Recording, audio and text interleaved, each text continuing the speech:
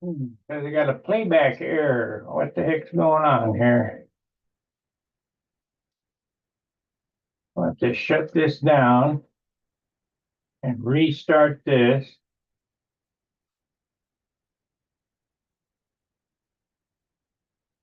Go here.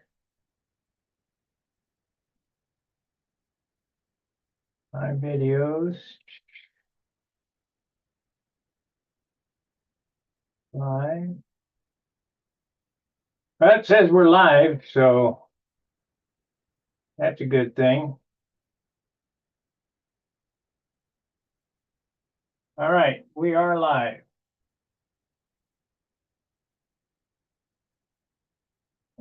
The yo and the link is posted on the Stunt Hangar website on At the Bench. And let's see here. Here we go, right here.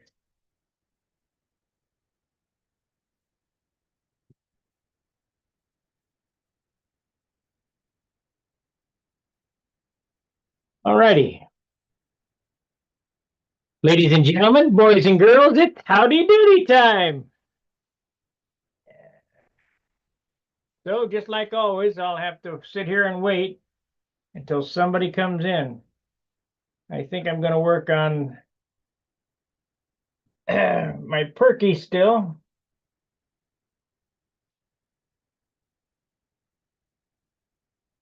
I got the top and bottom molds ready to go. We got one set of wing molds ready to go, but they're a little flimsy. Tonight we're going to make another set. I ordered some breather cloth and peel ply from fiberglass. They want an arm and a leg for this crap.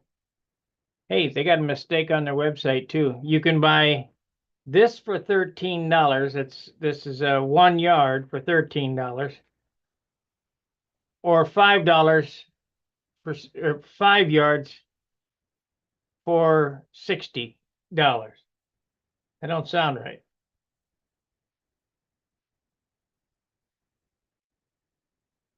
Don't sound right.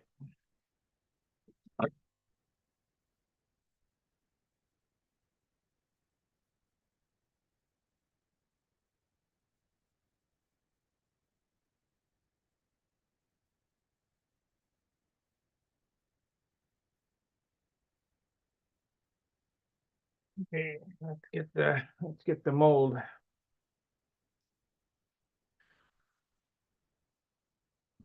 Need to doctor it a little bit.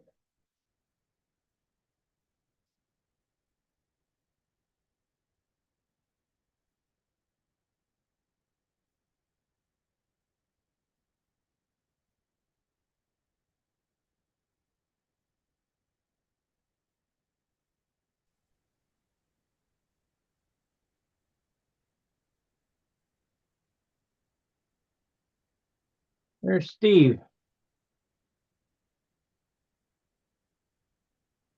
What? You can't talk? Yeah, I can talk. Okay. Trying to figure out this micro fastener's website. How do I check an order that I placed? Log in. Check your. I don't see anywhere I can log in. Well, you have an order number? No. I did it when I was at your house the last time. On your phone? Yeah. Yeah, I never do nothing on my phone. Sorry about today. It's okay. I mean, Um, just a little bit of advanced knowledge would be good. yeah, no, I get it. Wednesday's out as well. going to meet my sister-in-law on some project, so. Not gonna be no flying Wednesday? No, I don't think so. I think it's supposed to be, the park is still closed. Dan McEntee called the Rangers and yeah, they're like, yeah, the park's still closed. There's trees and power lines down. Where the heck are power lines out there? By the freeway? Hmm. Well, I got that message that better call the Parks Department to clean the place up, because we don't have any more obligation to do it. No, but if we wait for them, we could be waiting forever. So I just tried microfasteners.com/login and it says we've updated our site. We hope you like it. As a result, the page you're looking for has been moved. To where? It didn't say. Well, there's Gary Sinclair. Hey, Yeah. Gary. Sneaked in, didn't I? That's all right. At least we're here.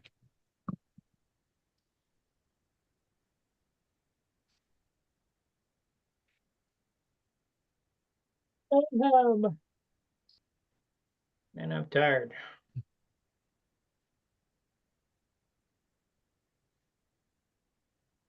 I'm tired. I got my bench kind of cleaned off. That's good.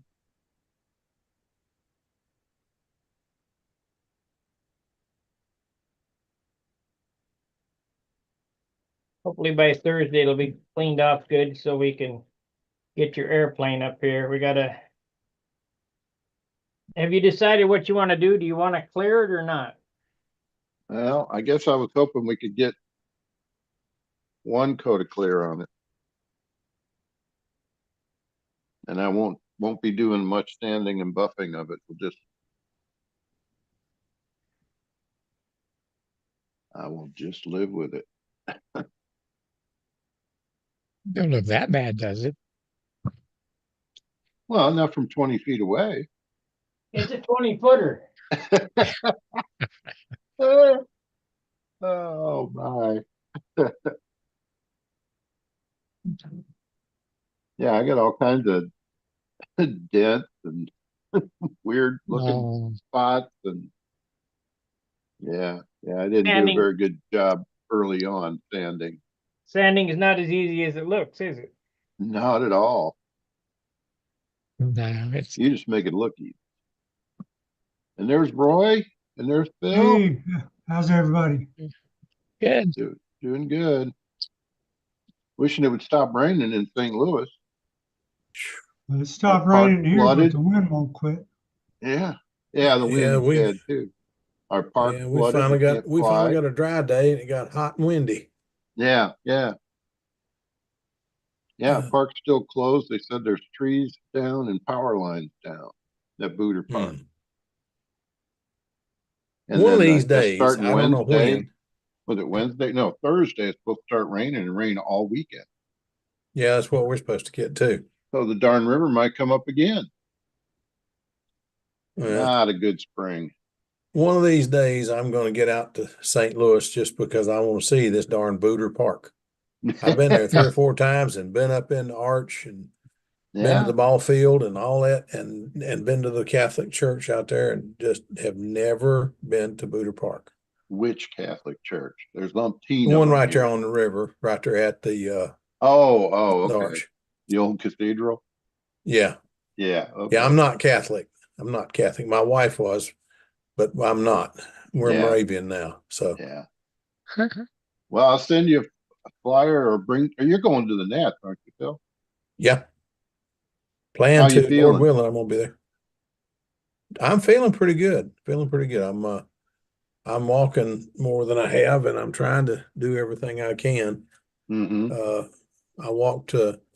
went fishing the other day and walked the entire length of the section of the river that we're allowed to fish. And everybody's saying, get in the car, I'll take you. But now I can walk it. I can't get my stamina up by riding in a car. That's right. So, Right. so I walked and I keep on walking. Everybody says, walking's wonderful for building up your stamina, but walking with waders and boots and a backpack and a vest and a rod and all the crap you're carrying is about craziness. I said, well, as long as I can do it. Yeah, that's more of a I've got 2 that's more months. of a I've got 2 workout months than till just my Alaska walking. trip. Yeah, I've got 2 months till the Alaska trip, and they tell me it's 1.5 miles, and we have to carry our stuff into where we're going salmon fishing and grayling fishing. Wow. Is that before or after Brodak? Yeah, that's after Brodak. It's after Brodak. After Brodak? Yeah. In middle of July. Middle of July. Oh, it's after the net. Yeah. Yeah, so I will be trying my darndest to get everything done, but Yeah. I'm trying to get my strength up and trying to get back and trying to fly too. And they just put me on a new medication, and I thought I had twisted my hip and hurt my left shoulder, and it come to find out it's a statin, and statins make me have aches and pains. Oh, I just yeah. found out today from my They can do druggist that. what I was doing. He says, no, you don't take a statin in the morning, you take that at night. Then Yeah. why did you put on the bottle to take it in the morning? Why? So anyway, How's that we'll mold get there. coming, Bob? I've got the fuselage mold complete and one wing mold done, but it's kind of flimsy, so I'm going to make one with carbon fiber. I'm going to probably make 2 more molds. Wow. What do you reckon these kits are going to sell for, Bob? Well, I was thinking $250, but probably going to be 300 for the kit. I mean, I got a lot of work. I get a lot of money in it. Yeah, somewhere between 250 and 300. That don't sound too bad. I got to find a motor to go on the darn thing though. So do I. I got that Cox Conquest from Rusty, but it's not going to be competitive. You don't want to run a Conquest. I used to run a Conquest on a Goodyear racer, and you don't want to run that. What's wrong with them? Not fast enough. They're not fast enough. They don't wind up enough. If you could get your hand on a good old Rossi, that's a good start. But there's stuff that's even faster than the Rossi now. I can't think of the name of them because I don't fool with that. But I It's a didn't never try. Fora. There you go. If you can get that, now that thing is quick right out of the box. But don't thump it though. They don't bounce well. Looks like Roy's got something he's building behind him there. He wants to hide it.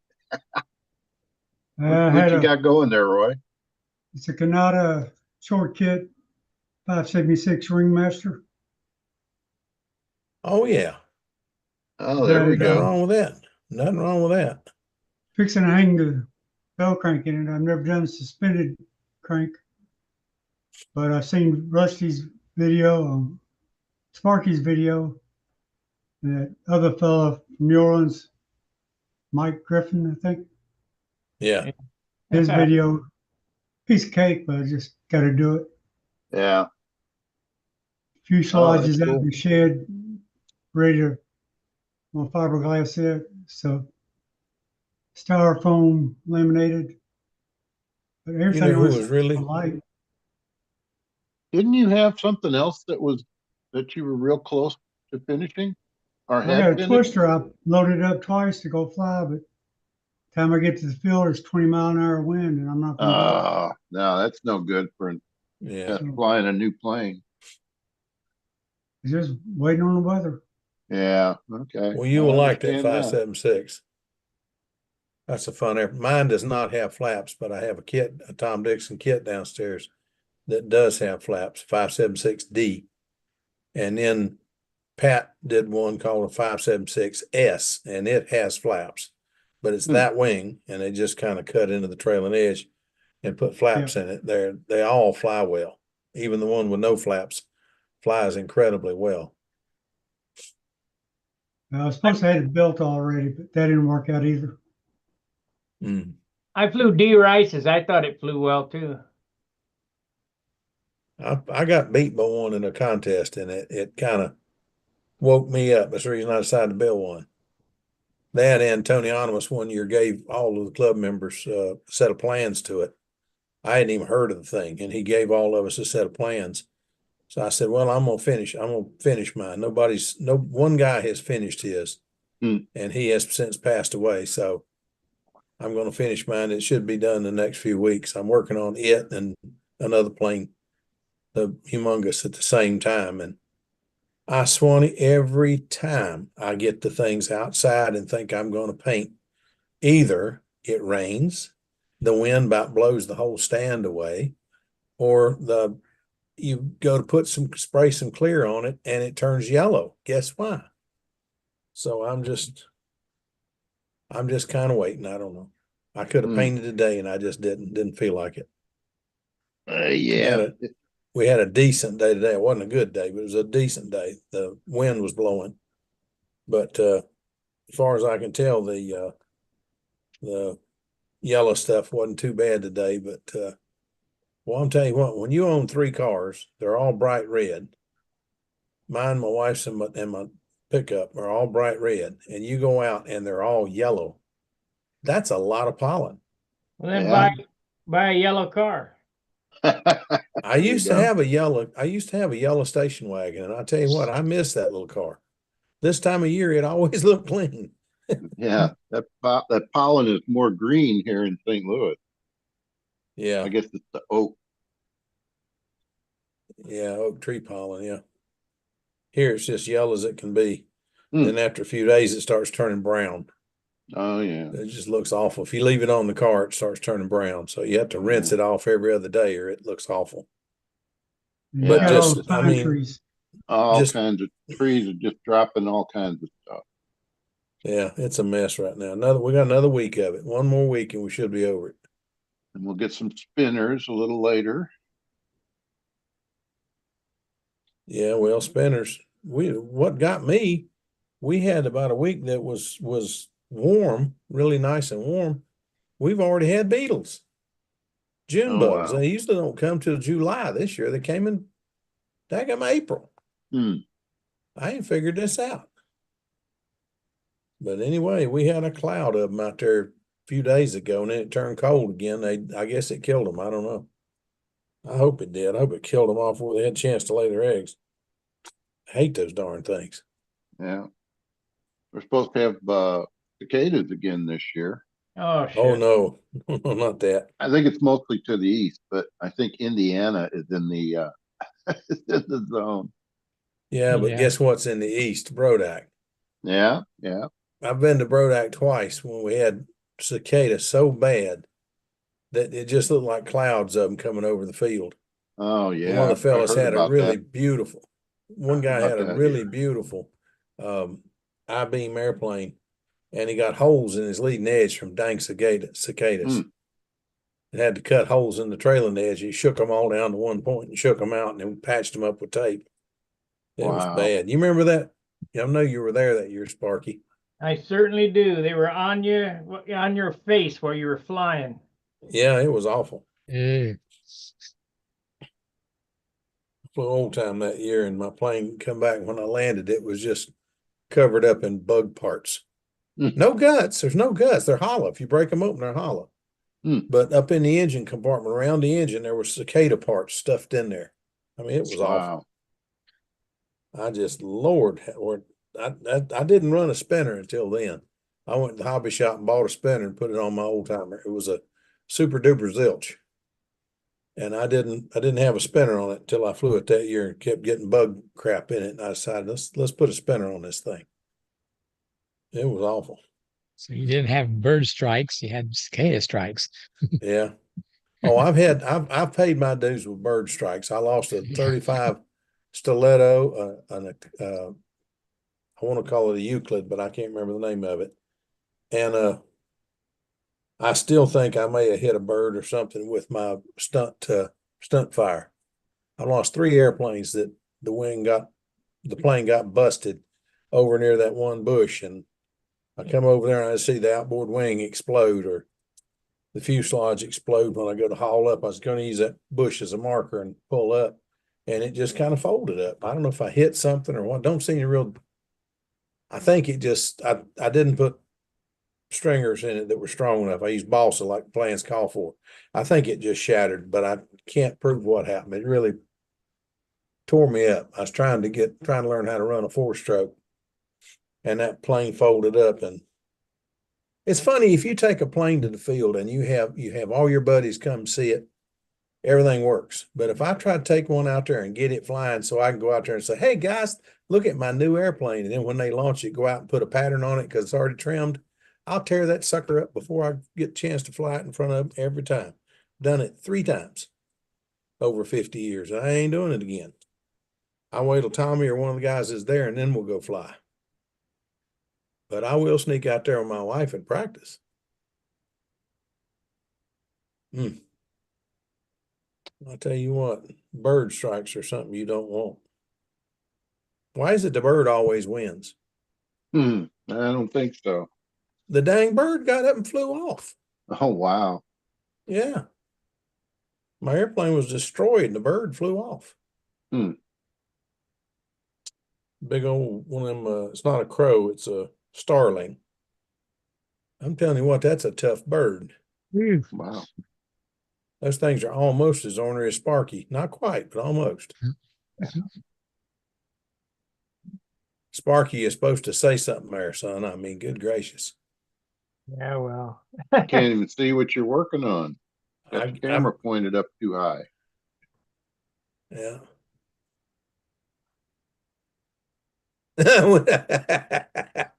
Wow. I think he that's is getting ornery. Look at him. that is pointed it down. that's the cleanest I've ever seen that workbench. Bench. You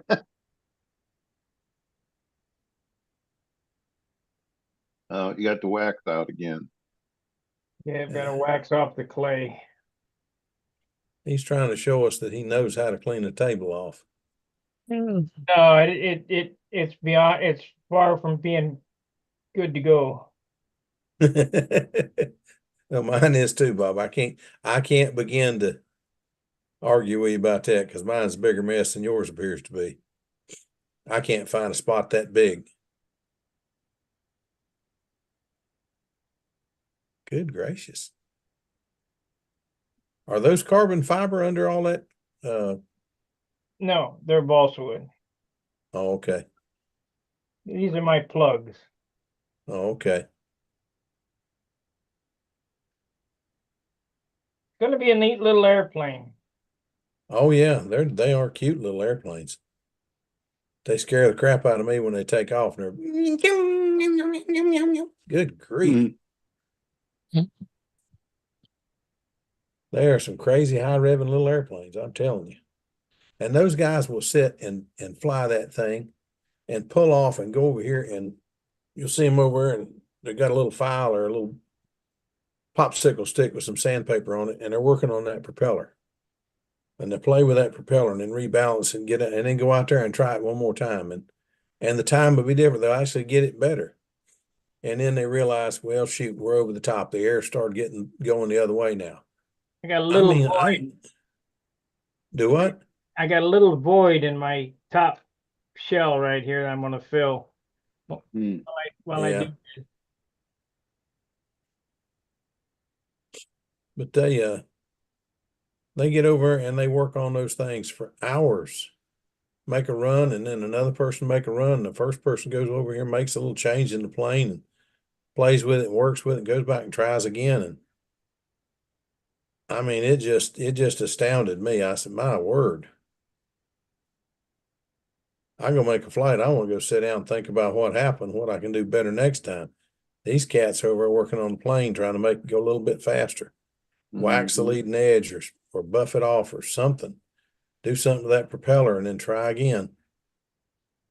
Well, the only reason why I'm building this is it's a test bed for building a carbon fiber stunner. Oh yeah, I know, but still, it's a job, but it looks like you can learn a lot doing that. There's a lot to learn about doing that. I got no clue what I'm doing.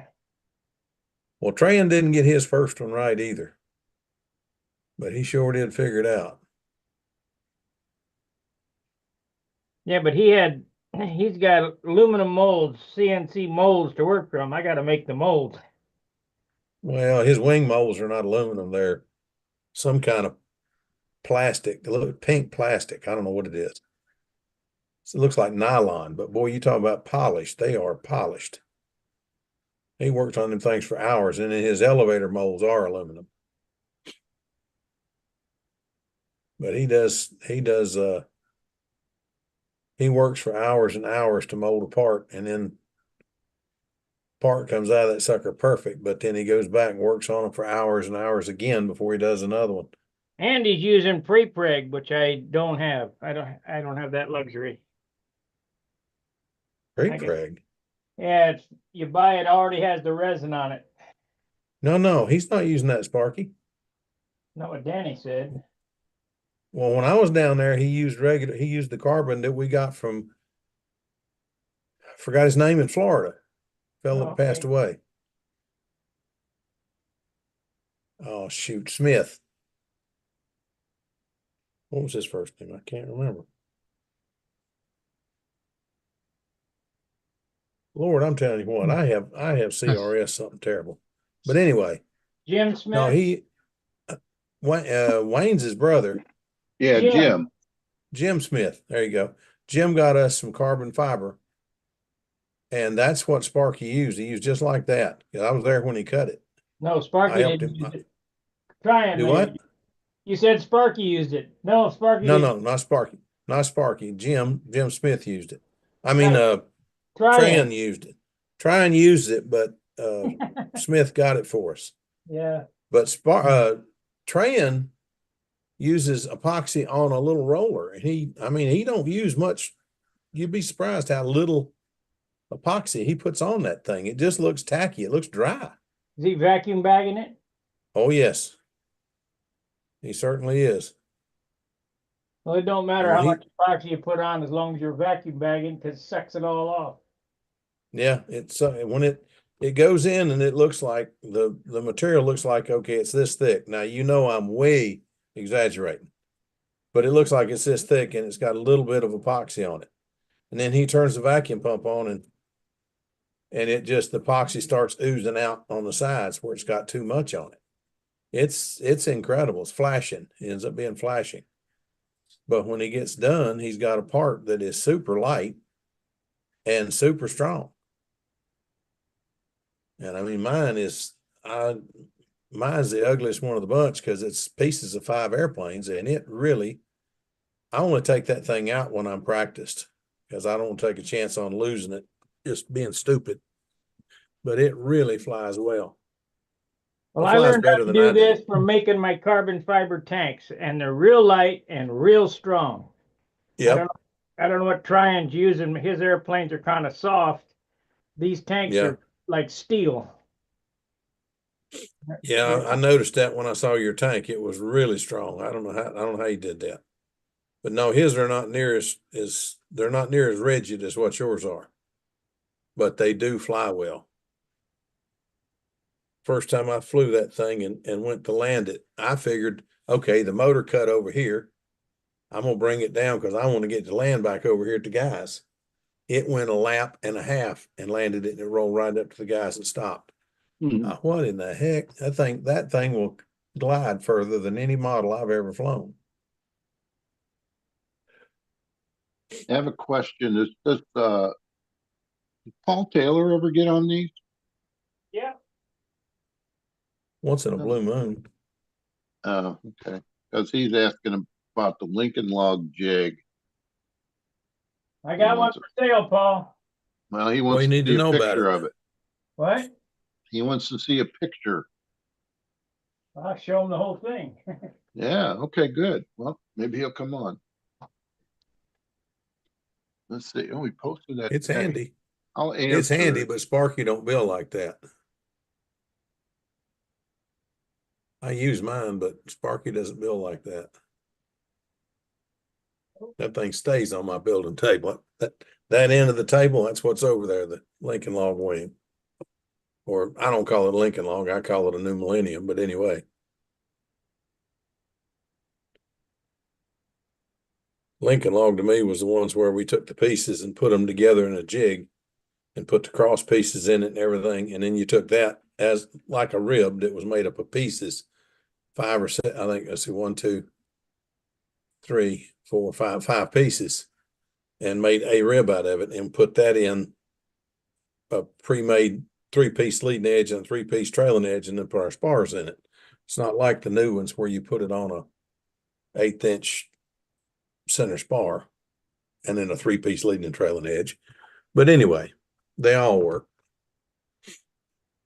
Tom Morris had more good ideas. The man, there's about 5 guys have really been ahead of their time. Tom Morris, Bob Hunt, Al Raby, Billy Werwidge, and can't think of his name. But anyway, about 5 guys have really been ahead of their time in coming up with ways of doing it. And then you got people like Sparky who take the ideas that these other guys have and just perfect them, make them work. There's a box of leading and trailing edge jigs for that. Yeah, that's it. Yeah. Yeah, they're all the same, except the leading edge is different than trailing edge, but right. And then the jig has thing you can put your angles on for the leading edge. mm-hmm. Back edge is fixed, and the leading edge, the 2 pieces can be turned, moved in and out, and angled. I guess I would take that to Brodak and sell it. There you go. Because I ain't using it. Well, I'm sure somebody would buy it there, Sparky. Yeah, I mean, everybody loves them that uses them, but you can't ship it. It's just too big and heavy. Yeah, you used to could, but not anymore. Not anymore.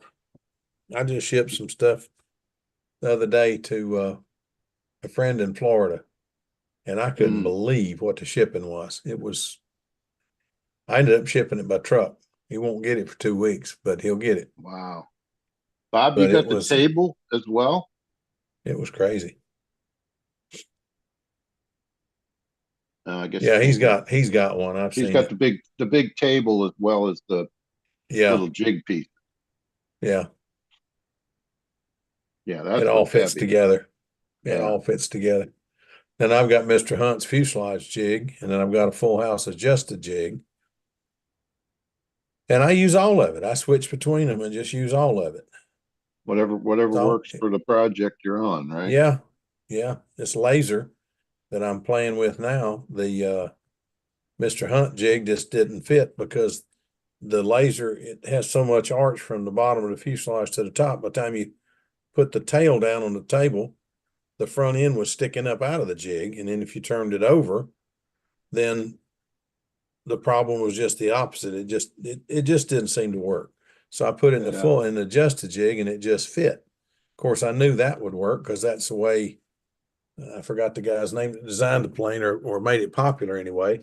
That's the way he showed that he built his. And it did work very well. It's working very well. I'm not near finished with it, but yes, I have the bench for that. Yeah. Sparky, what would you use if you was going to build something like a laser? It's got just sticks for the aft fuselage, and it don't have a lot. What would you use for the longerons that go all the way from the sheeting in the front all the way to the tail? I didn't want to use balsa, so I used basswood. I couldn't find anything. I wanted spruce, but I couldn't find any spruce that didn't feel like oak. It's just too darn heavy. Yeah, I guess basswood, if it's like, I'm trying to remember what's on my shoestring. I think it's some type of hardwood, light hardwood. Yeah, it's light hardwood. It's the best I could find. I went to about 5 different places and found it, of all places, Hobby Lobby. I couldn't believe. I went to the hobby shop and they didn't have anything. Their stringer stuff felt like oak. He says, well, nobody builds anymore, so we don't order anything like that anymore. Well, you got a whole rack of it. That's because nobody buys it. Well, with those prices, I'm not surprised. That's right. they're gonna be eating their balsa wood here shortly. $25 a sheet for that 1-inch stuff. Yeah. It's just, we're all going to end up learning to mold. That's all there is to it. Yeah. Let's go to I'm afraid Home to go. Depot or Lowe's and buy some green foam, hot wire it up, sand it, shape it, make a mold, go for it. Yeah. Well, that's what I did. I was driving a delivery truck, and I saw this big tractor trailer come up the road, and a piece of blue foam 4x8 flew off the truck in front of it, and it hit this truck in the radiator and folded around the front. He pulled off to get rid of it. And I parked my truck, ran across the road and grabbed this thing, came over and threw it in the back of my truck, and worked around that thing the rest of the day. But I got me a sheet of blue foam, 4 inches thick, 4x8. And I've been making molds out of that thing for years.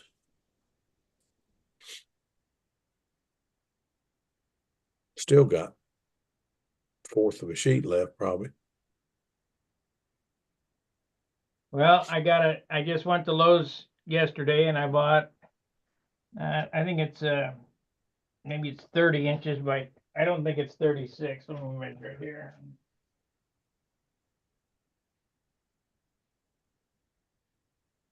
This piece of foam is, it doesn't even say on it what it is. This is the second No. sheet that I've gone through for this airplane. Oh, yeah. It's, Yeah. That's the heavier stuff, but that stuff works great. and The inch thick. it's 2 foot square by 1 inch thick, $7. Yeah. That's not too bad. No, that's No, terrible. it's not too. That's It's terrible expensive, but it's better than anything else you can get. The other trick is it's also blue foam, but it's a more open cell foam than what that is. But that stuff there is it's great stuff. Easy to glue up. For making molds. I mean, you Yeah. wouldn't use it for wings and stuff, but it's a whole lot better than the open cell foam. Oh yeah. Yeah. Touchy. Yeah, open cell just absorbs the glue too bad. Mm.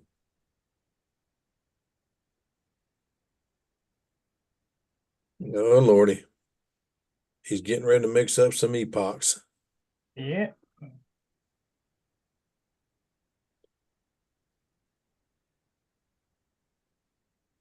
$0.59 a brush. Just throw them away. Yeah. I remember when I thought 59 cents was a bunch to give for a brush.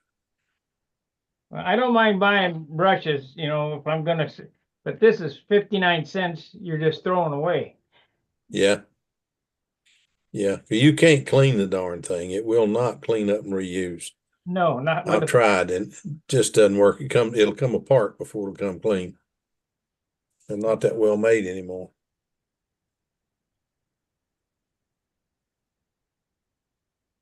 I'm gonna have to buy some more resin here shortly. Another gallon, $121. Oh, it's only money. Yeah. Money I ain't got. I know that feeling. I can hardly wait till Brodeck gets here. I can sell off a bunch of my shit. I'm gonna sell 2 PAs. I don't know, just a bunch of stuff.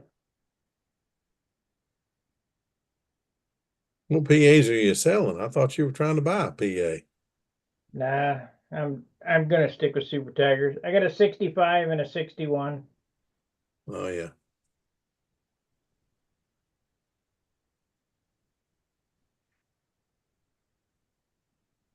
Got a brand new 75 pipe.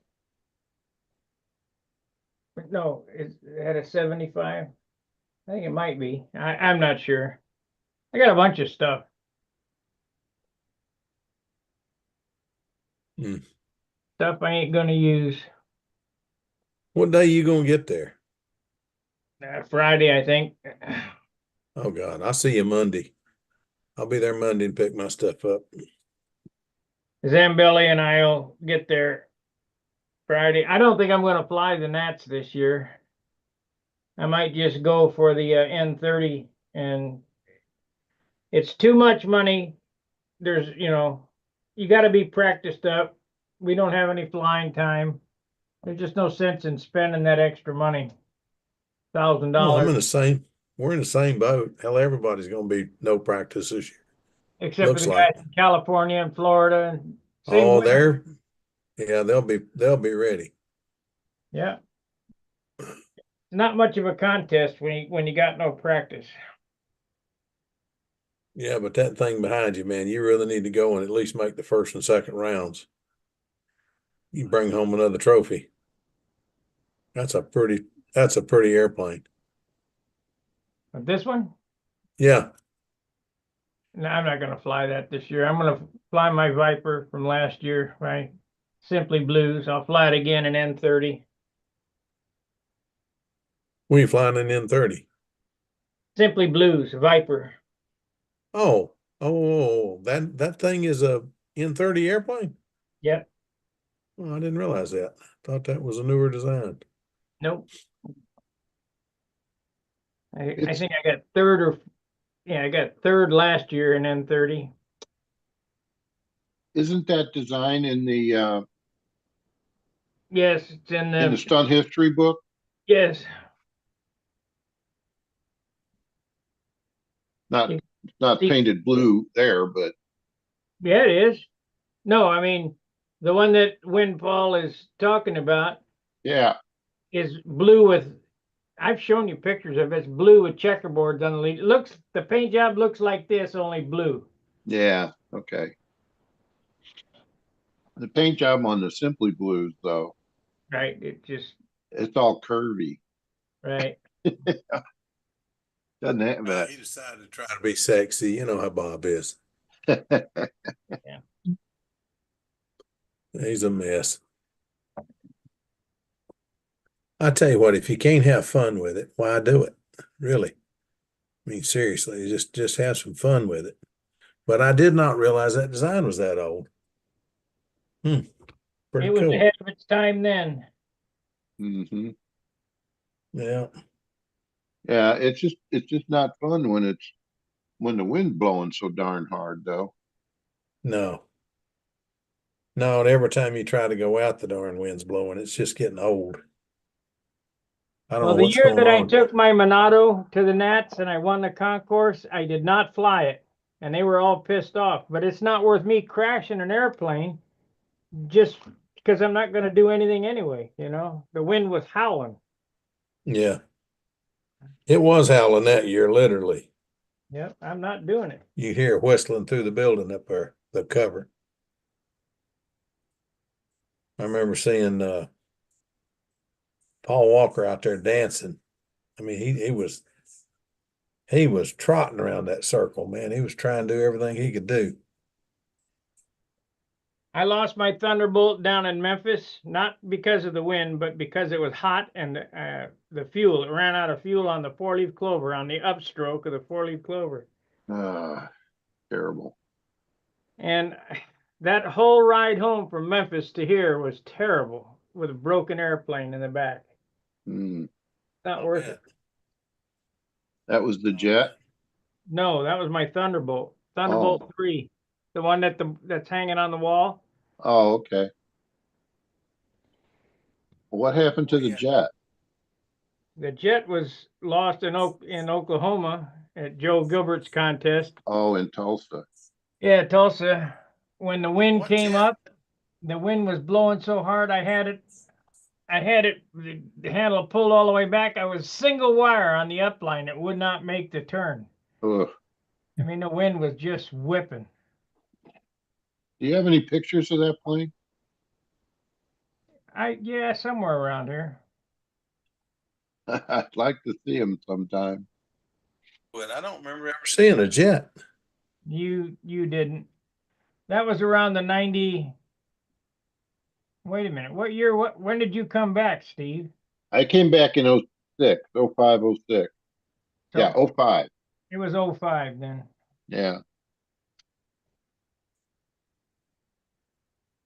The Viper was originally built in 91. I started development in 91. Viper 1 was 91.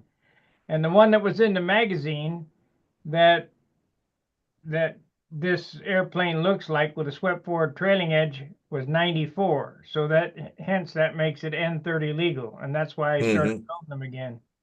Mm-hmm. And it's a good flying airplane.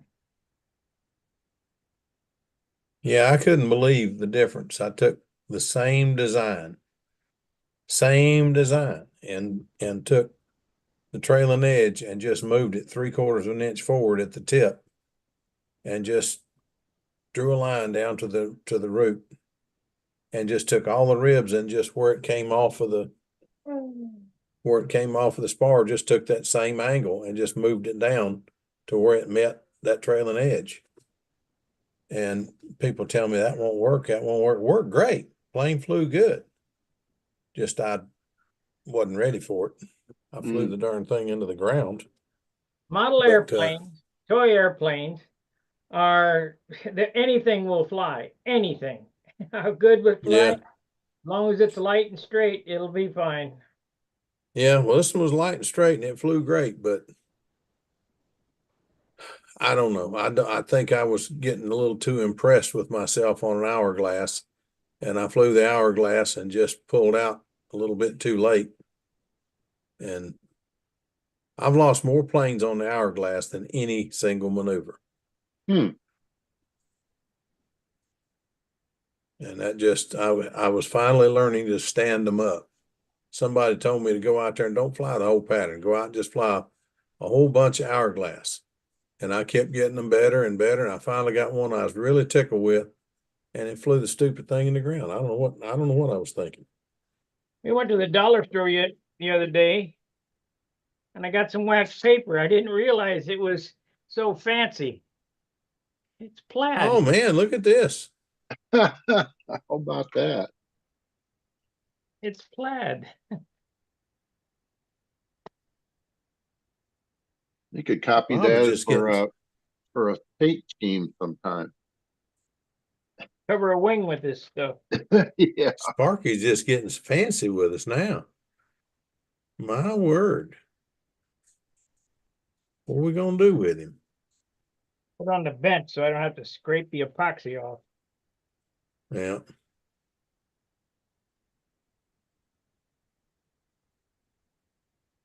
Roy, what motor are you going to put on that one you're building there?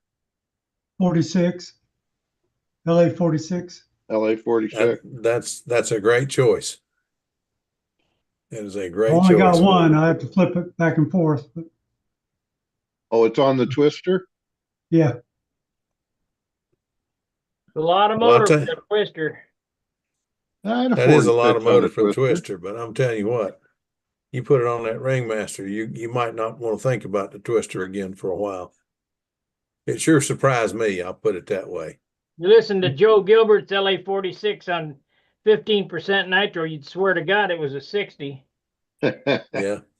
That thing belches fire, man. That thing's impressive. But then it's Joe Gilbert. I mean, let's be Yeah, serious. It's Joe. And that man he just ain't right. I think the world of the man and his wife, but I'm telling you what, the things he can do just ain't natural. He put on an exhibition at Brodak. I mean, he was just flying a contest flight, but he got out there in the wind and he's dancing back and forth. And I'm asking Sparky, what the heck is he doing? He's playing the wind. It looks like when he gets down, he's going to be tired because he's run about 4 miles. But he put on a heck of a flight. Yeah, I can't figure out how he actually moves toward the airplane sometimes. Yeah, I've tried to do it, and I get loose lines when I do it.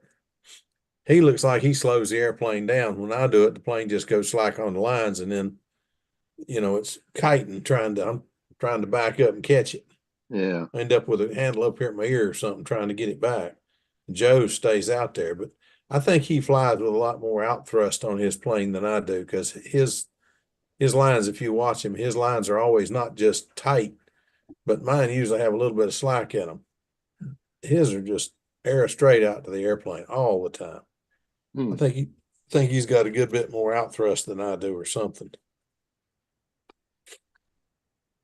I watched Billy Worwich and talked to him. Do what? I said, I'll have to take a look at his airplane next time I see one. Well, his See if I can ringmaster figure that has out. out thrust on it, and it's got down thrust on it. And I couldn't figure out how he got down thrust on a ringmaster and got it to work. But I came home and put it on mine and put the same prop on mine that he had on his, and I already had the same motor. And by George, it works. Huh. What did it But do I had different? been using those fancy metal rimmed tires that are about half-inch tires, about half-inch wide. I'd been using those on the front of my plane and an APC prop. And I came home and I put those little skinny white foam wheels on it, which lightened it up considerable. And I took that APC off and put a wooden prop on it. And all of a sudden, my ringmaster has always, when you go to give it the climb for climb and dive, it comes on and you pop it. Instead of going, it goes, looks like it's Too much wagging its control. bottom. Huh? Putting too much control in it. That's what I thought too, Bob. And I started pulling up, and you could really wheel it up.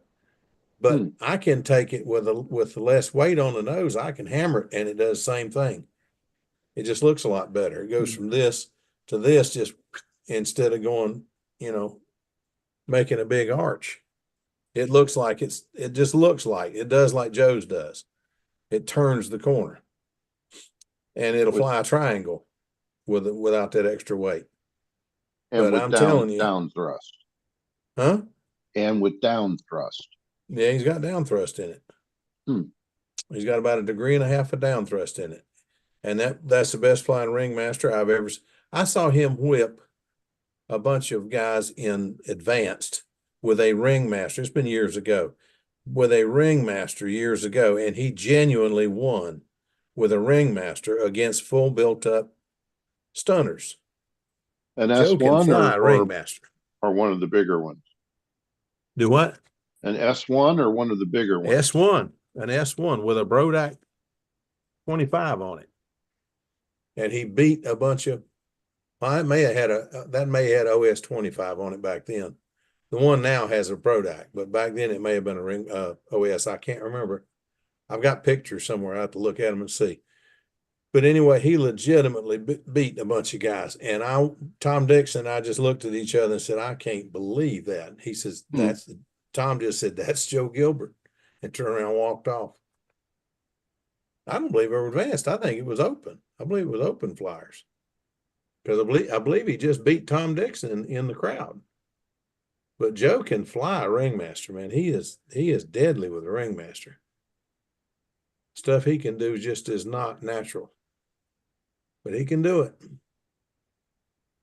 I'm so tickled that he's getting so tickled over these little rubber band jobs, though. I go out and fly them, and I'm not having the luck with them he's having, but I don't have an indoor facility. I have to fly outdoors.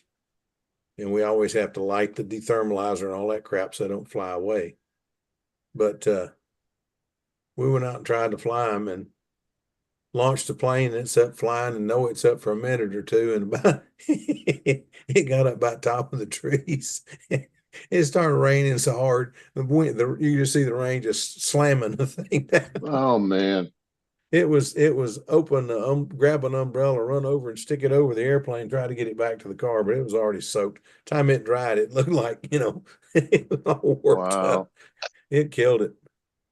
But it was I don't know, it was a fun day. We had a lot of fun. One night 28. Only it's a one night 30.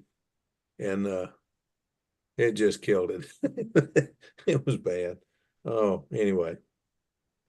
Win some, you lose some. Yeah. So is that carbon fiber, Bob? Yes, And what weight?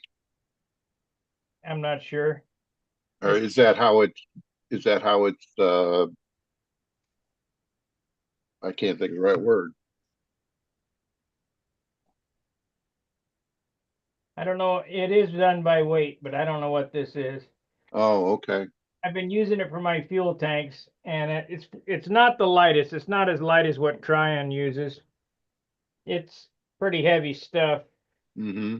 and I'm only going to do one. Well, maybe use the rest of this on this mold. But for the wings, there'll be 2 layers of this and 2 layers of half-ounce cloth. And But it's just the mold, so it doesn't matter how heavy it is, right? right, I'm trying to stiffen this mold up. See, this mold here is too flimsy. Oh, even with those, Yeah, I don't want it. I don't want it this flimsy. So I'm gonna make it stiff. mm-hmm. Maybe try to make it a 1/4 inch thick. You know, put some on today and then put some more on tomorrow. I want it real stiff. Okay. You vacuum bagging that or what? Yep. Yep. I just got me a new vacuum port that beats the hell of what I had.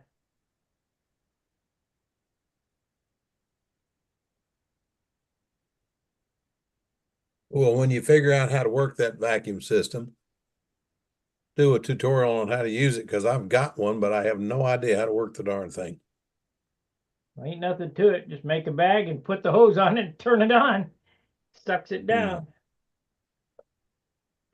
Well, I've got a bunch of bag material and I've got some wick paper and some release paper and I've got a vacuum that looks like something you ought to be able to do a fender with this thing. I mean, it's the pump's pretty good size. It's one Tom Morris had. I got it from Tom. My And, pump is for air conditioning for cars, automotive. Harbor Freight. Wow. Wow. That's a lot of volume. That's probably got a 2-inch piston in it. I don't know. It'll turn the bag. It'll suck the bag down pretty good. You'll see here in a minute. I'm waiting for the PVA to dry on this before I start resining. Should be by 9 o'clock. I'm going to do it in this setting, but I guess everybody's got mad at me. They don't want to come around no more. What would it be mad at you about? I don't know, different things. No, Oh, you mean for not being in here tonight? yeah. No, there's a lot going on right now. Well, I don't think we're going to have a hangout Friday because it's Good Friday. Yeah, it is Good Friday. That's right.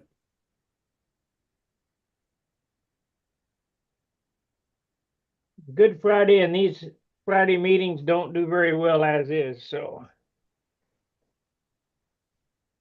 Oops.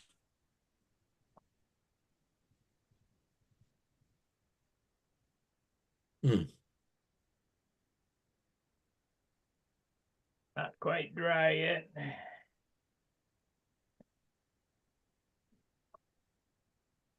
Well, you guys were asking about, do I have the bench for that thing? I was in the other room spraying PVA on this.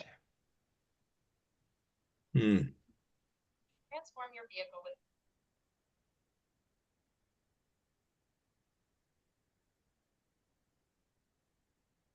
What is PVA? What is that literally?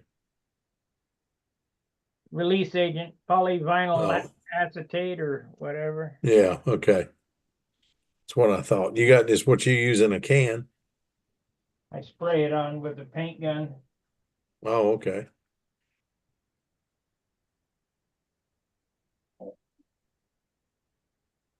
PVA release. It's spray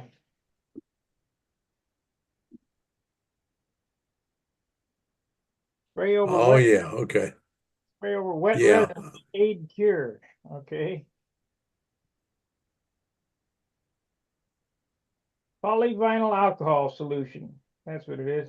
Yeah, Water it's easy to soluble. clean up. Yeah, cleans up with water. Yeah.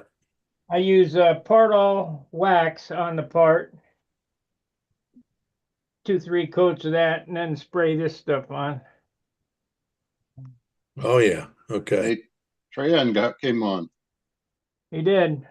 Tran's in. How are you, Tran? Okay. It's been a while. Yes. Yes, it's been a while. When you mold your airplanes, are you using pre-preg? No, No. no, never. I What don't have weight- I don't have an autoclave. Yeah. What weight glass or carbon are you using For what?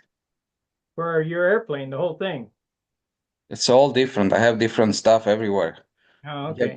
put whatever you need it. So for example, in the wings, I use 30 grams per square meters unidirectional cloth, and I use 100 grams per square meter unidirectional for spars. So it's called CW30, which I'm is 2 using layers. toe. I'm using toe for spars and ribs. And this stuff here, 6 carbon, it doesn't say what it is. It does not say what weight it is, but it's what I use for the tanks and it seemed to work okay. Tanks must use a much thicker cloth Yeah, because it's you also want to seal them. You put a little bit of extra resin in them. Yeah, it's a different animal, but it's not good for it's wing. thick. If you try to make a wing out of that, it's going to be super heavy. Yeah.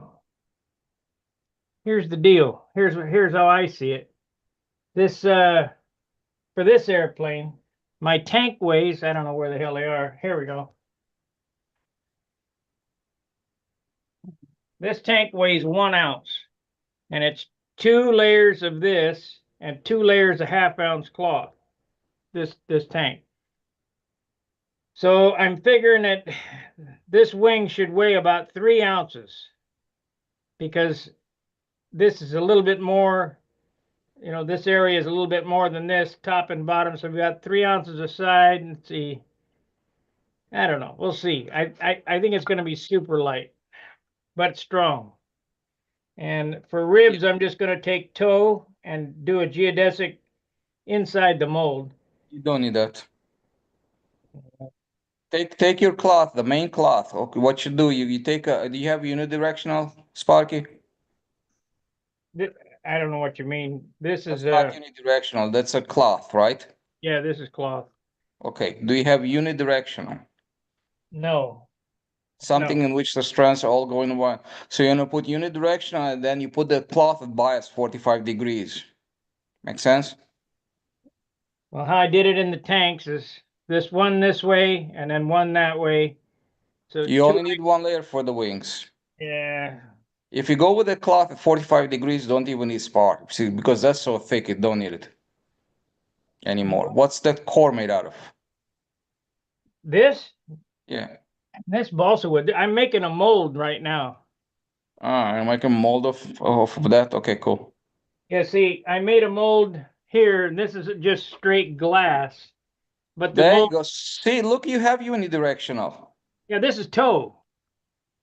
That's unidirectional. Okay, I'm gonna put toe in for a spar, and then toe in for ribs, and then put this stuff on it. No, you don't need toe for ribs. You just put a toe for the spars. Okay. You take a roller and you flatten it out real good, right? Make it super flat. And actually start with a layer of cloth, whatever you have over there for your fuel tanks, right? And I'm Put gonna the half cloth ounce bias. first. Okay, fine. Use the fiberglass if you want to. This goes on Fiberglass. first, then this goes on, and then another layer of the half ounce, and then another layer of this. No, it's too much, man. It's just a waste of everything. You don't need that. Wait a minute. But that's for his mold. Wait a minute. This is the mold, but that's how I'm going to do it in the wings. You got to remember, this airplane needs to cartwheel and stay together. This is a perky. This is not a stunt plane. I they get come- it. I know what you're building. Yeah, But I tell you right now, all you need just one, say that fiberglass, you want to put the fiberglass on the outside, fine. Yeah. And then you put the cloth, but bias at 45 degrees. Okay? You know, you don't orient it 0-90. It's 45-45 on your wing. right, And then you put your spars in there, the unidirectional, the toe, right? right. Okay? So you put your toe in for the spar, and you're This is done. it right Yeah, here. that's all you need. It's all you need. You don't need 2 layers of that. How about, 1 layer on each side of the wing is more than enough.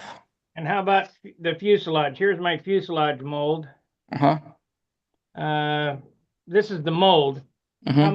How much strength do you think I need to have in this? In that one, Yeah, you're probably gonna get away very easily. Start with the fiberglass first, right. okay? Then 2 layers of this cloth, and you can play with it, one at 45 degrees and one at 0-90. Yeah.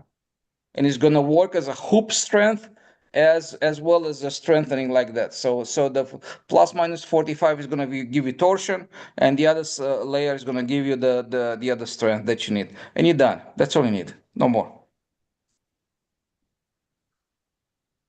Well, I want to make Sparky, it. he's also done little gliders, those little discus launch gliders with this stuff, and he's really good at it. I understand that. I just want him to realize that this thing needs to be able to crash and stay together. Spark, you have more than enough, man. And you know what this beautiful stuff about molds? Let's say you cartwheel it and smash the shit out of it, right? And you find out that you have a weak spot. You have the molds, right? Yeah, you just make another one. Make another one and add material where you need it. Mark's coming in. Trey, and I got a question. What's with this t-shirt? I have one like that, but I didn't know you were into that. What t-shirt? The one you're wearing, Glock. I work for Glock. Oh, you do? Well, I didn't Yeah. know that. I didn't know that. I just never figured you for a shooter. It's just for the fun of it. I'm not a hunter or something like that. No, But I'm I not a love hunter, shooting but I us do for the shoot. fun of it. I do shoot IDPA once in a while, and I shoot a Glock. Mm-hmm. Pretty neat. Yeah. Yeah. But I'm in charge of the barrel line. Ah, okay. Cool deal. So everything that comes barrels out of the line of Glock, I'm in charge of that. Oh, cool. Are they releasing the ones yet that have the thread on the end of it so you can put a silencer on it? They always have those models. Well, I've never been able to get one, but yeah. What They're is called this? threaded models. What You is can this? order. Yeah. Tryon, what is this? I hear that they're going to start micro impregnating serial numbers on the hammers so that when you fire a round, it'll impregnate a number on the case on the. No idea about that. Yeah, it's a law that just This passed in sounds. California. Nah, it's just California bullshit, right? Because the thing that strikes the impacts the casing, it's about a millimeter in diameter. Yeah, it'd be awful small. Yeah, how Oh, the hell are you also, gonna when do you that? I mean, reload, just you knock that out and put a fresh one in. Yeah, but think about it. If you go to the range and start firing your pistol, micro impregnated, you don't pick up all your brass. Some other idiot picks up your brass, commits a crime, picks up his brass and throws yours duh. down. And No, what because stops it's you? going to micro Let me impregnate. ask you a stupid question. What stops you taking a file and just take or a sandpaper, take a couple of swipes, and that's gone? Well, they might bust you. A law. I mean, You wouldn't California's train. You weird. wouldn't even need to do that because the primer is what it's going to hit, and you're going to change the primer. You're going to put a new primer in it. You're going to knock that primer out and put a new primer in when you reload. You're So- missing what I said. You- Stupid does, okay? This California, man. Let's not talk about California. Those are They fucked up got in the some weird head. laws. Those idiots over there.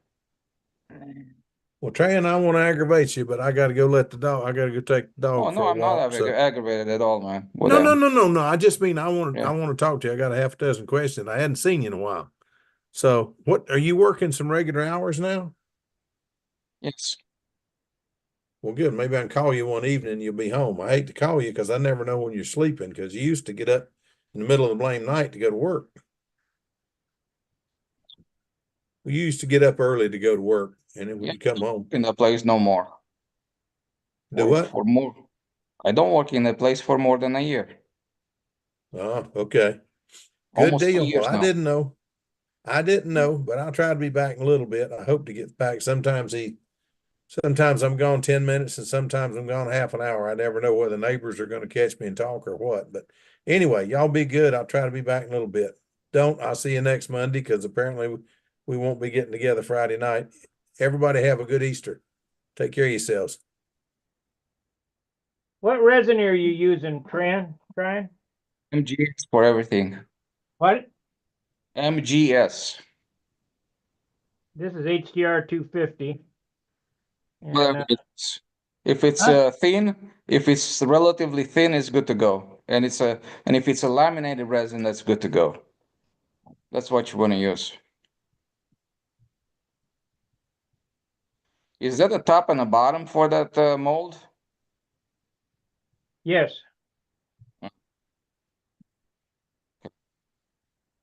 How thick are your molds? How many layers of glass should I put on this to make it stiff? Just need a stiff mold, but what you're doing over there, by the looks of it, is like, how are you gonna align the two halves after that? Stupid question. I'll You show need you. I some got pins. Yeah, you need some pins that are gonna line them together. So you have to put the halves um somewhat align them. So when you make the mold, you have the pins built into the mold. Trust So me, got it under control. I got the board over there. It's like a parting board, but I'm not going to do it that way. This is my parting board for this. And when I get this finished up, I will take that board that I got, put these together, align the molds, clamp them and mark them and fix them. It'll be perfect. you know what you can do when you align the molds and you clamp them together? Take a drill press and drill 2 holes, Yeah. like 1/4-inch holes. So now use those 1/4-inch holes on it. When you clamp it together, they're gonna be aligned all the time. Yeah.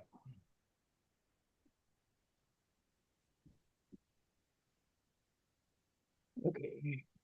25. Actually, 27.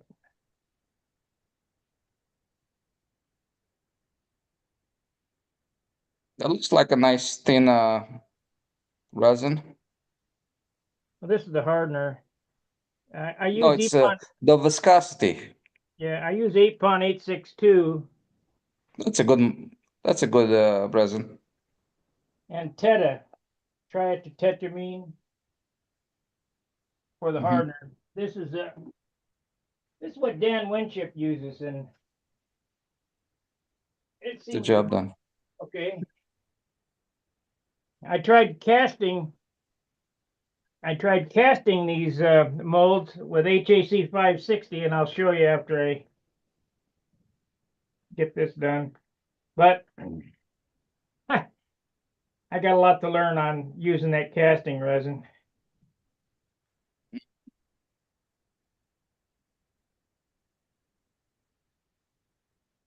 So what happened with it? Bubbled or what? Huh? It bubbles. What happened to it? There's no bubbles in this. No, in a casting resin. What happened with that? I don't know why it did that. I even used surface coat on the thing. I'll show you. A gel coat, right? It's surface coat. It's gel coat, yeah. Real Yeah, hard. something you brush on, like color black or whatever. Right. Yeah.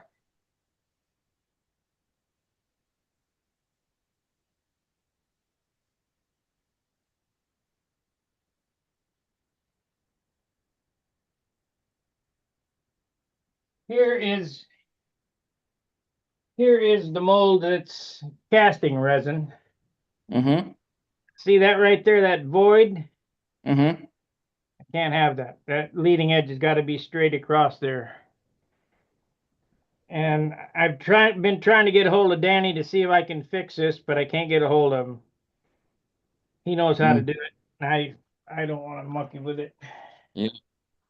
You probably be much better off to have a whole wing mold, not just the half, and then join them together.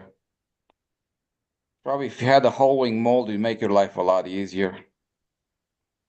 Yeah. That's what I'd do. I I'll be wouldn't. okay with this. I saw Okay. Mark Gerber came in. How you doing, Mark? Good, Steve. How are you? You look kind of tired. Well, yeah. I know how that feels. So, so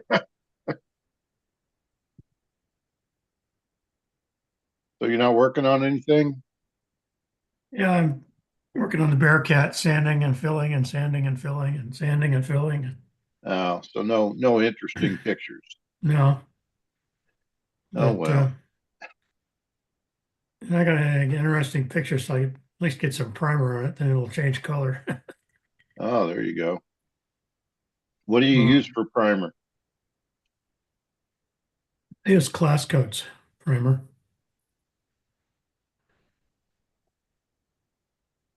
Is that epoxy? Yeah, like their paint. Oh, wow. And what do you like about that? I'm 100% sure that it's not going to bubble with their paint. So you use the Class Coat paint as well. Yeah, it's Class Coat all the way. Yeah. Okay. Like last coat. Would you say, Tryon? I said I like it too. Yeah, I did a really nice job on my first Bearcat, and I think it'll do fine on the second one here. Yeah, it's gonna last forever, basically. It took me a while to figure out how to mix it and spray it and everything, but once I got that figured out, Yeah. Do you spray it or brush it or spray it. spray it? Okay. Even the primer. Yeah. So you prime with class code, right? Yep. Cool. So do they have a specific product called primer, or are you using No, something? they have a primer. I don't know what they call it. They call it undercoat or primer, or whatever. They might have what I use is gray. They might have some other colors too. I'm not sure. So you're just using the standard gray as Yeah. primer. Yeah. Okay. Okay. It's not standard gray. It's a primer. Oh, okay. So it is called primer. Yeah, but it's So the it must colors. have a different The colors. formulation. Well, it's got this filler in it, so you can sand it. Oh, okay. And you sand it, you put it on and sand it off, right? Yeah, you put it on, let it cure for about a day, and then you sand it off. Here's a cool idea. What I would think. Use the gray primer after you sand it and you're ready for color. Take some super thin tape and put your panel lines, and then you spray your main color. Make sense? And then when you peel them off, you have the gray panel lines, and you can play Yeah, with that. that's a good idea. I hadn't thought about that. I mean, why not? You have gray over there, but you have to make them relatively thin. And I'm not sure what you're probably going to clear coat, and you're going to flat sand your main coat, right? No. Wait a second, you're going to use the flat colors, right? No, I use glossy.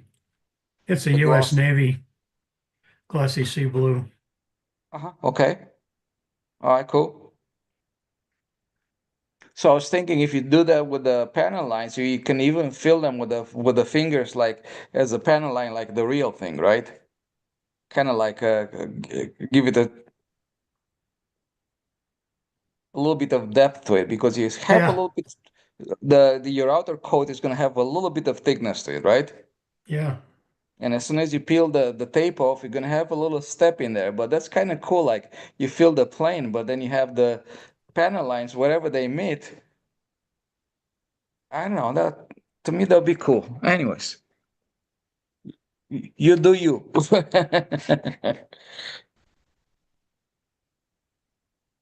I did that to one of my planes and it turned out real nice. Here's the Keith Russell method. He takes like 1 millimeter wide tape and he puts it down after he's done with the finish. And then he takes regular like 1/8 inch wide or 16th inch wide tape and goes against each side of the 1 millimeter. And he pulls 1 millimeter up and he can paint in that open area in the middle there. And then pull the two sides up and you got a 1 millimeter wide stripe. Worked pretty good on my first Bearcat. It's a little bit tedious. What you were suggesting might be quicker. Because you already have the color there, right?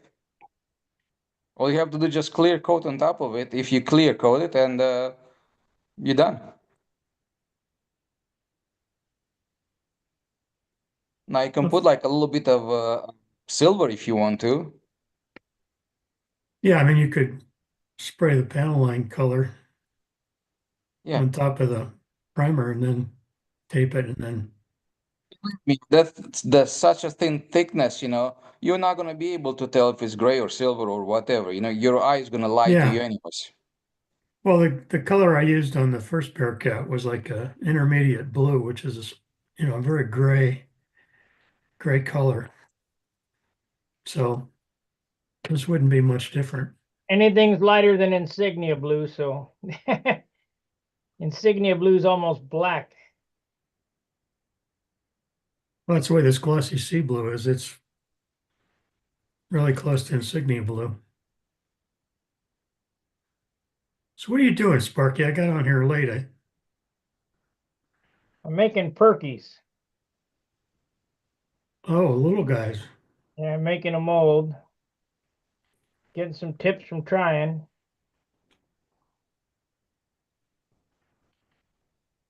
I haven't started making any parts yet. I've only been making molds.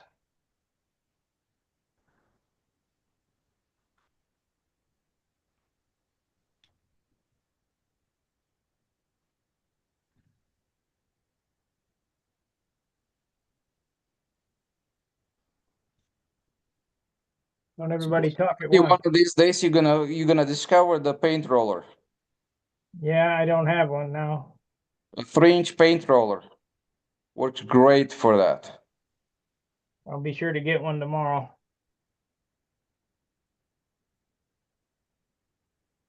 I don't really care how much resin is on this because it's a mold.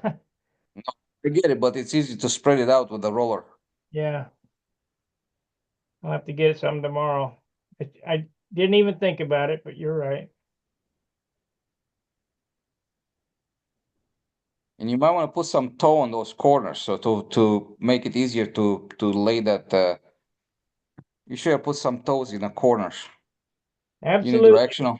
But you gotta put it on after you put the 1/2 ounce cloth on, or else it'll pop off.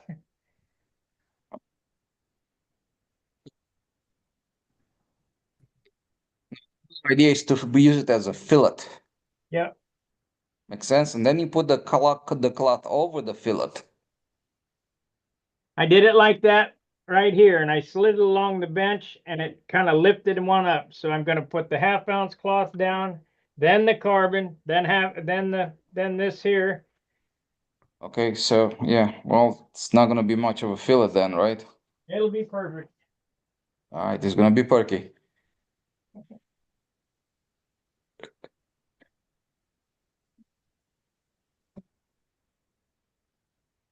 So what else is new, guys? Haven't been here in a long time.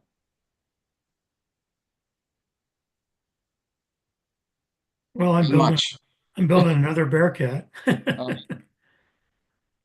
Fixed yours not too long ago, right? What's that? You fixed yours not too long ago. Yeah. Smushed it a little bit. Was it a failure of control or just a brain failure? Well, it was sort of a brain failure because I ran out of fuel in the cloverleaf. Oh, okay. We're out in the cloverleaf on the upside. Yep. It's exactly how I lost my Thunderbolt. On the outside, the top left, right? No, just as I turned up this way, I got about to where I was going to make the first loop, and the engine quit, and that was it. All right. Mine was as I was about to exit the cloverleaf.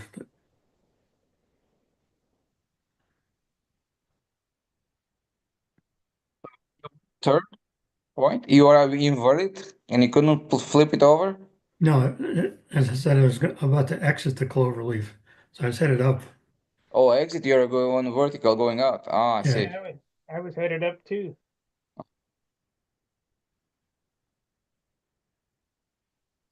I guess that's the That worst place fast. to lose it. Yep. Lose the speed real fast over there. Especially if now if you have a fat airfoil, there's gonna be a parachute over there. You have to be real quick on it. As soon as the motor quits, you have to just push full down elevator and just try to go back down. Have to have some line tension to be able to do anything. Yeah.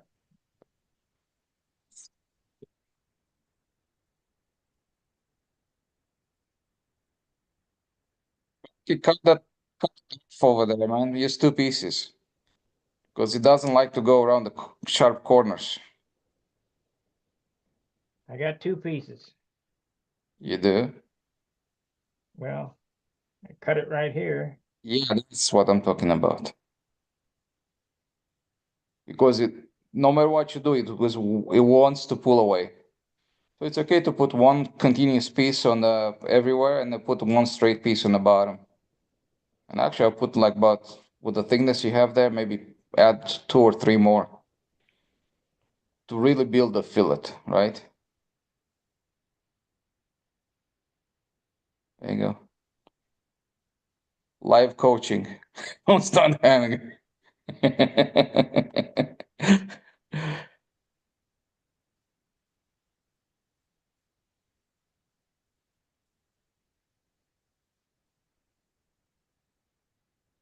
Steve, you're gonna judge at the Nats this You year? can get the toe wet before you even put it in, Sparky. Yeah, I know. Just don't want a big mess. But now you have air bubbles in there. You're not saturated 100%, and you're starting to have some. That's how you invite surprises later on. But A vacuum bag should suck it down, shouldn't it? to a certain extent,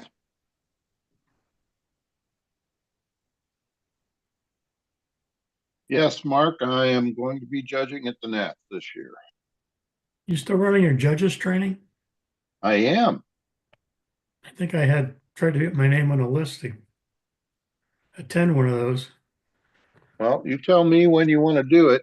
It's 2 hours and I'm flexible because I'm retired. So, Me too. all All right. right, I'll email you with a. Yeah, send me an email. Give me a couple options. I do have some things that I do besides that, but I ain't gonna be doing any flying. The weather here is terrible, and our field is closed.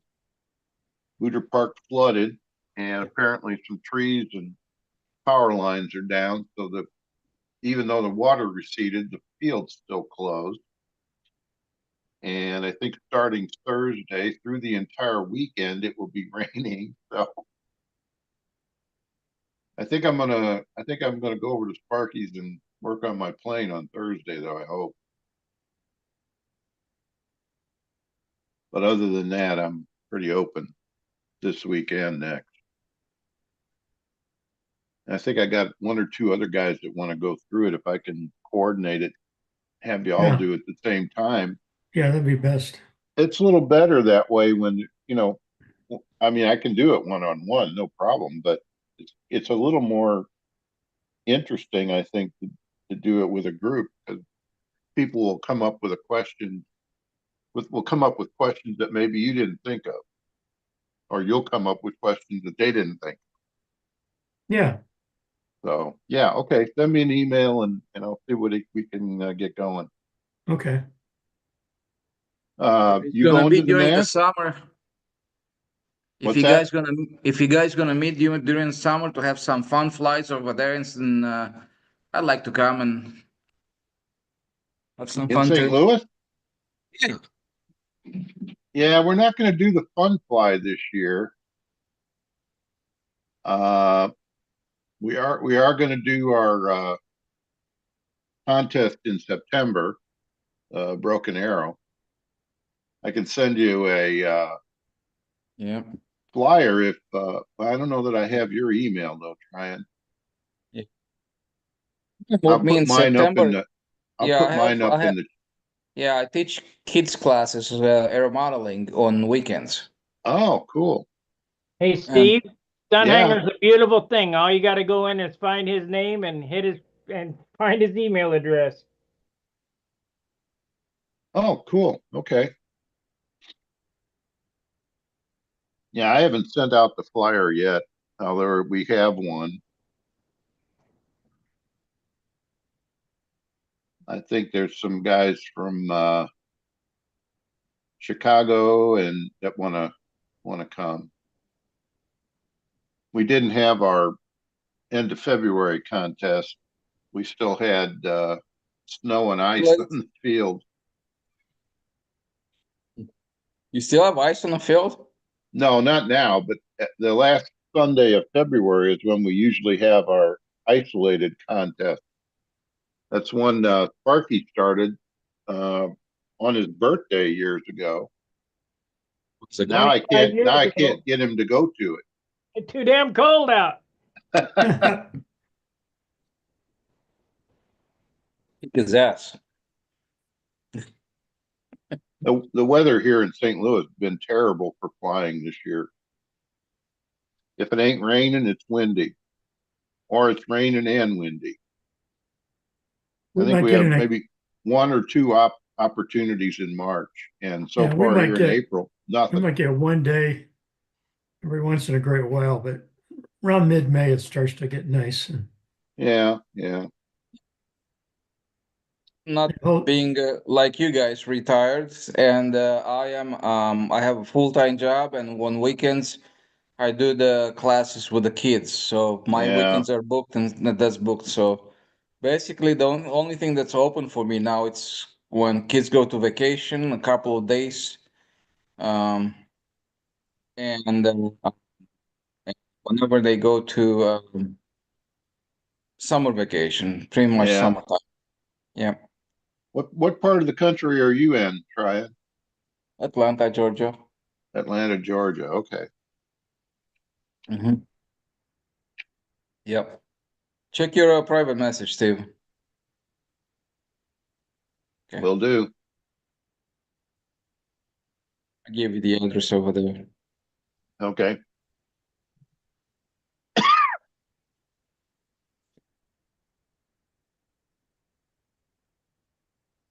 I tried to get my vector up in the air, and I think the lines are way too long.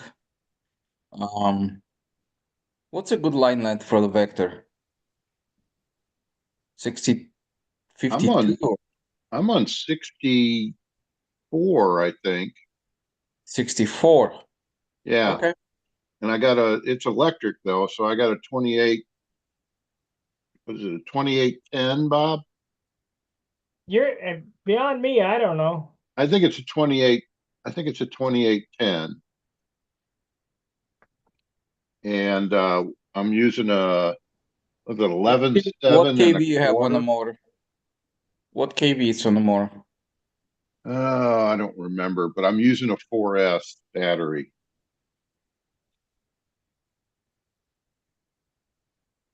Maybe 900 or so.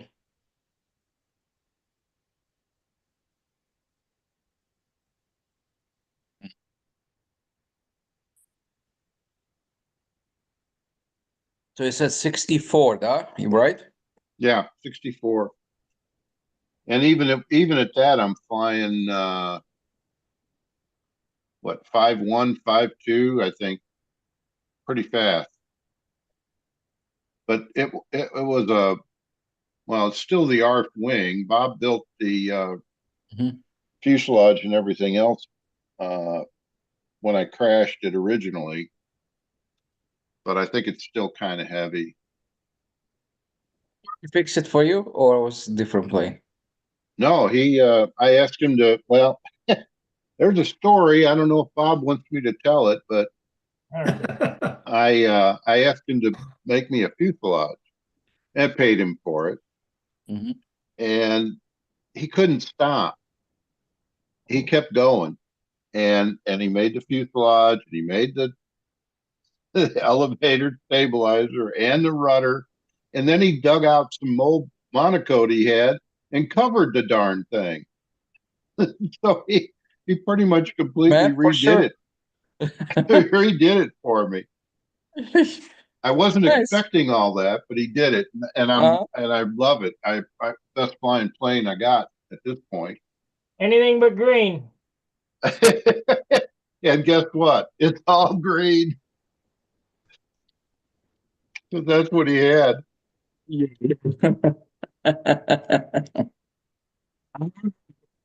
I flew mine like just a few times, and I think the lines are too long. The motor is not getting up to RPM, or something's weird.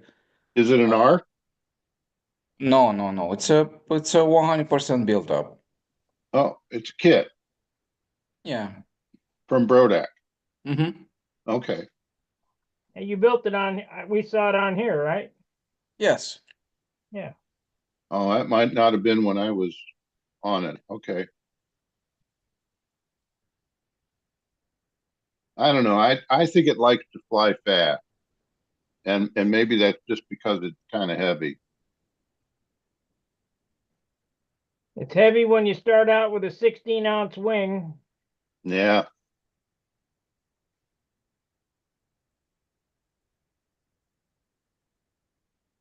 Before covering. Okay.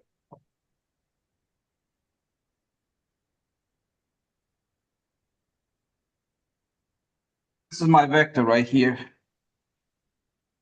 Oh, nice. And that's electric? Yeah, we seen that. Yeah, Nice and looking. that's electric, right? And I have a hatch over here for the battery. Okay. And what motor you got in there? This is an Axie right now. I think I have the Axie in there. Axie, what size? 2026. 28, 26. Okay. That's what Yeah, I it's a had in mind originally. And I wanted to make it, I wanted to do a smaller battery or lighter battery. So I think what did I talk with Will tomorrow? And probably a couple other guys. And the recommendation was to go with the 2810 and lesser battery. So that saves some weight. That's nice. Nice side load there. my hatch. So I have a hatch here, Mm-hmm. which is Nice. magnetic, and I have one more here. Oh, cool. So So I get access. what ESC and timer? It's a 35 amp ESC, and the timer is a Fioroti. Oh, okay. Yeah, that's a whole different setup than I got. I'm just using the old FM9 in mine. But the plane is super light. Uh-huh. Yeah, this is not a heavy plane. It's very light.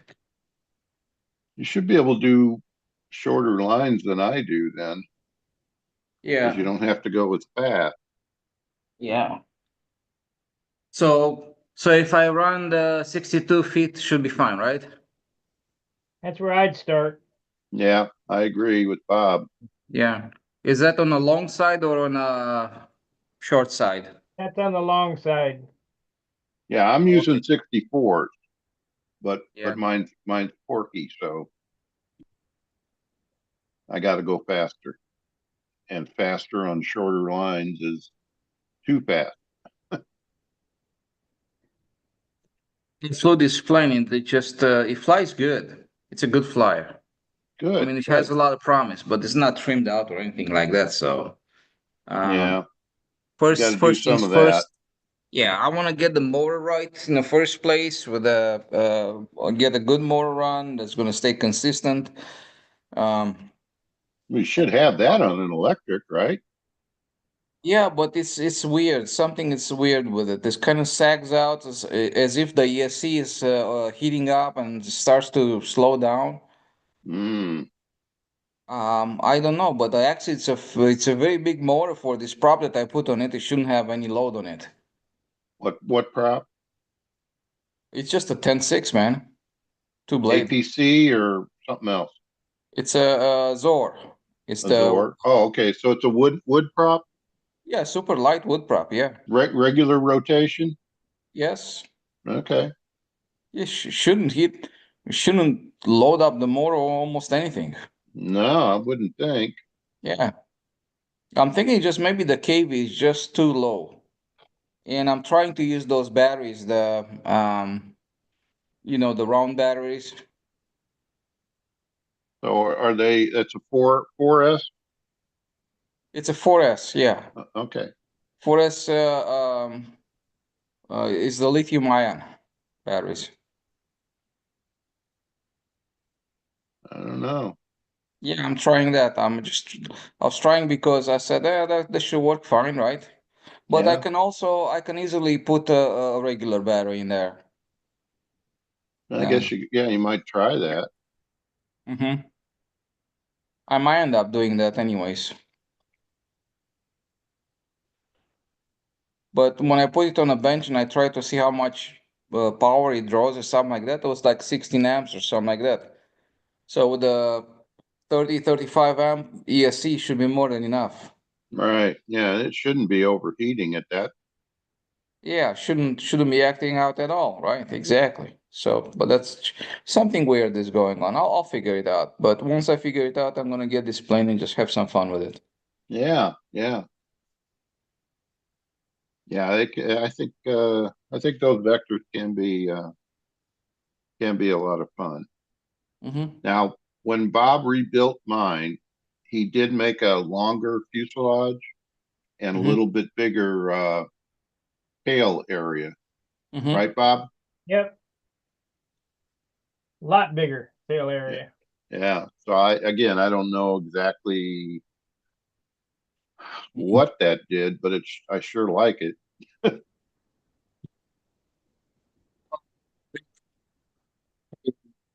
Longer tail moments than what we use right now. I think they're way too short. Yeah. Yeah. You can take almost any plane and move the tail back 3 inches or so, 2.5, 3 inches, and still you're gonna find a huge. It's tracking better. It puts much more torque on a fuselage in a corner, so the wing Hmm. bites the air, and they turn much better. Much more docile in loops too. I mean, it's all advantage. I mean, you can make Yeah. it too long, right? Yeah, but if you keep it within reason, I think it should be a big improvement. Well, that's what Ted Fancher did with the Twister. Yes, the Thanchrash twister, right? Yeah. Yeah. I Yeah, had that. one. I still have a kit from Tom Morris. I got a, I haven't built it, but Yeah. still got one. Mm-hmm. I'm gonna. I want to make it electric though, so I got to redo the fuselage because when I got it, he had it set up for a You see, for a IC engine. Yeah, probably for a OS Max 40 or something like that, or a yeah, yeah, Fox 35 or something like that. something like that. I can't remember. I really do miss Tom. He was a good guy. Hey, John Sukulek came in. What's going on, John? Wait a second, something happened to Ted? No, No, no, Morris. Tom Morris died. Oh yeah. I remember Tom Morris. Yeah, good Yeah, guy. Tom Morris died, Yeah, sorry to hear and that. uh, He was such a and nice. I don't know if you know any of the Chicago guys, but Dennis Vanderkerk passed away recently. Mhm. He'd been Oh. fighting various cancers for years. So Sorry to hear that. yeah, That's kind of a normal theme around this crowd. yeah, I'm afraid so. So, John, you've been doing any flying, or is the weather crappy in your area too? Good enough weather. I've been working on my electric vector. Oh, that's what we were just talking about. I Trian's know. got I one, was and watching I and I got heard one. the conversation and I thought, well, I'll jump in. And plus, Tryon, you haven't been here in a long time, have you? Not You've for a been gone. while. Have you been doing any model airplane stuff? No, some family crap to go through, and we can talk about it when it's private. Yeah, Yeah, real life gets in the way of hobbies sometimes, but no question. Yeah, it's more important. absolutely.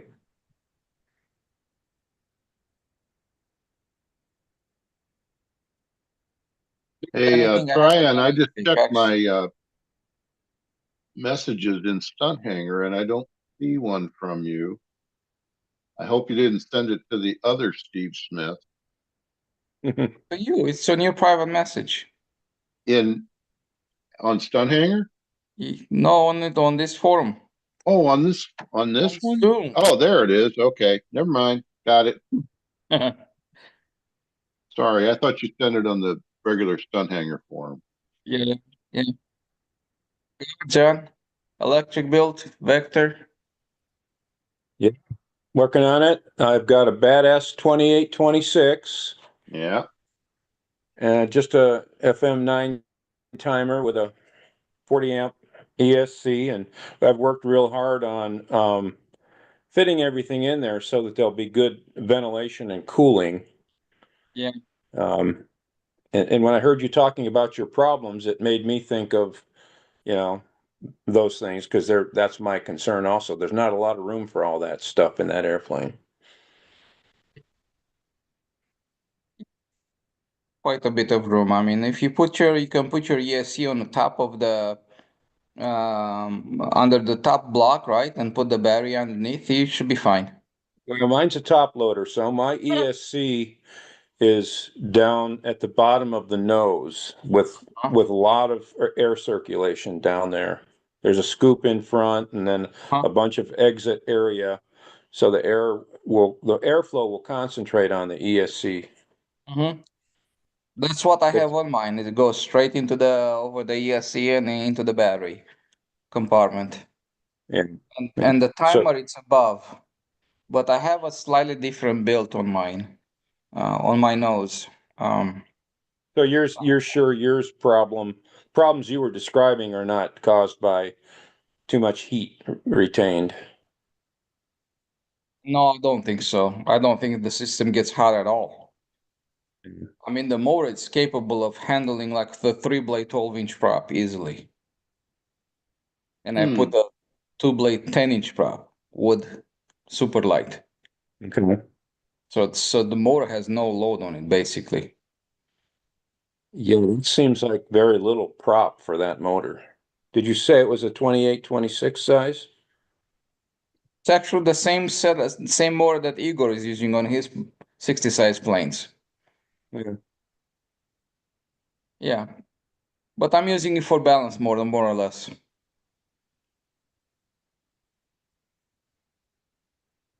I also have a different motor. I have a different motor with another spinner that I can use. A little bit smaller motor, more kV to it. So that's gonna load up the motor a little bit. Yeah, I think that's what I went with when I switched to the 2810 from the 2826 that I had in it originally. I don't Thinking you remember the had, KV though. was thinking your original motor was a 2820, Steve. I'm sorry, 2820. I had a 2826 when I had the original Vector ARF.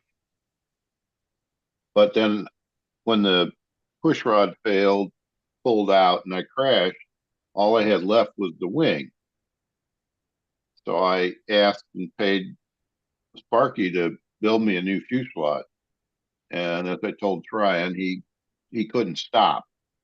He not only did the fuselage, he did a new tail, a new rudder and stabilizer and elevator, and he covered the whole thing because he had monocoat around. So I went with the 2820. You're right, not the 10. Tell him why I couldn't stop. I don't know why you couldn't stop. Because if I'd have left it to you, you'd still be working on it. He's right. Yep, he's right. Oh man. So anyway, so now I got a flyable airplane, and I've had a lot of fun with it. Now, if they just open up our field and the weather would get better, terrible. Steve, this year? What's that? Have you flown at all this year? Yeah. I flew in January, February, and March, at least once. Okay. Once in each month, but I have not flown at all this year. no, Bob hasn't.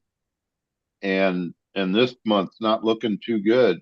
We're at the middle of the month, and our field was flooded again last week. Booter Park, and it's the river went down, but the county hasn't reopened the park. The gates are closed, locked up, and they say that there are trees and power lines down, so they can't reopen the park. And starting Thursday, guess what? More rain all week, Thursday, Friday, Saturday, Sunday, and I think even Monday. So I hope the river doesn't come up again. But we not good conditions here in St. Louis. Yeah, and you're sending all that water to Mike in Nashville, and then from there it comes to me. Thanks a lot, buddy. Yeah. Yeah, what? It just keeps heading that way. Keep the damn bad weather over there with you. Hey, it's not me. It came from Texas. Want everybody to enjoy it. Stop sending the shitty weather my way. 60s, but every time it's warm, it's over 20-mile-an-hour winds. Yep, that's the way it's been here. And this Wednesday, it looked like we had decent conditions. 3 to 5 mile an hour winds in the morning. Not too warm, but 50s, upper 50s. But the park's still closed. You guys have another place to fly? No, not really. We used to, but actually there were a couple other places, but one the guys got kicked out of, and the other one was the parking lot of a country western bar, and they just redeveloped that whole area, tore all that stuff down, and put in office buildings. So there's an RC club nearby that says we can join, and they'll fix up a spot for us, but for another $100. But it's another $100, right? But maybe it might be worth doing if this park situation doesn't get any better. We had to pay $90 for that, and they haven't done squat. So anyway, hey, there's Caffeine, and he's not in the car. Hi. You been doing any flying, Caffeine? Yeah, I went flying last weekend, and I added one more stunt that I do now. I have finally managed to fly inverted stable, steady, and it was more than four laps now. So yeah, All right. All right. good, Yeah, you need to get good up to improve. 6 laps, then you'll have it. Yeah. Uh-huh. So I just, yeah, I know Makes it more it's it. fun. Yeah, yeah. So I've read a lot about doing inverted, vertically, That's the tough. handle. But yeah, I've tried that several times and so many failures to do that. And then last weekend, I just decided just to try doing it by, a little bit sideways, Yeah. palm up a bit, and suddenly it improved my inverted flight. So Yeah. Not totally palm up, but no, rotate it a little yeah, bit. yes, Yeah. I've yeah, been that's what working on I that did. myself. Okay, so yeah, Never it's tried the hard for. sideways thing. I always fly like this. Yeah, I know. I read a lot about that. Just, but every time I tried that, it's either the choices is either like it's going down really really Yeah. steep, or it's immediately bounce back to the upright. So Mm. I so after, yeah, I tried that so many times, and then so many trials didn't succeed. So I just, okay, let's just try another method that people use. So I don't know, Yeah. it's voila. Yeah. It's a crutch. I mean, that's Mm, the way I mm, learned to fly inverted yeah, because you can if you just stop rotating and uh-huh, hold your hand steady, the plane uh-huh. will come back around upright. Okay. Mm-hmm. But then you got this mechanical issue Mm-hmm. to do the next maneuver, the outside loop. Okay. Yeah, yeah. Mm-hmm. Yeah, I will try some. I will fly some more. Yeah. Because last time I tried to do like a little sideways. The Mm-hmm. only thing that stopped me, it was I got dizzy. It Mm. it, it wasn't it wasn't it wasn't about, okay. It wasn't about, okay. I need to go back immediately, but it just I just felt dizzy. So it's good. Yeah. No sense fighting through that. Just keep it Mm-hmm. level and make Mm-hmm. it through. If you can. Yeah, it wasn't 5 feet though, but yeah, it's way better than I did before. Like, it's a bit high, but it's steady throughout Yeah. the 4 laps. So yeah. Is your motor running the same inverted as it Yes. is upright? Yes. Yes. Good. That's good. It, got no problem there. It sounds the same. It feels the same. So yeah, I think tank height is good. Yeah. That's a good thing. That's a real good thing. Mm-hmm.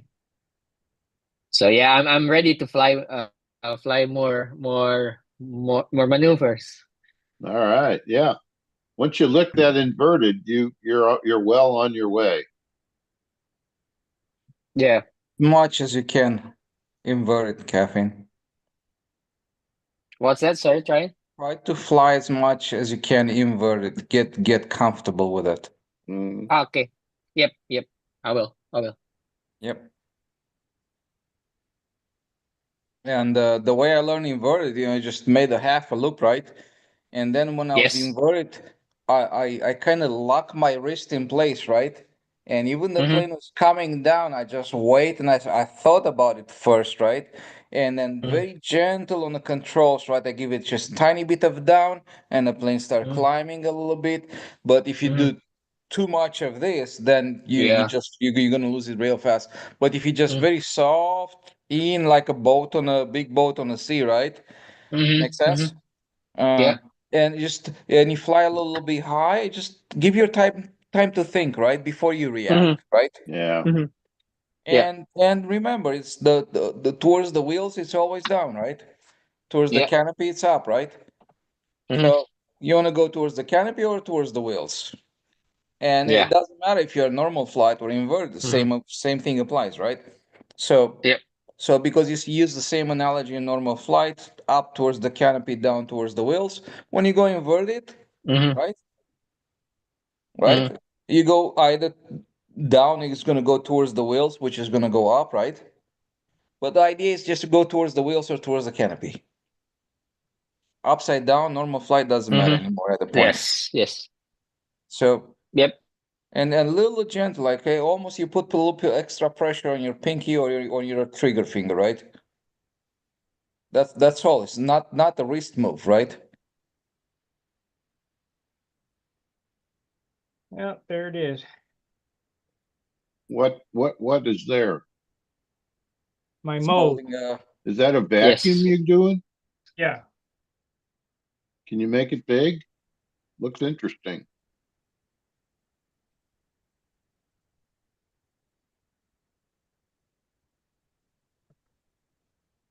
Yeah. Yeah. That didn't get big. It's big.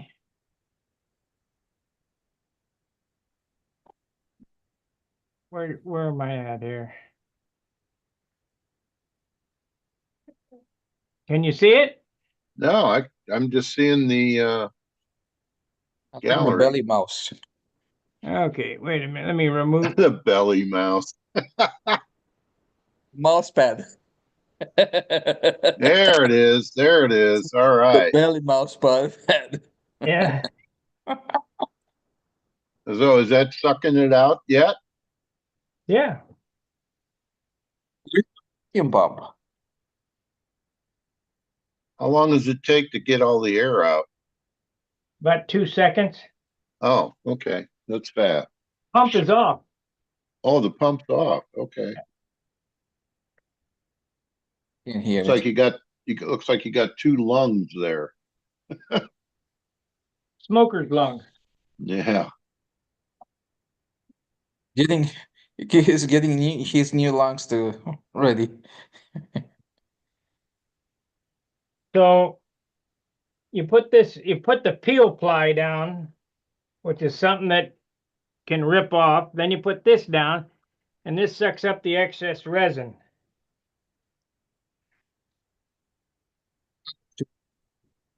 I hope this works. If not, if I got to make them again, I'm going to do them like Tryon said, make the wing in 2 halves instead of 4 halves.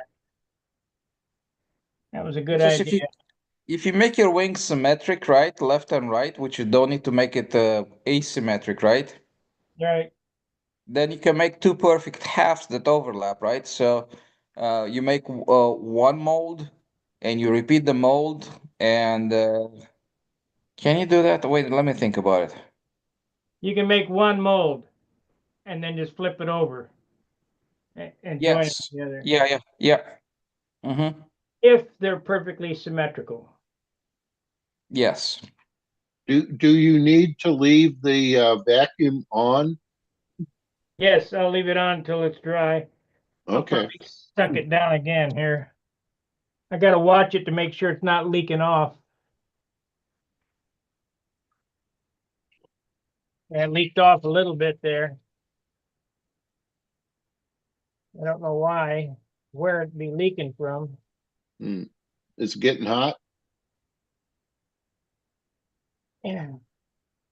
I had to Afro engineer this fitting to get this hose on here.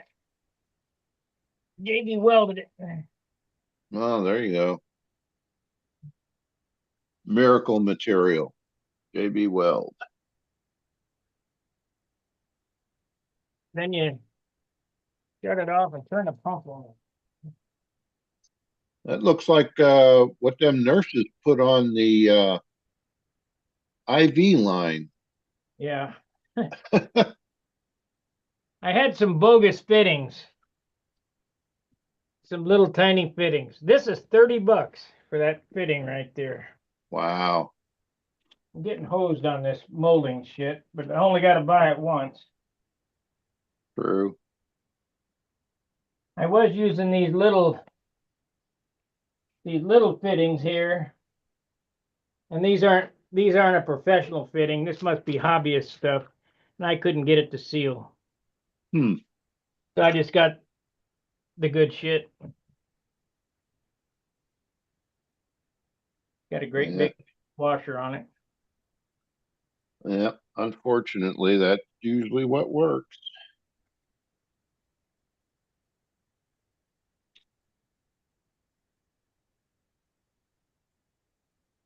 I don't know if it's going to work or not again, but the light in the tunnel is try and say build a whole wing, because that makes more sense. I don't know what I was thinking when I did this.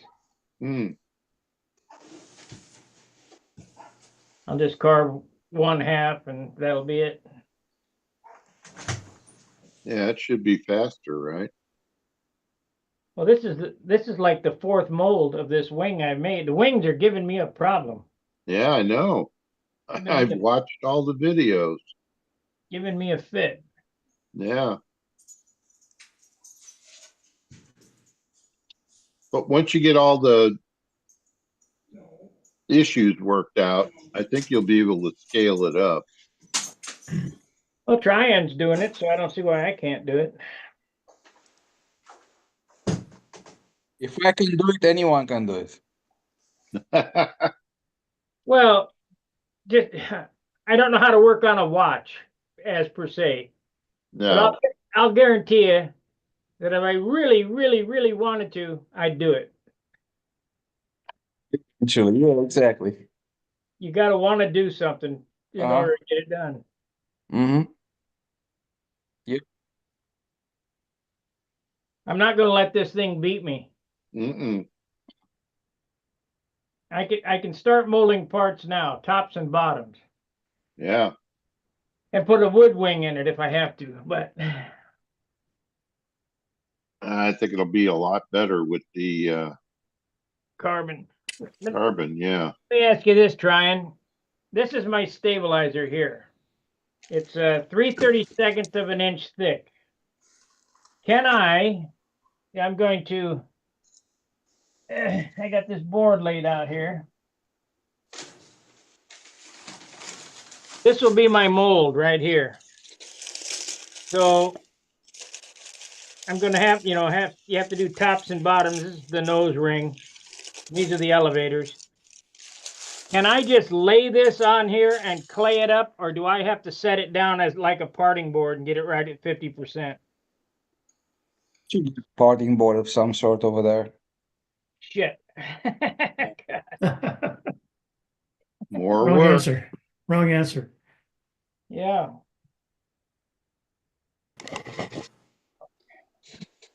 There's an easier way to make that. Okay. Vacuum bag it with Mylar. It's a different technique. It's take a 0.014 inch Mylar. I got monocoat. Mylar. I don't have any Because- mylar.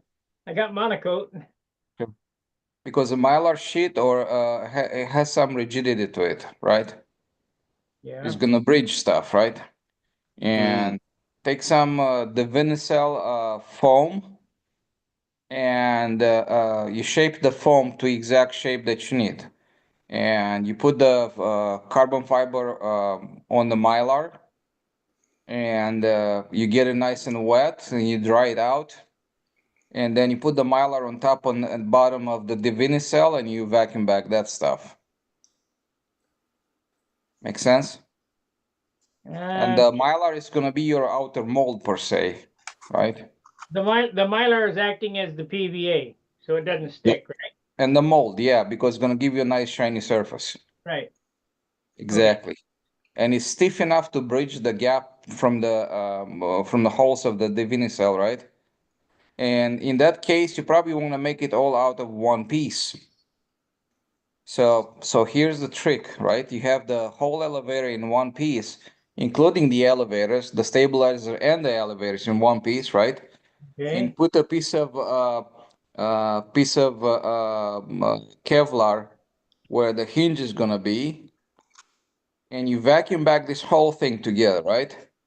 and you cut the hinge out, and the Kevlar is going to become the hinge, and you have a full piece in your hand in no time.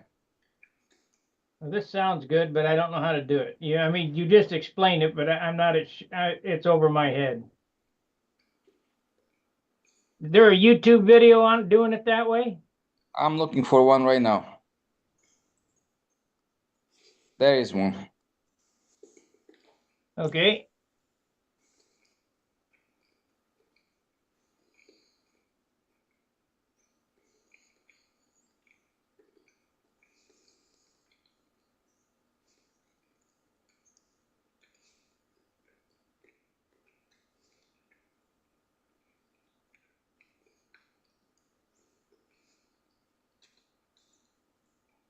You send it to me in a message or what? I'm just looking for something right now that's going to be suitable. Oh, okay. Technique applies the same regardless what you're doing, so.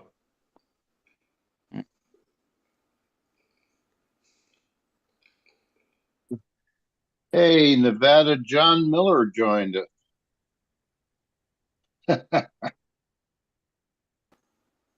How y'all doing? Well, we're super doing great thanks, now man. that you're here. It's good to be here. Better to be seen than viewed. Mm-hmm.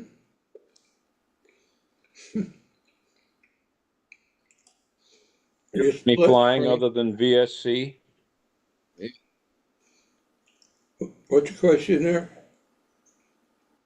Mark Gerber, can you hear me? He's on mute. I think. Mark, wake up. I'm like, Yeah, I What's the don't think question? he's muted. What'd you say, Curious, John? have you been doing any flying other than VSC? No, the weather has been too irregular. You too, huh? Well, we get, it's Colorado and it's winter. Yeah. Turning to spring, but Check usually your the message. weather doesn't really settle down till about mid-May. You might get a good day, but often if it's a nice day, it's windy.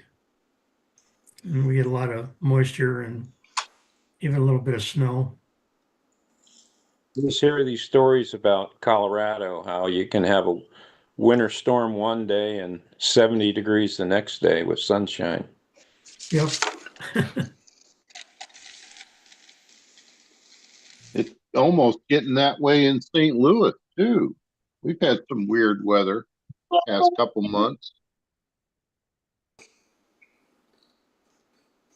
Right, Bob? Check your message. Okay. Yeah. We're supposed to have good weather tomorrow. We had great weather today. It's supposed to be 10 degrees warmer tomorrow, and then Thursday, we got a storm coming in. It's going to last all weekend. Yeah, we're supposed to get that too. Yeah, same here.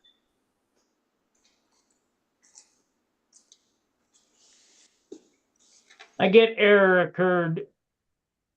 I think I need to restart my computer. Let me see if I can save this link. Copy.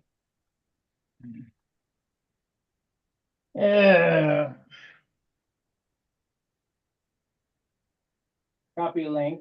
Okay. Close this down. Oh, I don't have to close it. We'll just put in Notepad.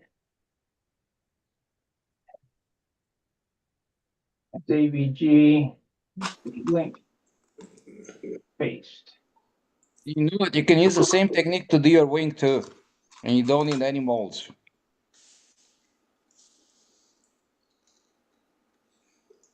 Okay.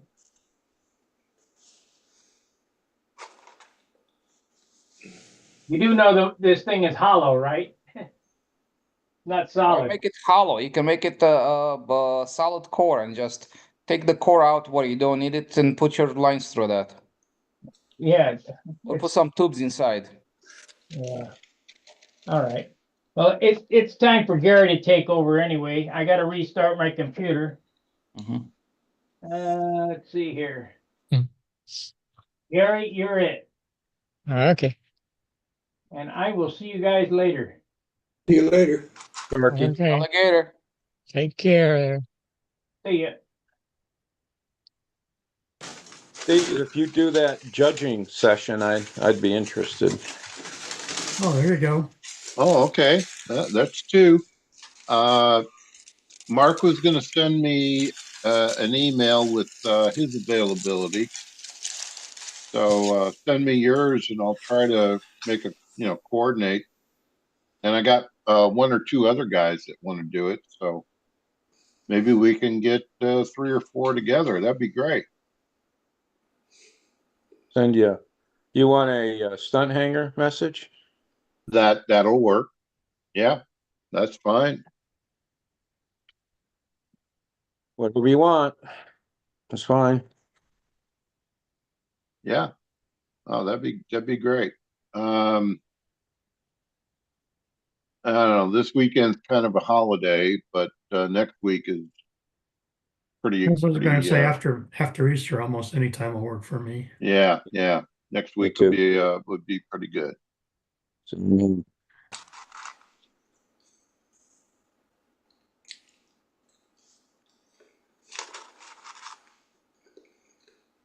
Is your Vector a composite or is it balsa?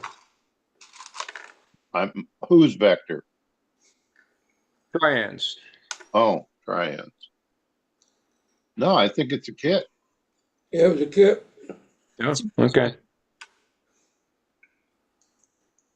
I changed some wood in it, but it's very nice and light. Well, how'd you do the nose? I used one of those Denny Adamson conversion boxes. How'd you do yours? I do the nose with balsa, and I put the carbon fiber veil that's in between them that comes with the kit, right? Yeah. Okay. After that, I made my own formers, the front and the back, Okay.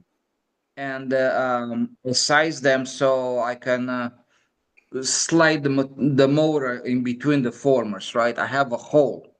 So if the battery is here, right, and there's a hole right in front of the where the battery goes, so you can take the motor through the battery compartment through that hole and fit it into into its home position, right? Make sense? And on top and above and below the battery, I made a couple of the horizontal, like a motor mount, right?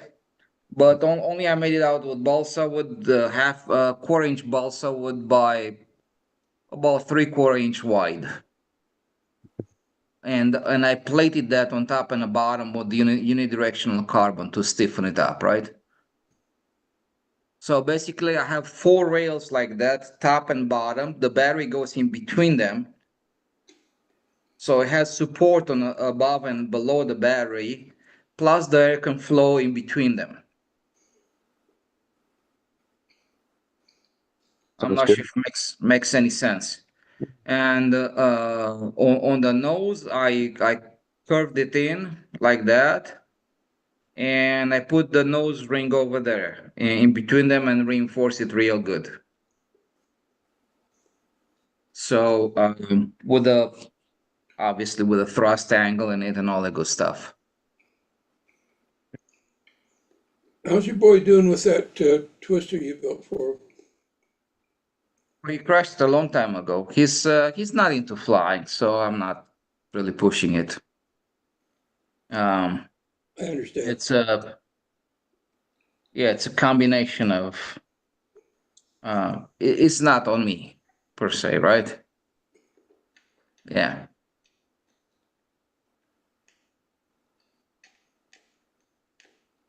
But it was fun while it lasted. Yeah. On the other hand, his friend Sava, the boy that I built that Spirit of Saginaw with him, Mhm. he still wants to fly, and he also got a it's a MiG 3, I think, from Doug Patterson. Not the Spirit of Saginaw worked for the kid. Oh, it flies great. I mean, yeah, I think it's still needs some trimming. I think we have way too much tip weight in it, but it's well, we have to trim it. But he's flying it. We had like 6 sessions of flying with him, and he was already doing like a normal wing over, doing a loop, single loops, right? A roller coaster. He did the whole novice pattern with it.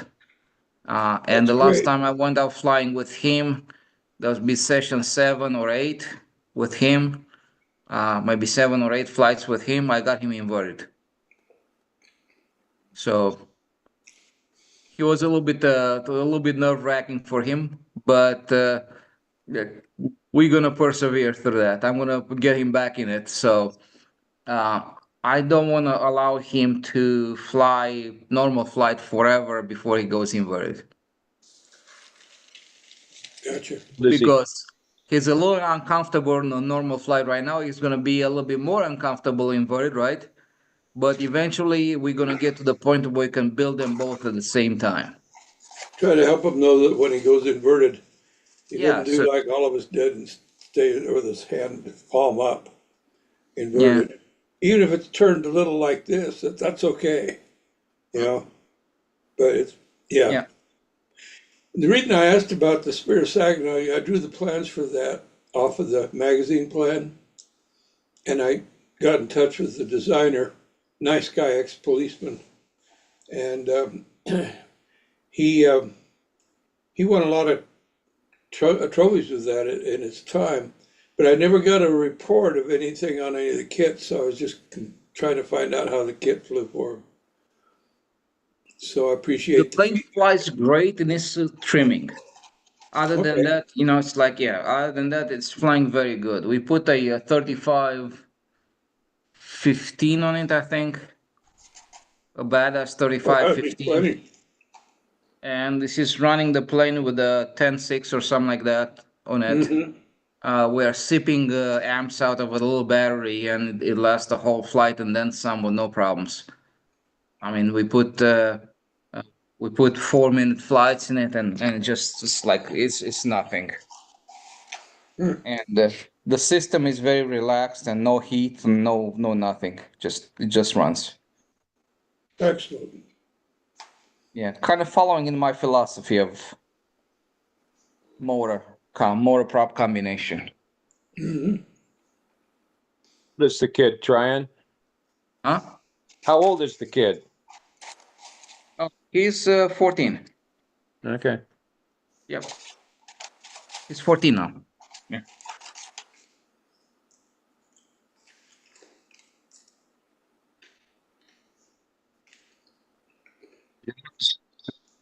Gentleman that you were talking about, the designer of the Spirit of Saginaw, is he from Saginaw, Michigan? I think so. I He, guess I'm trying to remember his name. makes sense. Trying to remember his name, but he's a really nice guy.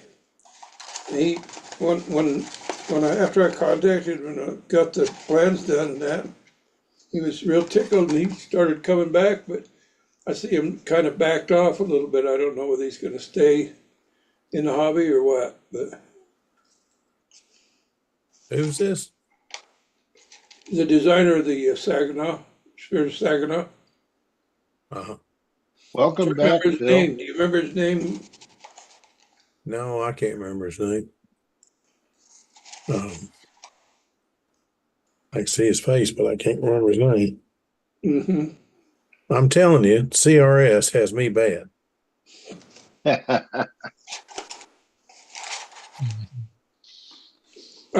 You put an N in front of that CRS, that's where I'm at. In CRS. Yeah. Never can remember. Oh, okay. Okay.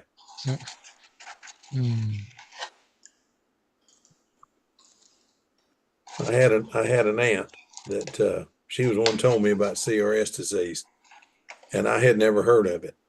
But we had gotten ready to go to supper. We were just taking stuff from the kitchen to the dining room.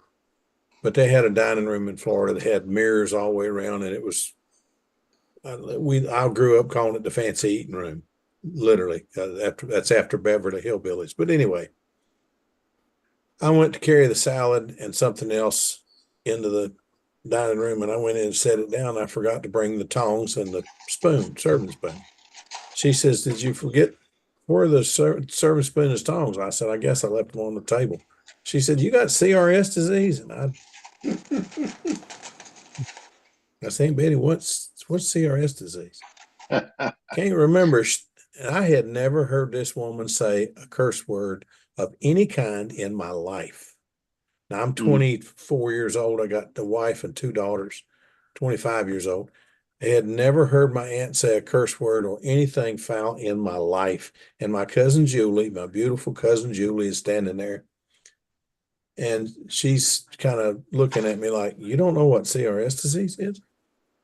So she told me what CRS disease is, and I about fell out. And then she says, "That's all right, sugar. Mine's already progressed to Kraft disease." Kraft disease? What the heck is Kraft disease? Can't remember an effing thing. And she didn't pull any punches. My knees buckled. I had to sit down. My aunt says, "Gotcha," and Julie's sitting there laughing at me. Yeah, I bet. You can't win them all, guys. Hey, Tryon, are you drinking milk or White Russians?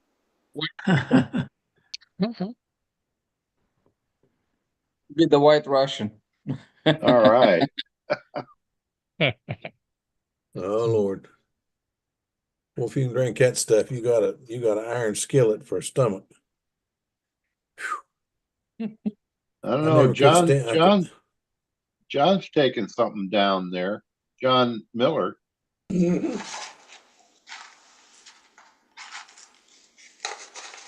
John's having his fries. Well, I got a hush. I've been playing harmonica all evening. Oh, wow. On the way home, said to myself, I want to cook. Okay, guys, let me ask Tryon a quick question before Yeah, Sparky's back. I watched that movie. I had to restart my computer.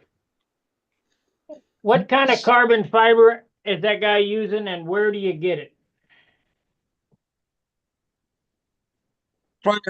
Hobbies. What? A loft hobbies. Loft? A loft. A loft. A loft hobbies. A loft, yeah. And what's it called? Let's see. That'll work great for the wings, but not for the fuselage. Yeah, I mean, what you have is gonna work good for the wings too. So you can just use the fiberglass and the carbon, but you need some unidirectional in there, buddy. Okay.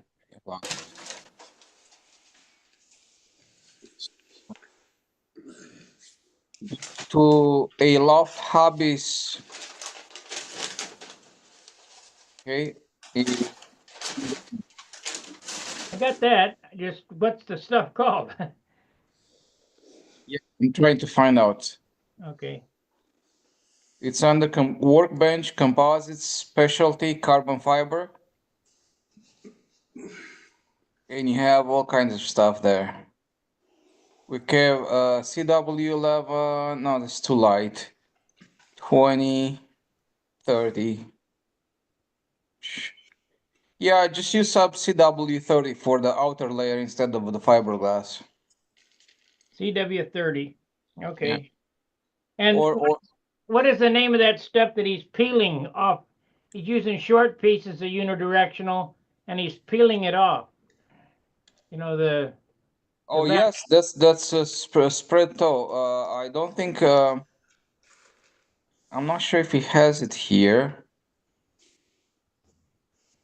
Or can I use just toe? Strips that he's got here. 1.5. No, not that. You just use a toe and then flatten it out with a roller. Okay. I got to get a roller because that was pretty slick. And does he also sell that Mylar there? In Lift Hobbies, no. Where do you get that from? I don't know, McMaster probably. Okay.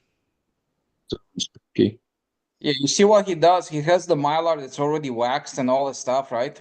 Yeah, And you can even use some kind of stuff, in there and do a painting on it. And mylar will just peel off, right? right. You can use some other stuff instead of mylar if you can. Say if you can put some cling wrap on top of the mylar would work. Monocoat worked because epoxy won't stick to it. Fine, then monocoat a piece of something. Can be a 164 plywood, Okay. and you can Alrighty. put monocoat on top of it and use that as a base. The only thing I don't like is that the wing is solid. And see, that's what I was trying to get away from. This is an elliptical wing, and when I cut the foam core, the trailing edge doesn't stay the same. I got to sand that trailing edge in. So every wing I make, I'll have to sand that trailing edge. And I was trying to mold it. Yeah, the core is prepped. The core will be prepped by you. So you have to cut the core, sand it out into the correct shape, airfoil, everything, right? I was trying to get away from that where I could just do it once and then mold, one after Yeah. another. How many perkins you gonna make? 100? I don't know. Yeah. I don't Well, yeah. So that's the trick there, Yeah. So what he has here is that mylar thing, and you can see like he puts some resin on top of it and lays up the material, put You resin don't on use the. much resin, that's for sure. It's very little resin used, yes. That wouldn't work with my carbon fiber because this is thick weave. So it doesn't matter, put more resin in it, big deal. Right? And on a trailing edge, you can use, you don't need anything on the trailing edge, right? Other than you can probably use some micro balloons mixed with epoxy. It looks like he took carbon fiber tape and went around the wing first. Yes. Yeah, on the leading edge, yes. Leading and trailing edge, he went around the perimeter. No, he just did the leading edge only. And wherever the hinge was, he put a little bit of where the hinge was, he put some Kevlar over there, if you notice that. Yeah, I did see Kevlar in there, but I thought that was just strengthening up the center section. No, that's the hinge. Kevlar is the hinge. Because after he does the wing, he's gonna cut out the hinge from the top side. And he's gonna score the bottom side to the Kevlar. And as you move it back and forth, the glue in the Kevlar is gonna loosen up and it's gonna become a hinge. Make sense? Yeah, I know what you're doing. So I only got one spot that's hinged, and that's the elevator. That's 4 little hinges. yeah, so obviously you're not gonna use that, in your wing, right? No. Yep. You're only gonna use that in a It still doesn't solve my elevator and stabilizer problem because should I cut a foam core 1/8 of an inch thick for the elevator stabilizer? It's even easier for your stabilizing elevator because you don't need any hollow, you don't need to run anything through it, right? All you need is just the hinge, the top and the bottom, and the leading edge and trailing edge, and you're done. I guess I could take a router and route out the 2 grooves in the core on the bottom for the lead outs.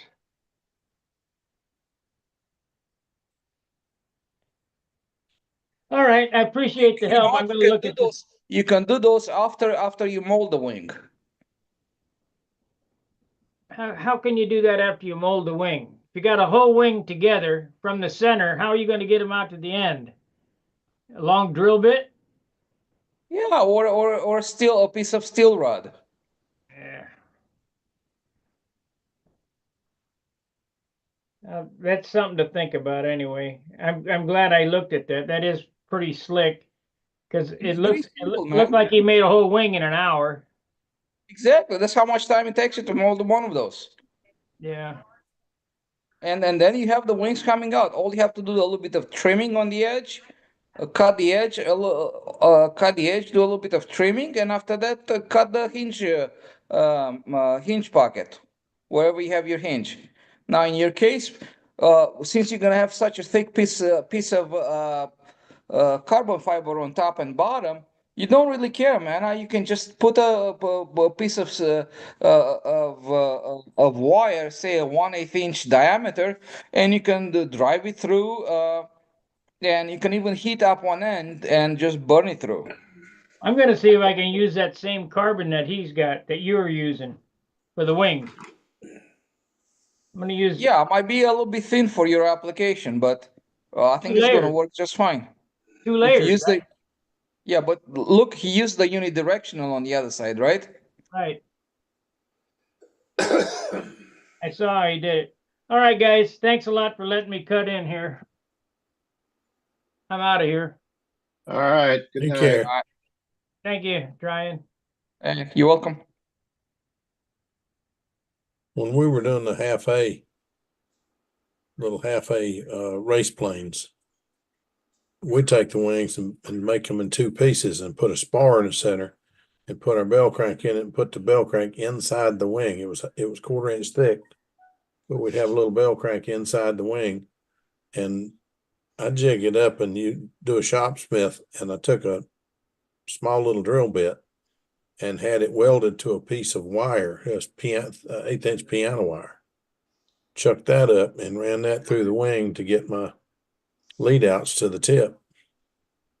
Everybody else was cutting a big V in it and putting the wire, that showed. I didn't like it. So I drilled mine and it worked.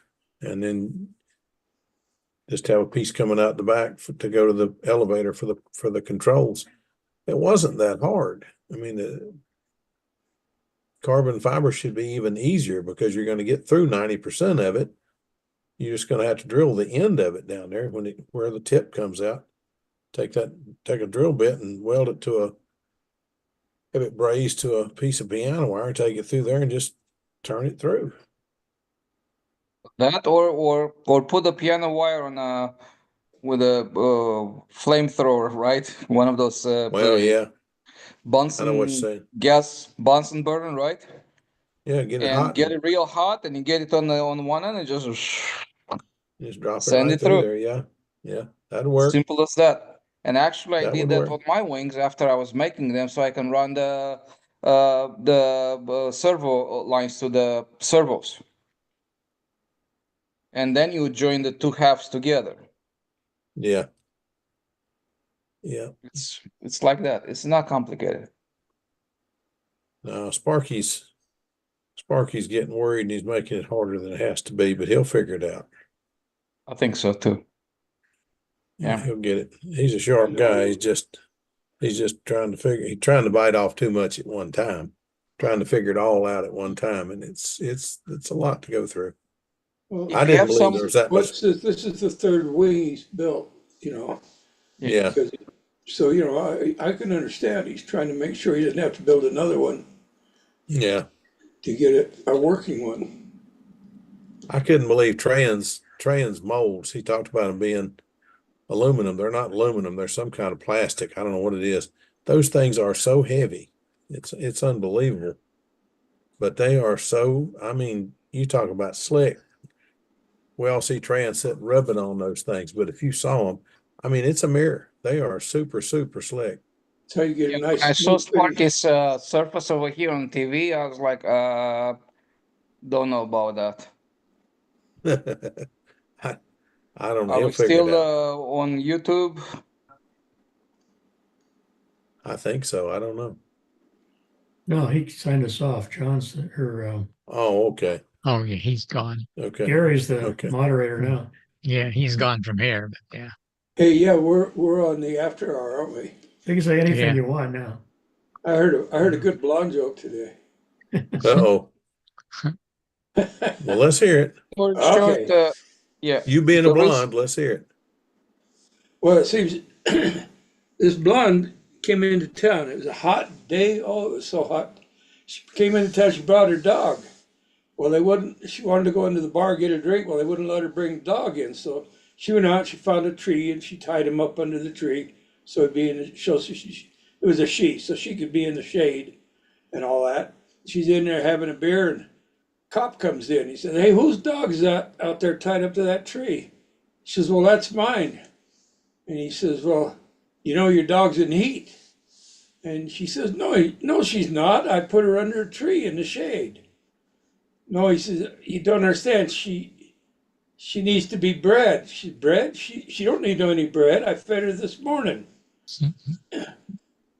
He says, "No, you don't understand. She needs sex." "Oh, well, if you want to," she said, "I always did want a police dog."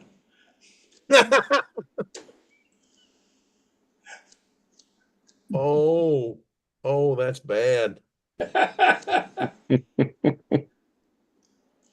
Oh, John, I didn't see that one coming. Hmm. Yeah. My new Okay. place right now. Been through a divorce lately, so that's why I wasn't here. Oh. And Didn't know that. and right now I'm kind of putting my stuff together here and try to get organized, and I'm almost done with it. So today I felt like I want to say hi to you guys, so that's why I I'm wasn't. glad you did. I'm glad to glad see you you. did. Yep. I'm glad to see you, Tran. So that's that. Don't be a stranger, Tran. We Yeah, No. don't be a stranger. Yeah, sounds good. and I've been through four divorces and one death of a Oh spouse. my.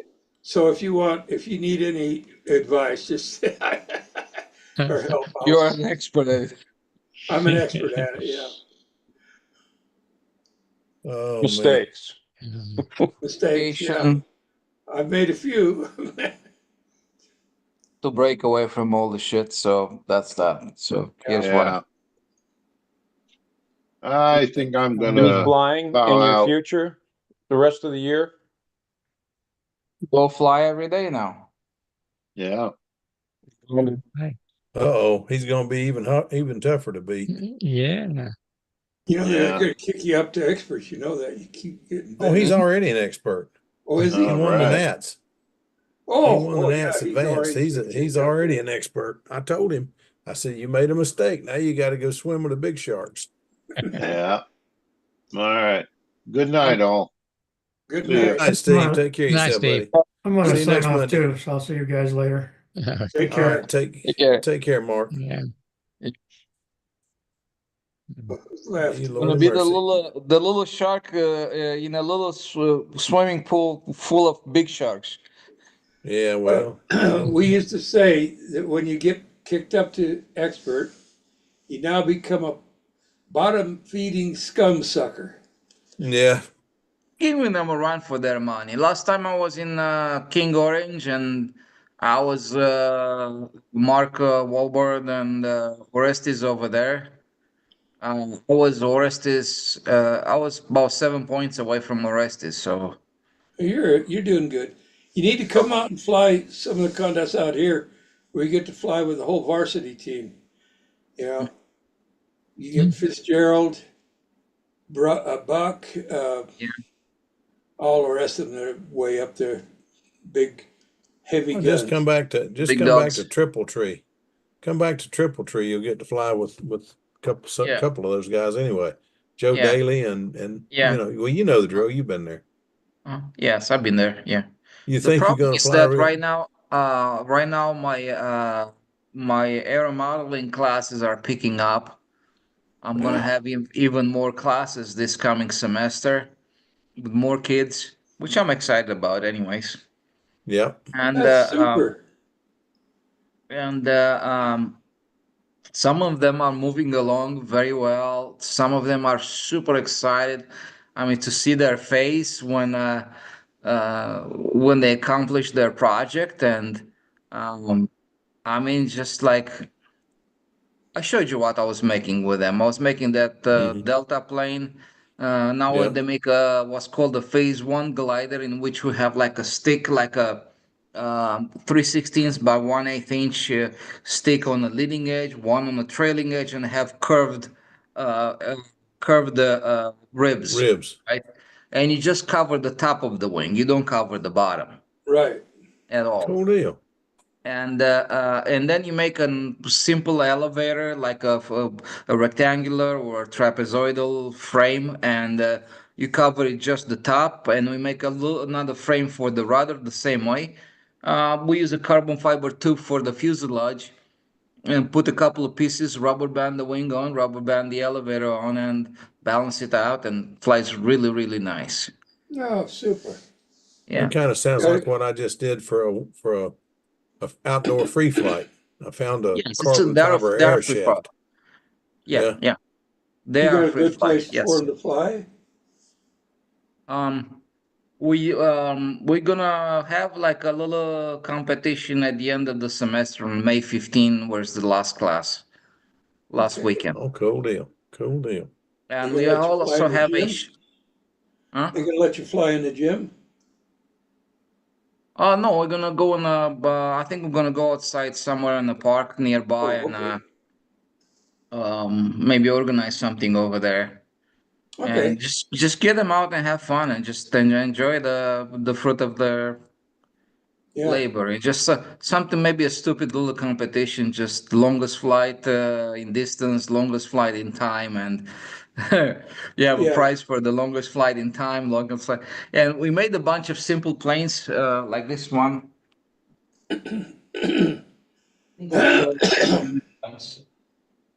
It's it's this what I start with Oh, them. yeah. Just looks like a Delta Dart, right? Yeah. Mm-hmm. Same thing, but That's neat. it's much bigger, right? So it's a larger plane, right? And we Yeah. keep it simple. We just make up the fuselage has some doublers. You have to make it thicker and more robust, right? And here in the nose, we just put the weights and in a box, right? So fairly simple. It flies great, and it's super Yeah. nice glider just to play with your bodies and just pass it from one to the next, right? Just a little Um, chuck glider, huh? exactly. And the other one has it's a glider. It has a rectangular section here, trapezoidal wings, tips, and it goes flat, and then it goes like that on the tips, right? Mm-hmm. Yeah. And the rest is flat. So There was an outdoors hand launched glider that I built when I was a kid.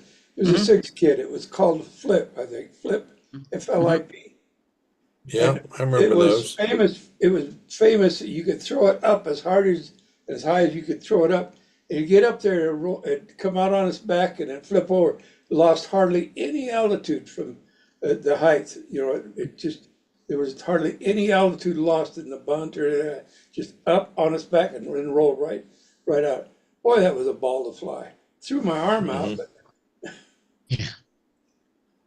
We took and those and put a yeah. hook on and put a rubber band. yeah. So after I have the kids going through these two projects, I put them on I call it the phase 2 glider. It's actually an airfoil wing, and we use the carbon fiber tube for a spar, and we're making ribs for that.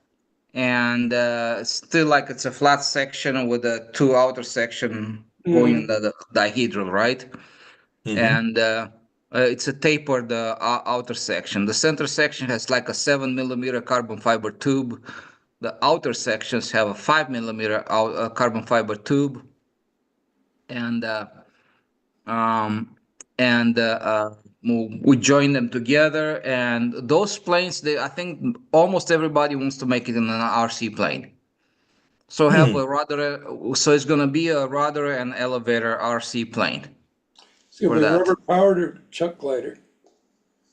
Bungee jump, A what? a tow line. Oh, okay. Okay. Tow line with the rubber band, right? Yeah. High Yeah. start. Yeah. I Oh, high start. start, Boy, right? Yeah. those That's are a getting good hard way. to find now. Yeah. That's a good way to go. It is. Yeah. So simple, right? And And you know, it's kind of funny, you know, I show them like, hey, you're gonna work on this one next. And when I show it to them, they'll go like, oh, I don't know if I can Yeah. make that. I'm not They gonna only be need a able to make that. they only need 2 channels for that particular rig. Yes. Yeah. Uh-huh. Yep. Yep. So yeah, pretty exciting stuff, right? Yeah. And after Sounds good, Trey. yeah, after I drag them through this whole program, I'm gonna have them in an open class in which they pick their own projects and they work on their own projects, whatever they want to choose to build, pending my approval, Right. right? Right. So whatever they want to work on, I'm going to support them and hey, go for it. And I want to teach them. I'm going to have my planes, right, for trainers. And when they go out, if they want to, I'm going to have them fly control line a little bit. Well, you know what's going to happen, or what could happen if you're lucky, is some of your guys will stay with it. Pretty soon, you'll have them as instructors, instructing the younger kids. Yep. And that's when you know your program is bearing fruit. I mean, right now I'm just in my second year. I'm still finding my feet around. So Hmm. try to figure out what I want to do, which direction to go. I might eliminate some stuff that I was doing with them. I was making a cardboard plane with them, something simple, like put a stick in the front and the back of the cardboard sheet. You bend the cardboard to give it some airfoil, right? Hmm. And then you make some wing tips like that on an angle, right? To give it stability, and the single stick on the center for the rudder and elevators. Simple stuff, right? Yeah. Um, How's the school system? You're doing it through the school system, aren't you? it's Are a they? private school over the weekends. Oh, good. So they're supporting you real well. They're working with you. Yes. Oh, excellent. Excellent. So they Yeah. have the kids, they have the clientele, right? And I came up with the program and with my stuff. And the other day I got a very nice compliment. It says the best classes in the whole school are the gymnastics part of the school and my class, the aeromatic class. Outstanding. Congratulations. Very nice, Trey. So Yeah, yeah, a that's lot of parents are very encouraged by that, and then they like it, and the kids like it, and I don't know. It's to me, it's food for my soul, and I'm giving back some. Right. Are the parents taking interest in helping with the kids? Some of them actually do, yeah. That's good. That's Some good. some of them actually do, yeah. Oh, That that's is super. good. Sounds like you got a great program going. Mm-hmm. Yep. So I'm thinking about taking the Prowler to the school and get some of my advanced kids over there to fix it, right? Have And have them make templates. and when the time comes, you know, maybe we can do a we fly the repair plane, right? Yeah. Yeah, I have some other planes that can be repaired and just easily put back in the air and very robust and stuff like that. So, but for control line, I think the Prowler will do great. Prowler will do just fine. It's a good airplane. Yeah. Mhm. Prowler is a good plane. The Proeuler. Oh, what would that be in Romanian? I can't hear you. Combustion Prowler. In a Prowler, what would it be? Oh, you're breaking up. I don't know, maybe it's you. Do you guys?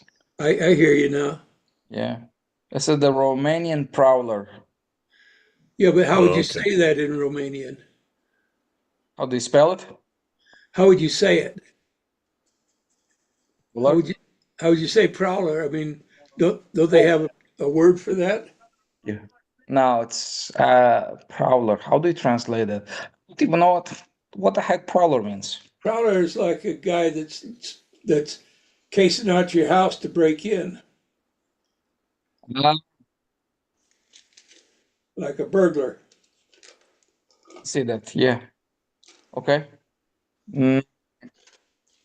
No, it's just criminals over there, basically. Hot.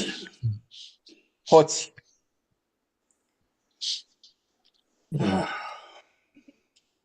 It's a mess. Oh, me.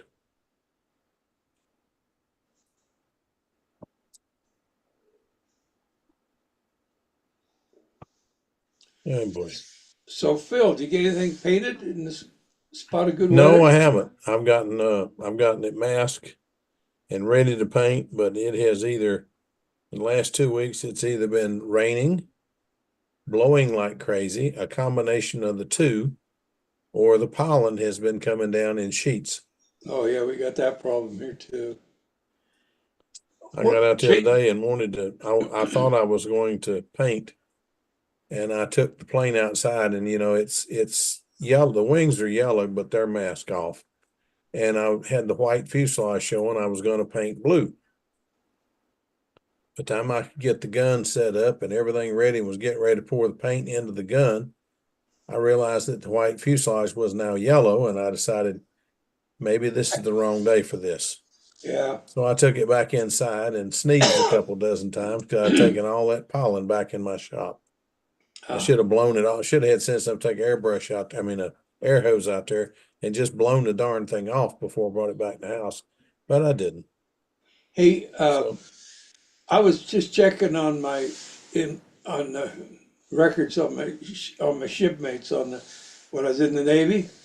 We had a Chief Petty Officer, Barbie, and I don't know, but I'm just wondering if he was any relationship to your Barbie. Well, it could be. I don't know. I don't know, buddies. I don't know. I'll ask him.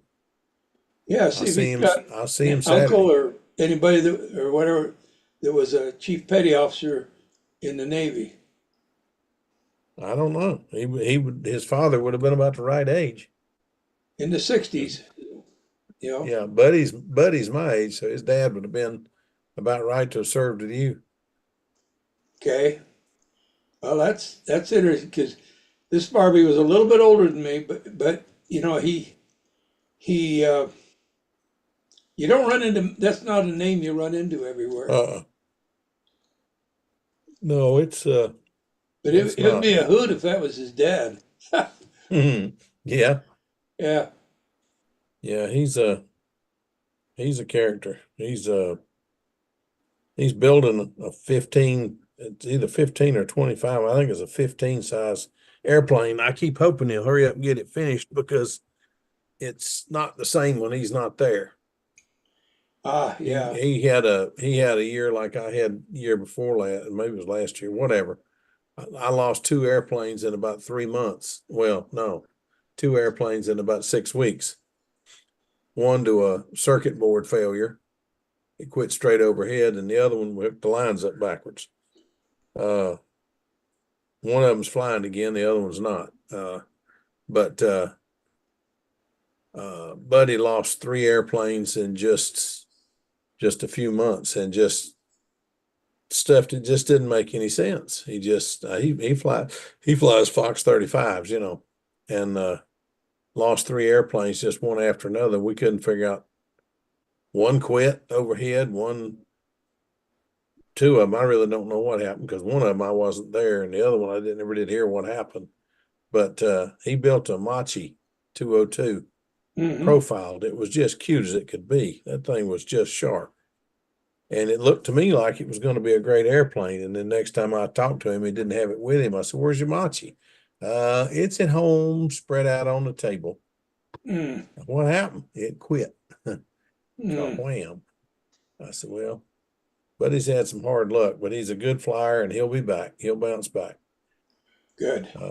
We got a couple people that, I mean, it takes all kinds, but you meet people that they're never going to do anything but go around in circles. But they come out every week and they come out and fly and they enjoy it as much as anybody pulling a full pattern. There you go. And then there's other people that if we can't pull a full pattern, we're upset with ourselves for whatever reason. And I mean, there's room for everybody. It's just like electrics and tune pipes and four strokes and mufflers. There's room for everybody. Come on out, just have fun. That's right. And I've been having a fit the last, seems like a year. I guess it's been 2 years now since I hurt my neck. I've had a fit, not been able to look up. And I finally got to where I can look up after a fashion. And now I've done something. I've got my left shoulder feels like it pops out of joint. It doesn't, but it feels like it does. And my left hip both are giving me a fit. So I found out today. Did you know that you can take drugs that will make you feel like you're coming apart at the seams? Really? Yeah. Forgot what you call them, but you take a statin drug to try to counteract it. Forgotten what you call it, but anyway. No, it is a statin drug. It's a statin drug. That's what it is. And Statin taking drug does it to you, huh? Yeah, statins are wearing me out. He says, you are apparently very sensitive to this statin drug you're taking. So I got to go talk to my heart doctor and see if there's something else I can try, because this stuff is wearing me out. But they got me taking CoQ10 or something or other now to try to counteract it. But they were giving it to me in the morning. And he says, no. You take a statin at night. Then why did you write on the bottle to take in the morning? So I said, I didn't write that, y'all did. So anyway, we got to change that. But I mean, I'm still learning. But I'm still having a lot of fun. I still get out there and have as much fun as I ever did flying. I just can't do it as well as I used to, but it's getting better again. I got this SP11 now. I've been trying to retime this thing. I got a Fioretti timer, which is an upper end timer, but I got a badass ESC in it, which is $35 ESC. And the two are bumping heads. And you flying along, it goes, yeah. Feels like it wants to, it's running up, hitting the limit and dropping it back down. And it just runs like that. But when you pull the nose up, man, it just goes beautiful. Yeah. It's got plenty of power and plenty of line tension. It's line tension everywhere. So I said, I'm going to try to go ahead and stun it with it flying like it. It about drove me out of my mind. But it kept going and it ran the whole time. So now I've got to get in there and figure out, if you look at the way they program these things, there's a lower end, there's a midpoint, and there's the upper end. And they're always, if they're right, the three lines connect. Well, mine's not like that. I've got to work on it. So I got to try to fix that. But then my ESC and the timer aren't working together. So even though I have it programmed to have a very slow startup and a hard stop where it'll stop the prop and glide down with the prop stopped, it starts very hard and it shuts off easy and the prop just keeps spinning. So I said, well, I've got it shut off. Let me try it the other way. And try it the other way. There's no difference. So I'm going to I'm going to call It's probably a Lucian. bad ESC. That's what I'm figuring. I'm going to go ahead and change. I got another ESC in there. I'm going to go ahead and change the ESC and try that. And we'll call Lucian tomorrow and see if he can give me spread any light on it. But I'm going to go ahead and put another ESC in it and try that. And then if that doesn't work, I have a Castle 50 in there. I can put that in it. That's a little more trouble because you have to have a laptop to play with it, but it'll be all right. We'll make it work. I talked to the guy from Badass at the World Championship in Muncie. Yeah, Lucian. Yeah. Yeah. And I was talking to him. Maybe he can make me a 3520 in the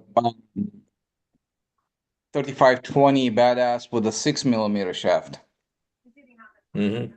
Instead of the 5. Yeah. Because they make one at 3520 or something like that. 3526. What? 3526. Yeah, they make it 3526, but from making a 26 versus a 20, it's not much of a difference. It's just same parts basically. Yeah. Yeah. Just because a I bigger want to shaft. try the 3520 and maybe up the KV because I'm running 510. I might want to run a 800 KV. Try 720. That's what I bought a 3520 720 to go in the Super Sportster, and Boy, that thing pulls. That sucker pulls. It runs nice.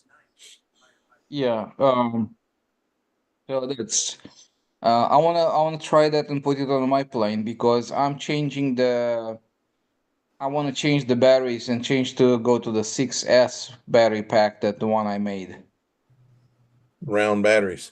with the round batteries. Yes. Yeah. Yep. Yeah, I'm They're wanting much to do more that too. consistent. The size don't change. They don't get fat or thin or skinny in time. You know, because Yeah. when the batteries go bad, they're gonna start to puff up and stuff like that. So I don't need any of that. Yeah. Um, and I can make a battery pack for about $30. Yeah. Can't I beat need to that get with a some. stick. I need to get some of those. I need to make about 8 of those. But I'll Discovered get 'em. the Yeah, We'll I get them discovered that eventually. the flux that's very good for making those battery packs is basically was that sulfuric acid or something like that with the alcohol Yeah. in it. Yeah. And Yeah. You if you showed us. I showed you and you saw how nicely it solders. Yeah. Solder's beautiful. Everybody else is welding them and you're soldered fine. So I'm probably Yeah, going to do the soldering since I already have a soldering iron. yeah. And they also sell on the market. I mean, you can get the copper strips. Mm-hmm. And actually, I got a copper plate and I cut strips out of it, Yeah. right? And then I flatten them out. I put a little holes, some holes with a nail in Mm-hmm. them, and that's how I solder them. No, And I'm gonna try that. it works great. I'm Yep. gonna try that. Don't try any tap. Yeah. Yeah, I'm gonna try some of those because it's I've got plenty of the flat pack batteries right now, but I'm gonna have to have some new ones here before too long. And I think I'm gonna go ahead and change over to the others. My Yeah, research, yeah, my research on battery connections Mm-hmm. um, is that they're not very good to. It's not good to spot weld them because they don't transmit the power through the spot weld as As well well. as the solder because the contact surface area. Yeah, makes sense. So the soldering seems to work better. Yeah. So yeah, I got from Amazon. I bought from Amazon the lead wires, the Mm-hmm. leads, right? I bought everything. I bought the connectors. I bought in bulk, right? You take 20 connectors pack for Yeah. $10. You get enough for 20 batteries, right? Or at Yeah. least 10 if it's a male, female, right? And then you buy your leads and you buy some normal wires. I mean, it's an investment to get started, but after that, you have everything. Yeah.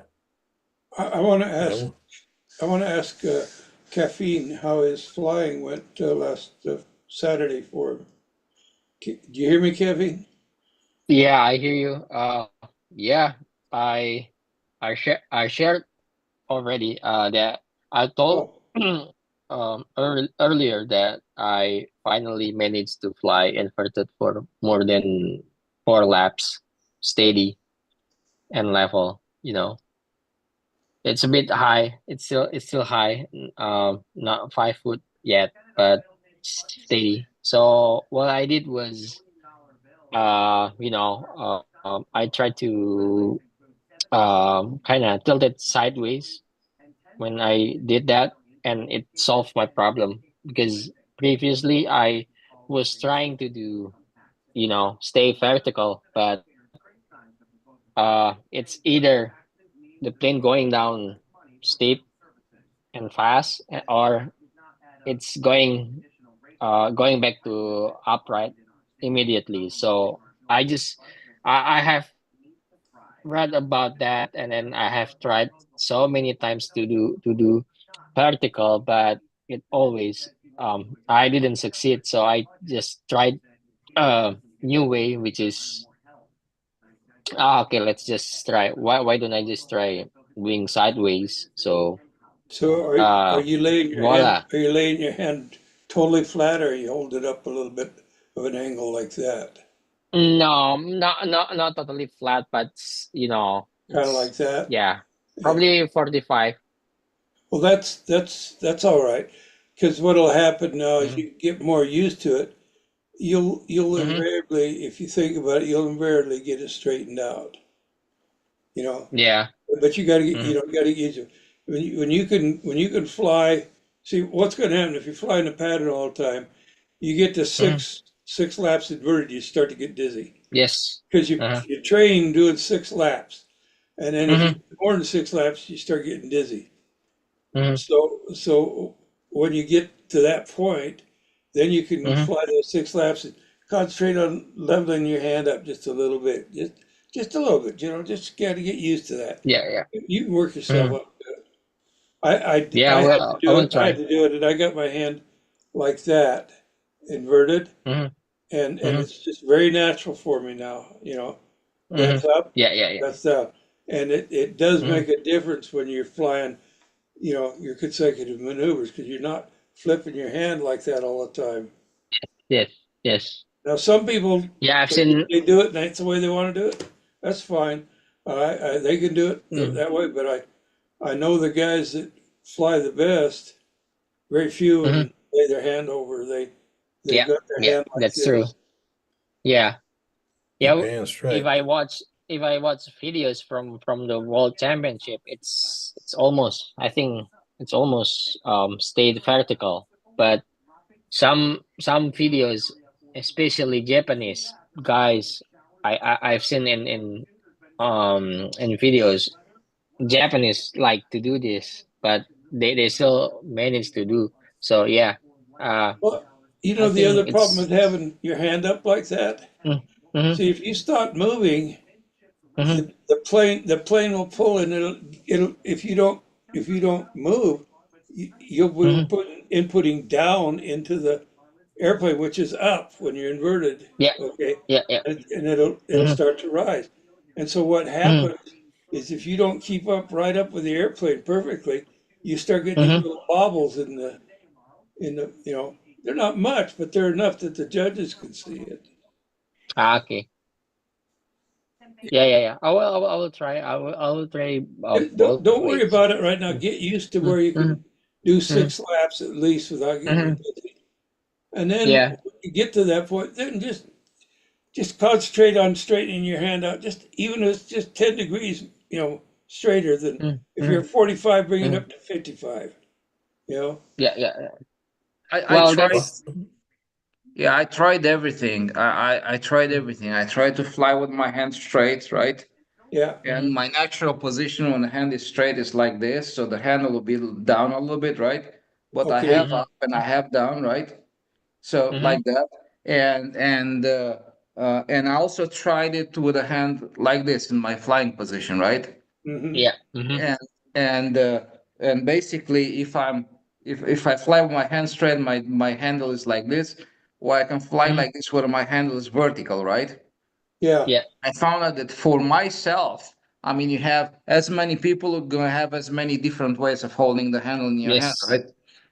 Yeah. But for me, what works for me is this is what works for me. right in here, right? Yes. Yeah, Just Mm-hmm. kind of like that, that's and allowing I'm your just that's allowing your wrist to do that natural yeah, then pistol I grip have up type and thing. down, and the Yeah, lines are going Mm-hmm, straight out to the plane because if you fly like this, the bottom line mm-hmm. is going to pull more, right? right. Yes. And then the plane is going to have the tendency to go up all the time. Or when you're inverted, the same thing happens, Mm-hmm, and it mm-hmm, has tendency to go into the ground. The But thing I is found mm-hmm. if I'm here, my lines are going perpendicular straight out, then I have none of this imbalance. Yeah. you're And Yeah. absolutely right. You're absolutely right, Trey. Uh, Gordon flies. He puts his hand right here, and his other hand is right on the center of his body, right there. Mm-hmm. Okay, and his hand is there, and that's how he flies when he's flying. Now, Walker, he puts his hand out and looks down the handle, straight down his arm when he flies. But that when you fly, when you like what's called the relaxed grip. That's when your hand is like this, you know. Mhm. Your handle, I don't have a stick here. Oh, here, this will work. If you're I like let her- this, you can I- just relax your grip and the plane is going to just pull it straight out. Well, that's why, see, if you're flying relaxed grip and you're like this, okay, you've got the Mhm. problem you're talking about. But if you bring it up here, that brings it up almost straight up and down. Yes. And that works. Yes. Yeah. And as far as going inverted, if you're learning to fly, if you're going inverted, if you hold your hand, you know, at like an angle like that, inverted, instead of like Mhm. that, Mhm. you don't get as many bobbles, and you're closer to where you can start working it up to where you get it upright. Yeah. You know, Yeah. and you know, That's try what it. I'm thinking as well. Yeah, and so you know, this is you got to build the muscle memory. Mhm. Because the muscle reflexes. memory is what's going to help you finesse it when you start getting Mhm. into the trickier stuff. Do Mhm. you agree there, Tryon? You know what I finesse when I go inverted? I don't do any of this. I just Mhm. lift my arm up and down a little bit. Yeah, but when you're That's what tilting Yeah. around, But you have a little bit, just about this much, you know, to yep. finesse it. Mhm. Just it's not much, right? But now Even do your probably outside even less loop. than that. Do your outside loop. I use my fingers basically, Mhm. you know, Mhm. and I'll just put the pressure on my lower finger, Yep. you know, and I mean I'm holding on, but it's fingers that are doing the finesse. But then Yeah. I set my planes up so they're not pulling my arm off because I want to be able to finesse them with the fingers because you can get such a fine amount of control just on using your fingers Mhm. instead of the whole hand. See, Yeah. and so and that Gordon taught me that. And that's why Gordon we went from the big twins. You know that he had that too much, which was for 230 Fox 35s. You know, 80 so close to an 80-inch wingspan. Pull your arm off, and his Gemini 2 is still the same size. Pull your arm off. Two OS 35S's on it. Pull your arm off. Fancher flew it and complained, you know, because it was just too much pull on his arm. We went to the smaller ones, and the way they're set up now, they don't like that little Pathfinder twin. It don't pull any worse than a standard single engine Pathfinder, and it's a joy to fly because it's where you point it is where it goes. There's just no stupid things about it. Now, if he said something about your loops, and when I was practicing with Barry, you know, he taught me something, and it kind of makes sense to me. And he taught me that once you give it the input for the loop, you don't move your wrist anymore, Exactly right. Once you because set that that, way you you lock it maintain in. the rate of turn, so it's gonna be maintained, Mhm. right? Constant, Exactly. right? Yeah. If Now you do it right. he said the way you fine tune that, you don't fine tune from your fingers at all because you already gave it the input for the loop, right here, right? Right. But Mhm. if you the plane is coming, you're following the plane, right, all the time, right? Mhm. Right. Mhm. In the loop, right? But if it's the plane seems to come a little bit low, instead of following the plane normally, here on the bottom you're flying, follow it a little bit above the plane. Yep. So instead of being with a hand here, it's gonna be a little bit higher, Right. but just a little bit higher, and or a little bit below the plane on the top, right? But But the rate of the turn of the plane is going to stay constant, and you refine it by just having a little bit the hand below the plane on the bottom. Mhm. You're And, absolutely right, no, Trey. a little bit above the plane on the bottom, a little bit Yeah. below the plane on the top. Yep. Mhm. You're In windy absolutely conditions, right. right? Yeah. Here's the loops, the round maneuvers are kind of where you really aren't finessing, like you said, much with your fingers. It's mainly you set your rate of turn, whatever it is, up, and then you hold that all the way around to keep. And if you've got the right rate, you'll leave it 4 feet, and you come around and you'll come in at 4 feet. Like I said, if you're a little high, you raise it. Back up. I've found you want the loops to be 45 degrees at the top, and you want it to be shoulder height out at the end of the lines at the bottom. So that's 0, that's 45, okay? And if you set up that to a 45, you should, if it tightens up, if it wants to tighten up, then you're tail heavy. Because in the loop, it's throwing the tail out as it goes around. It's the pressure on the turn is throwing the tail out, so it tightens up the loop. If it opens up, and you're always fighting it to try to keep it into the same geometry in the turn, if it's opening up and you got to give more up to keep it going, that's because it's nose heavy. It's throwing the nose out. When you get it where it's balanced properly, and the plane will tell you where it wants to balance, and that's the thing you got to find in your trimming is where the plane wants to balance.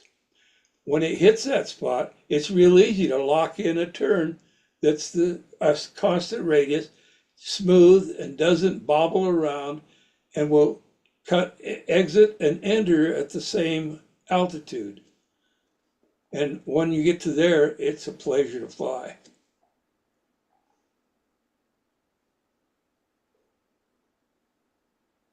Yeah. Caffeine, by the Yeah. way, congratulations. You're here and you're not driving.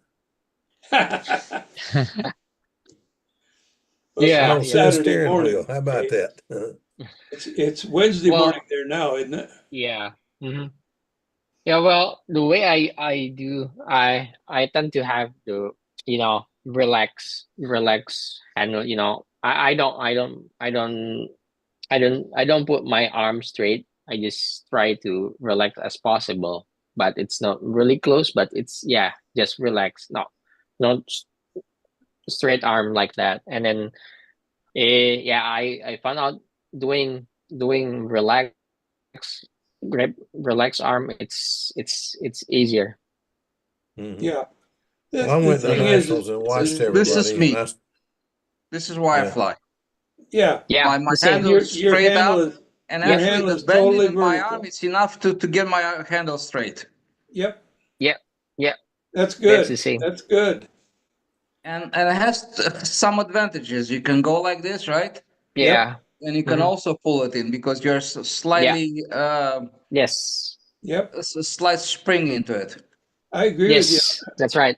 Agree. And I think that's the when way you to do learn it too. when you learn to fly with your handle like that, when you've actually got it, well, no matter how you're holding it, if it's in close, when you've got it so Yep. that the handle is straight up and down, Mhm. it's so much easier to get equal turns. Yeah. Yeah. And now here's one. What do you do when you do the reverse swing over? This is how I've done it for years.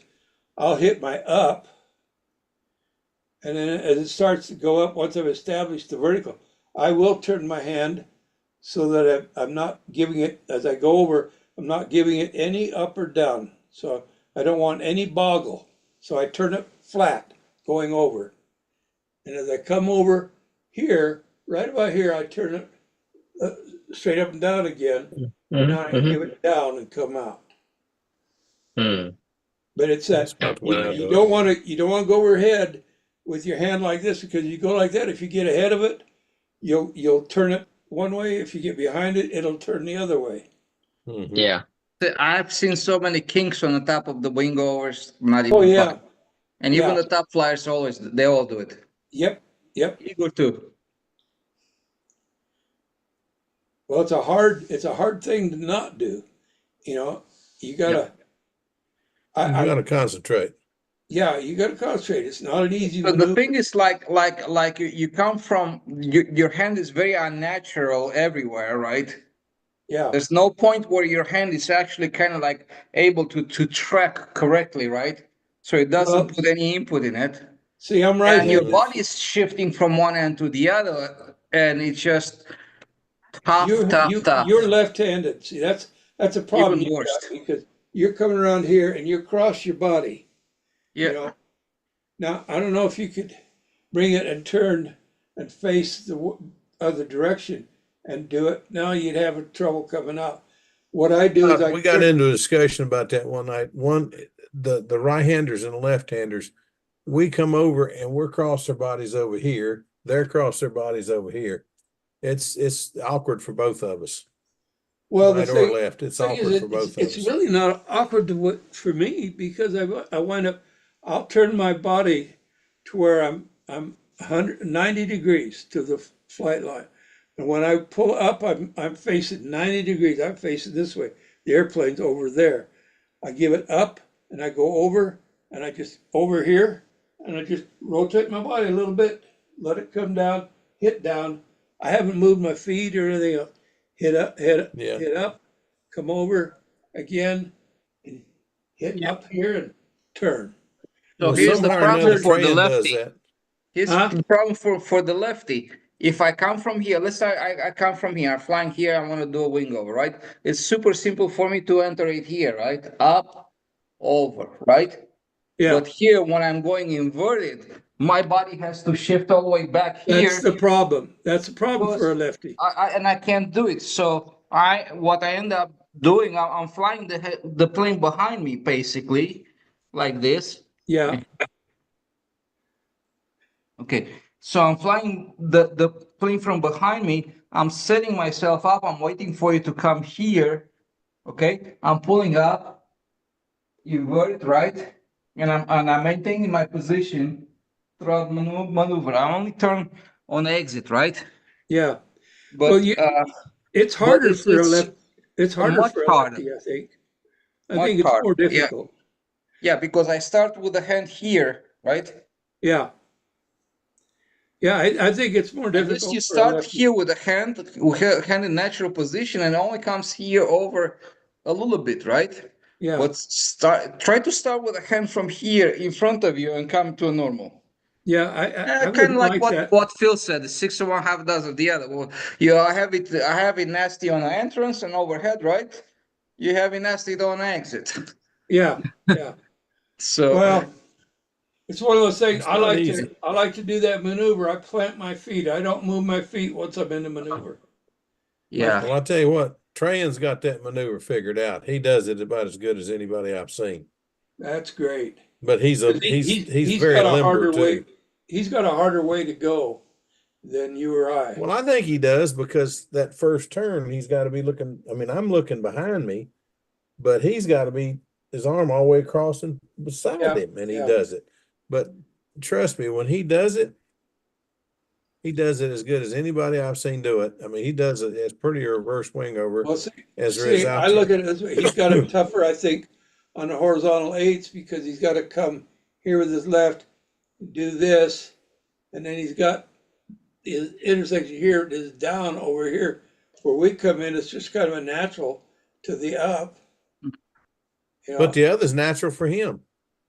You know, Al Raby, when he used to fly, when he do the horizontal eights, he was flying to the side of it. He said that way your arm is moving the whole time, but it's equal movement. Well, when you do it this way, one is naturally smaller than the other. Well, not if you. Al would argue with a fence post about that. Not if you. I don't think if you have done like I do, and find your CG so that your loops want to stay the same size. You're not fighting them anywhere. I think your loops will stay pretty even.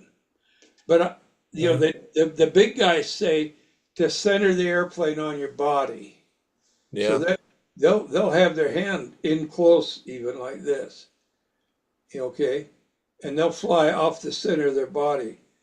I don't do it that way. Of course, I don't get scores like they do either, so. Yeah. One advantage for right-handed people is that you can always fly your level laps over your right shoulder. Yes. Yeah. Instead of in front of you, right it. So when you start to do your maneuver, you fly like this natural, right? You stop and wait for it to come in front of you, and then you do Exactly. your maneuvers, right? Exactly. Yes. I do kind of the same thing, only if I fly over my right shoulder like that, right? With my hand here, right?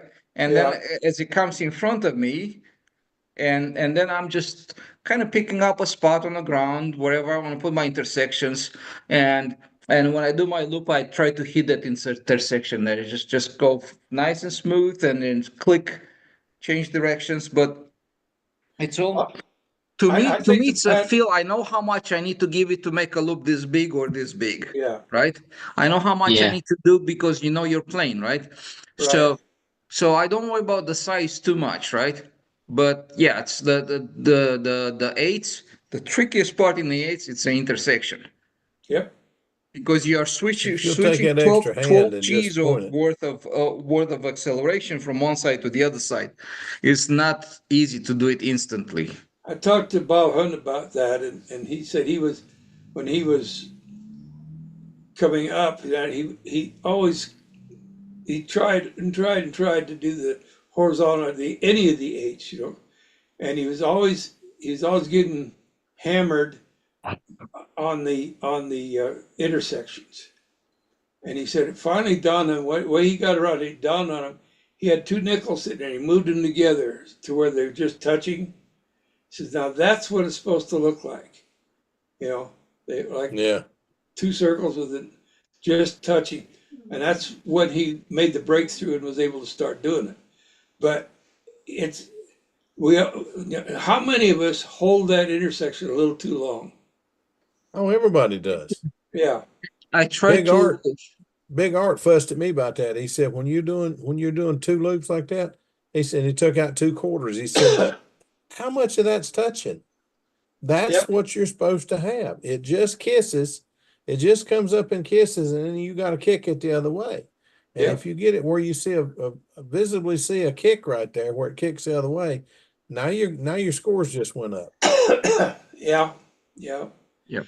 But I do truly believe, and it's not just because Trey's here, I truly do believe that a lefty has a little more challenge in flying the pattern than a righty. I don't know. You can't prove it with me watching him. I watched him Well, fly he's quite a worked bit, with and it. he can He's fly. worked with it. Well, that's it.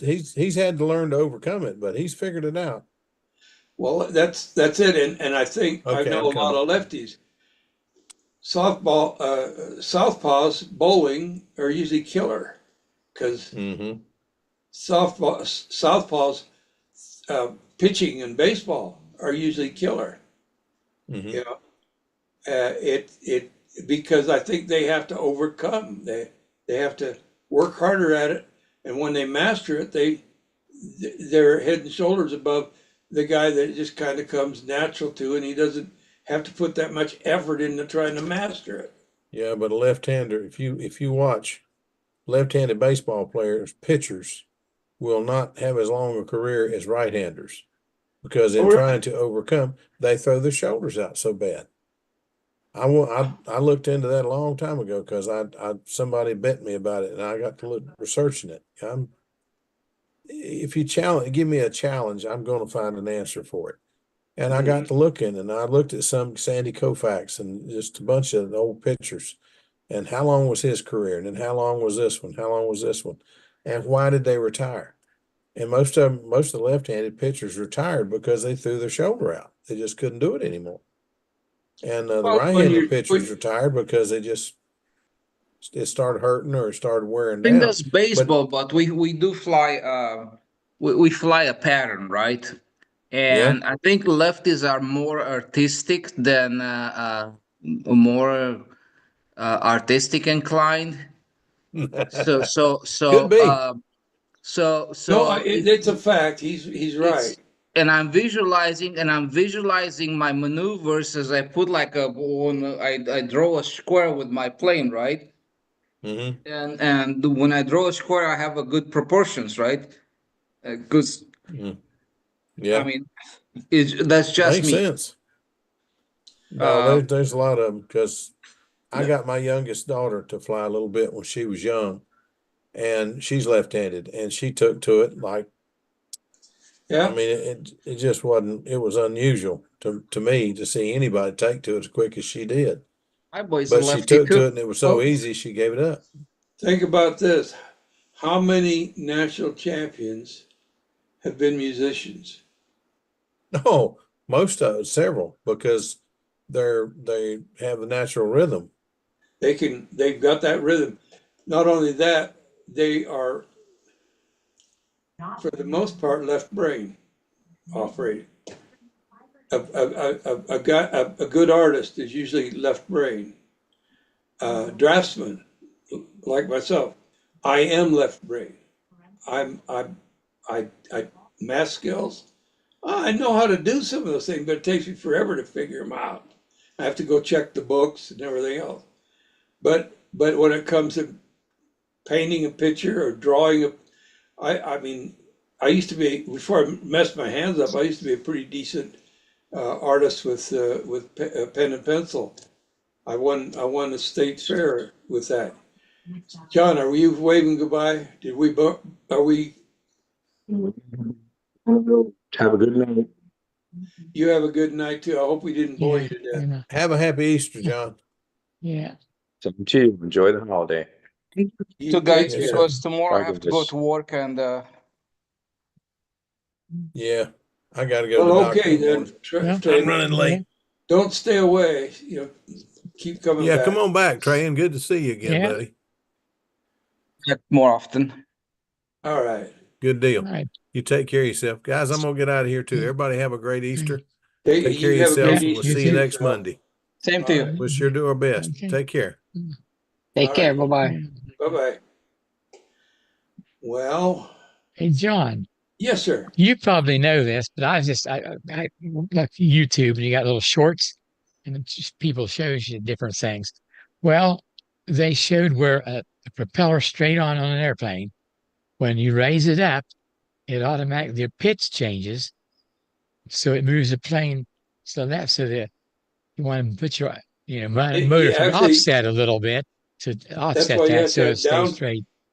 That's why with a plane with a normal rotation for us, counterclockwise, when you go up, when you pitch it up, I think it's the bottom part of the prop is getting a bigger bite, and Mhm. that causes the to want to pitch it nose up.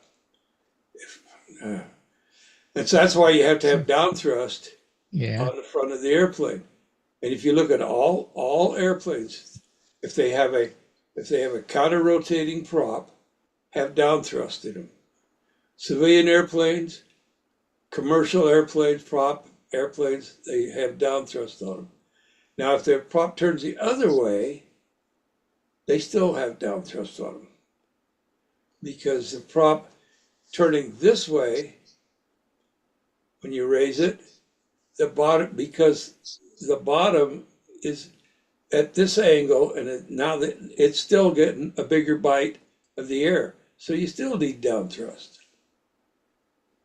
So I always thought, you offset a little bit to help pull it out on your lines and everything. You can do that. But You can but do that. That's a good one. 1 degree. 1 degree is a good figure. Some guys put like 3 degrees there. That just looks grotesque to me, because the spinner is off. The front of the airplane looks like it's bent, and the spinner is yeah, way over to one side.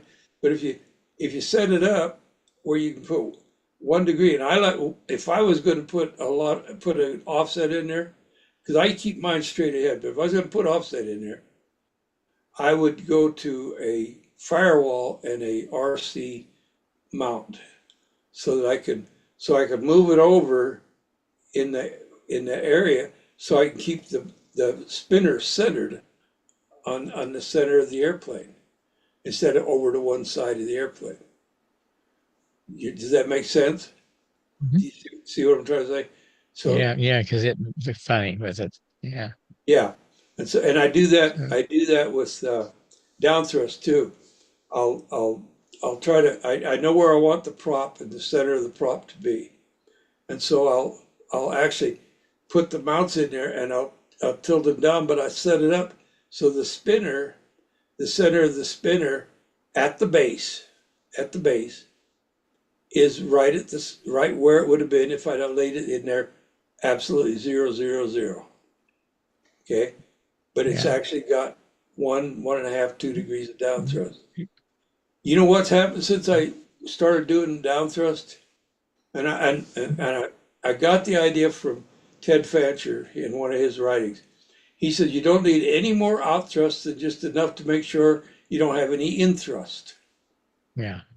Okay, but on the down thrust, that's a whole nother story because you've got I forget what the force is, but it tries to raise your nose, and that's why a lot of airplanes when they're flying, you have to fiddle with them in level flight, whether it's upright or inverted, because they're getting a bigger bite of air on the ascending blade, and the ascending blade gets that bigger bite, and it yaws it to one side or the other depending on the rotation, and tries to raise the nose. And that's why you're fighting for level flight. It's like that going around Yeah. because you're fighting. But if you got it in there, it locks in solid, and it doesn't. You're not having to chase it all the time.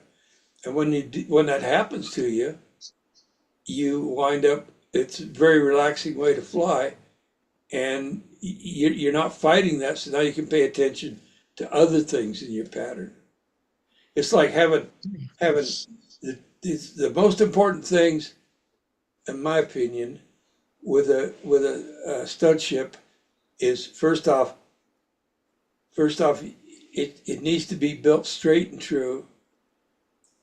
It needs to be properly set up. And that means that it's flap and elevator ratio and amount of throws has got to be in the right ballpark to keep that CP from moving around. It's amount of movement it takes, the speed of it. That's another thing. The down thrust, a good solid running motor or engine. That's why electrics work so well. So they run the same every time. But if you're going to run an IC engine, you got to get a good one. I started getting, when I was a kid, I had a McCoy 35 and I could get it absolutely identical runs every time with that. But the engine that came after that, they had more power and a lot of other things. They last longer, but it was more difficult to get identical runs out of it each time. My stalkers, I get pretty well identical runs from time to time. So when you get that, so you're not fighting the engine run all the time, you got a good fuel delivery system that going in there. Now the airplane is flying, it's flying straight and true. And now the third nut in the whole thing is the nut on the handle. Oh man. Nut on the handle. Yeah. Now's when you need to practice. That's what Caffeine's going through right now. He's learning to try to keep his hand a little more upright. He's had to learn that he needs to have a little palm up when inverted, and that's fine. Just keep it in mind that your goal is to get it so hands vertical. But you don't have to do that overnight. You can do that in 2 or 3 years of flying. Mhm. Anyway, so when those three things, when the plane is straight and true and trimmed out well, and you got a good power, whether it's electric or IC, when it's repeatable and it's the same, and it's plenty of power and all that all the time, then you are practiced, it's a hard combination to beat.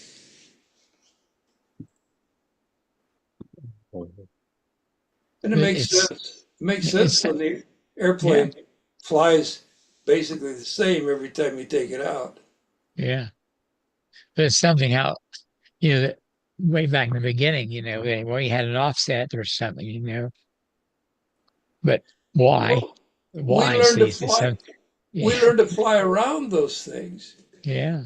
You I know, mean, we didn't know how to fix these problems. So if we knew that it tended to make tighter outsides than insides, then we taught ourselves to open them up on the outside and to fly it. We had to fly them around and open them up on when we're doing the outsides to try to get them even.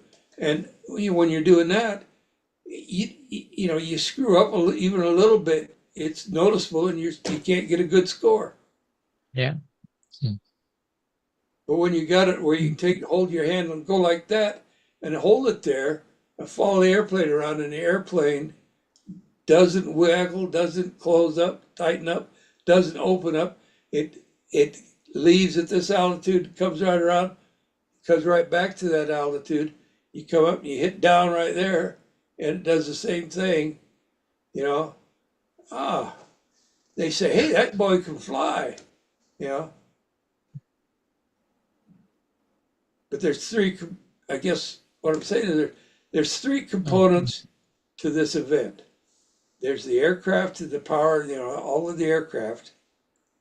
There's the way it's trimmed and the way you fly it, but the power, the airplane and the trim, the power, and the repeatability of the power, and then there's the pilot, the training of the pilot.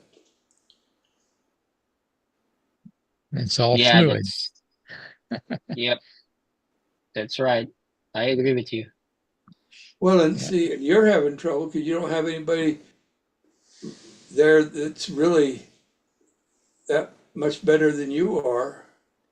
Yeah, that's the problem. But and you're trying to learn, Yeah.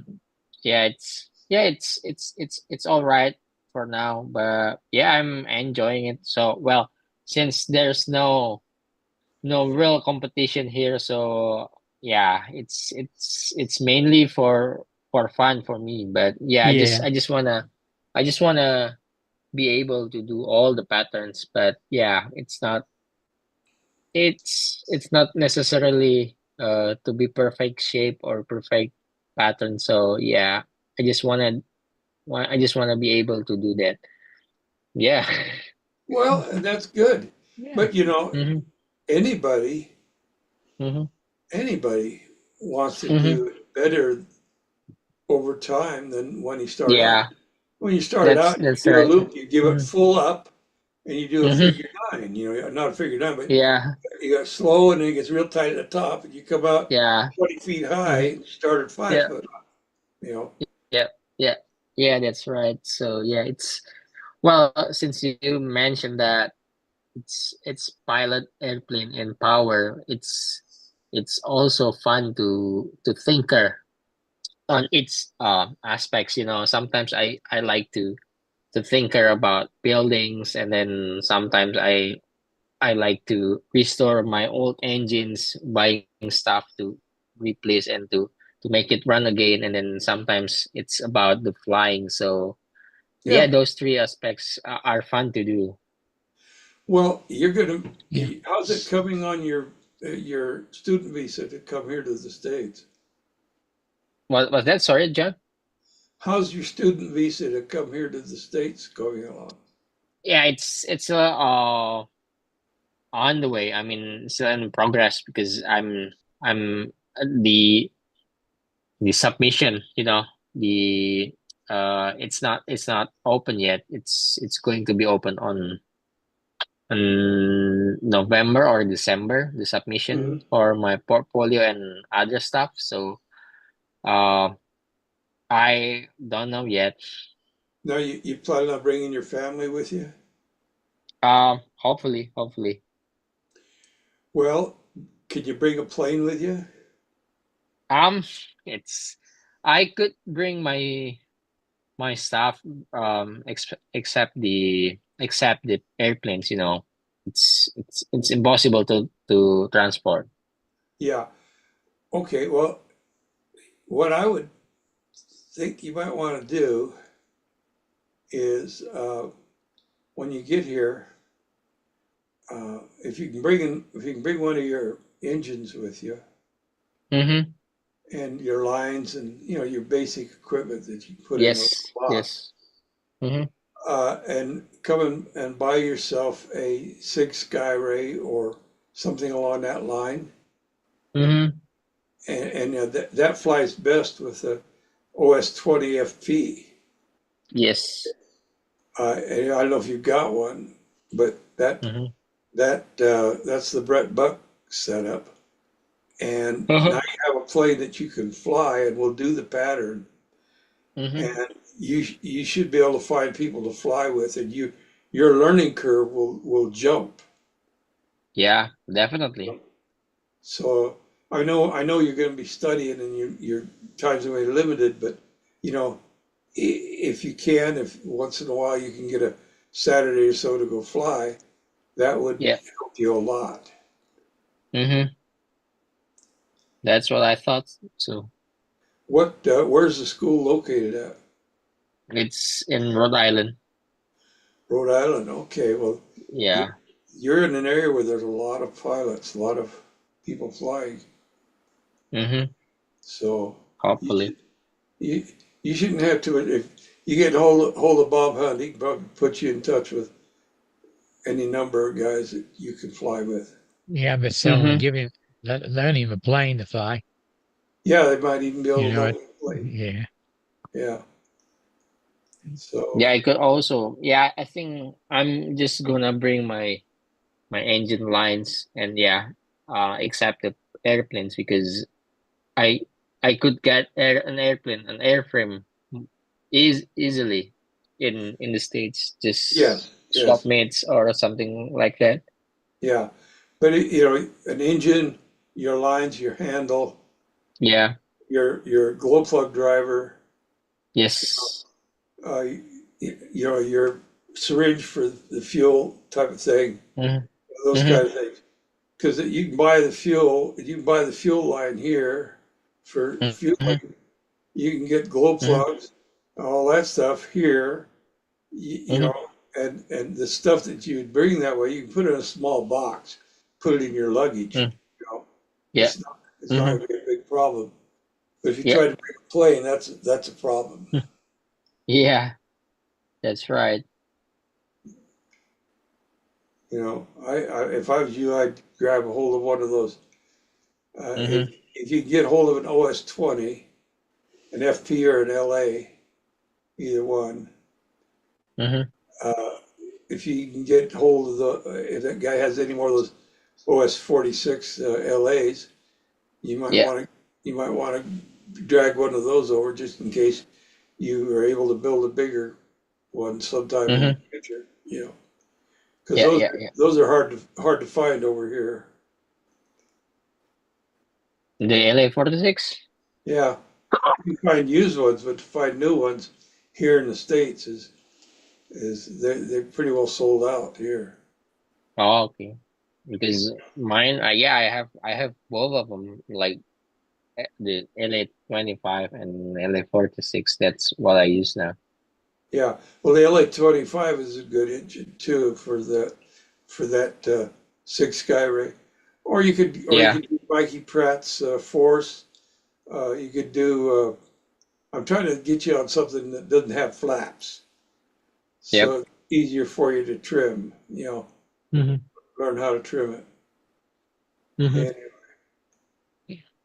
Well, look, I probably better get going, Yeah. but it's good to talk to you guys tonight. Yeah. All And right. Hey, I, John, I mm, I always want to ask this to you. Do you know Toots Stillman? who? Toots Stillman. The name sounds familiar. He is harmonica player. He's Oh, Belgian. I don't know him. I know a little of him. Yeah, Ah, okay. yeah, Yeah, it's one of my favorite harmonica player because it's Some of those guys are so, every time I get to thinking I'm pretty good, I'll go on the internet and I'll listen to those guys and I'll say, oh, wow. You know, I realize I'm just a beginner. I got me a new one today. It came in the mail today. Let's see. I don't know if we got that set up. This is called a Patty Tune. And this one, it's designed to play Celtic and Scottish and Irish music, you know. And Okay. now, can you hear this? Because it's not set right. You can't hear. Can you hear that? Yeah.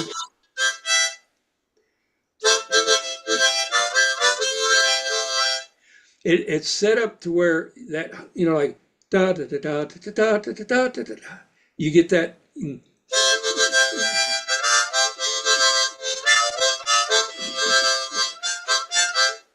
Anyway, I'm having fun with it. I just got it. That's the second time I played it, and first time I played it was about same amount. So, but tomorrow we played a lot more on it just to learn it. You know, Yeah. I have to say that I enjoy playing harmonica. It's Yeah. an interesting instrument. You know. Yeah, it's my late grandfather's favorite instrument, you know. He always brought his harmonica everywhere he went. So yeah, it's really fun yeah, memory of him. Now, was it tuned like the Chinese style, or was it tuned in the diatonic? Do you know what that means?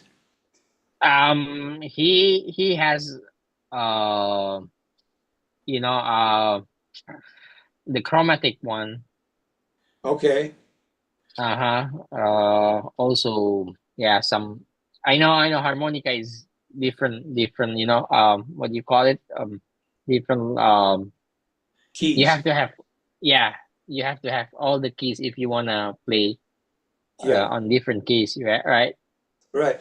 There are some you can have about 4 or 5 harmonicas, and you could play almost all the keys and almost all the sharps and flats, almost, but not quite.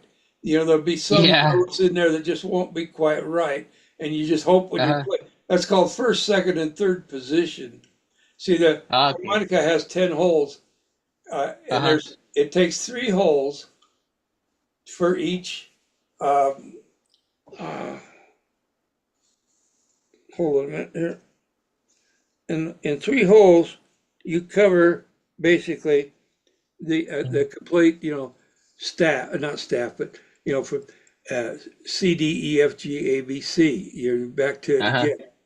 Uh, it, but you get in the 10 holes, you get to that point 3 times, and so it's called first position, second position, Mm-hmm. and third position. So if you're playing Mm-hmm. third position, you're playing up there. Well, those notes at that pitch will blend in with Mm-hmm. some of the other keys. And there might be, the thing is if you've got, like I've got all of them, all right? And I like Mm-hmm. that because I don't have to worry about having a sour note, a Yeah. note that's not the right note in there, okay? Mm-hmm. And it's interesting though for minor keys. Mm-hmm. Harmonicas are in major keys, but for minor keys, you take the minor key, for instance, minor key for A minor, Mm-hmm. go A, B, C. The C harmonica plays A minor. So Yeah. when an A minor comes up, I grab my C harmonica and I can play it. That's the only case. Mm-hmm. The rest of the time, though, I've got let's see, I've got G, A flat A, B flat B, Mm-hmm. C, D flat, E, E, D, B flat, B, C, D flat, D, E flat, E, F, and F sharp. Okay, that's the 12 keys of the Mhm. staff for music. I hope I'm not boring you. You got me. You hit me Mhm. on a point that I really like to talk about. Yeah. But so those are the 12 majors, and with those, I have a bandolier that goes from across this shoulder down to here, and I've got Mhm. 14 harmonicas in there, and so I can grab either one, any one of them Yeah, yeah. because they'll do. Have you played guitar? Do you know? Any? No, Okay, I don't play any instrument, but I like to listen to music. okay. Well, in a guitar, Mhm. sometimes it's easier to play something in C, but Mhm. you want it in Mhm. you want it in D, okay? Mhm. And D is harder to play, the chords for D. So they've got what they call a capo, Oh, okay. C-A-P-O. It's a little thing that Mhm. clamps onto the neck, and they'll capo two. So they go down two, clamp it there, and they play C. But what they're actually playing in is the key of D, Mhm. okay? And Mhm. sometimes they can Oh, capo six and play in G, and it's some weird F sharp, and so if I don't have them all and they get some weird capos, I can't play. I can't play with them. Mhm. So mm, Yeah. uh, that's why I have the whole set. Yeah. mm. Yeah. Wow. Yeah, yeah, that's the interesting part of harmonica. Well, you know that it's a Chinese instrument. Did you know that? No, I didn't No, I know didn't that. know that. Mm. Yeah, the Chinese invented. I'm Oh, talking about centuries and centuries ago. yeah, yeah. They first invented the harmonica. It's a reed Mhm. instrument. See, they Mhm. make their sound Right. by the reeds in them. Yeah. Mhm. And you got one reed for the blow and another reed for the draw. And so Yep. well, the Chinese, Marco Polo actually brought Mhm. it back to Europe, and the Mhm. Germans got it, and the Germans developed what they call the diatonic scale. The Mhm. Mhm. diatonic scale works Oh, out. They developed it to play Mhm. polka and march music and stuff like that. Ah, And okay. and the harmonica is just really good at that. But on the Mhm. diatonic scale, there are some notes that aren't there, you know. Mhm. And so they do what we call bending, and bending is weird because what you do when you Mhm. bend, you Mhm. you draw really hard or blow really hard. It's Mhm. upside down. Mhm. Mhm. You hear that? Mhm. I took that one same hole and was able to drop it down a note. Mhm. Mhm. And you learn how to do that, and then you can play any dang thing. You can Yeah, fill in yeah. the notes that are missing, and it huh. sounds Mhm. cool, especially when you're playing blues. Because Mhm. they use a lot of those draws. So Mm. yeah. Yeah. Anyway, so that's how the harmonica came in, and it got real popular in Europe, and then it was an inexpensive. I mean, good Lord, Mhm. look at the size of it. I mean, I've been carrying it in my shirt pocket, Yeah. and Yeah. and Eh, people learned how to play it. I came across the Mhm. plains here. Somebody'd have a harmonica. They'd have little hoedowns at night, and dance, and somebody'd Mhm. have a fiddle and a fiddle and a harmonica and whatever, Mhm. and they that's how they entertained themselves. And cowboy might Yeah. have it in his shirt pocket when he's out driving the cattle and keeping them from getting too upset. He might sit instead of singing, play the harmonica, you know, Mhm. and because the cows, it's amazing. Wild animals are attracted to music. Did you know that? Mhm. They Okay. say they say music calms the savage beast. I have seen on the video on the internet where a fella sits out there and he's playing not a harmonica, but he's playing an instrument, and Okay. he's got wild animals, giraffes come right up. The elephants just went nuts over him. You know, Mm-hmm. they were in an enclosure, and this big cow elephant got down and got her nose out and was trying to touch him. You know, with her trunk. You know, and, and so anyway, in America and around the world, the harmonicas got very popular. Now, some really good harmonica players are in Japan and China and your Mm-hmm. part of the world as well. Mm-hmm. I don't know much about them. I have heard some of them play. Most of them are playing Mm-hmm. Western style music and Mm-hmm. not traditional music. I don't know how well the did your great grandfather did he play traditional music or American style? No, he's not he's not a musician. He was an architect, but he really liked to listen to jazz music. Okay, Uh even the harmonica player is all he listened to uh are jazz musician like Todd Stillman. It's yeah, yeah, one of the biggest name in jazz scene, for right. harmonica. And yeah, I also like the more contemporary. His name is Gregory Mare. He is also from Belgium, I guess, but he was in a jazz band, very famous in the States, Pat Metheny group. So yeah, that's how I know about harmonica a little bit. Yeah. Well, I'll tell you, there's a you go on the not Facebook. Oh, come on, what's the one that all the videos are on YouTube.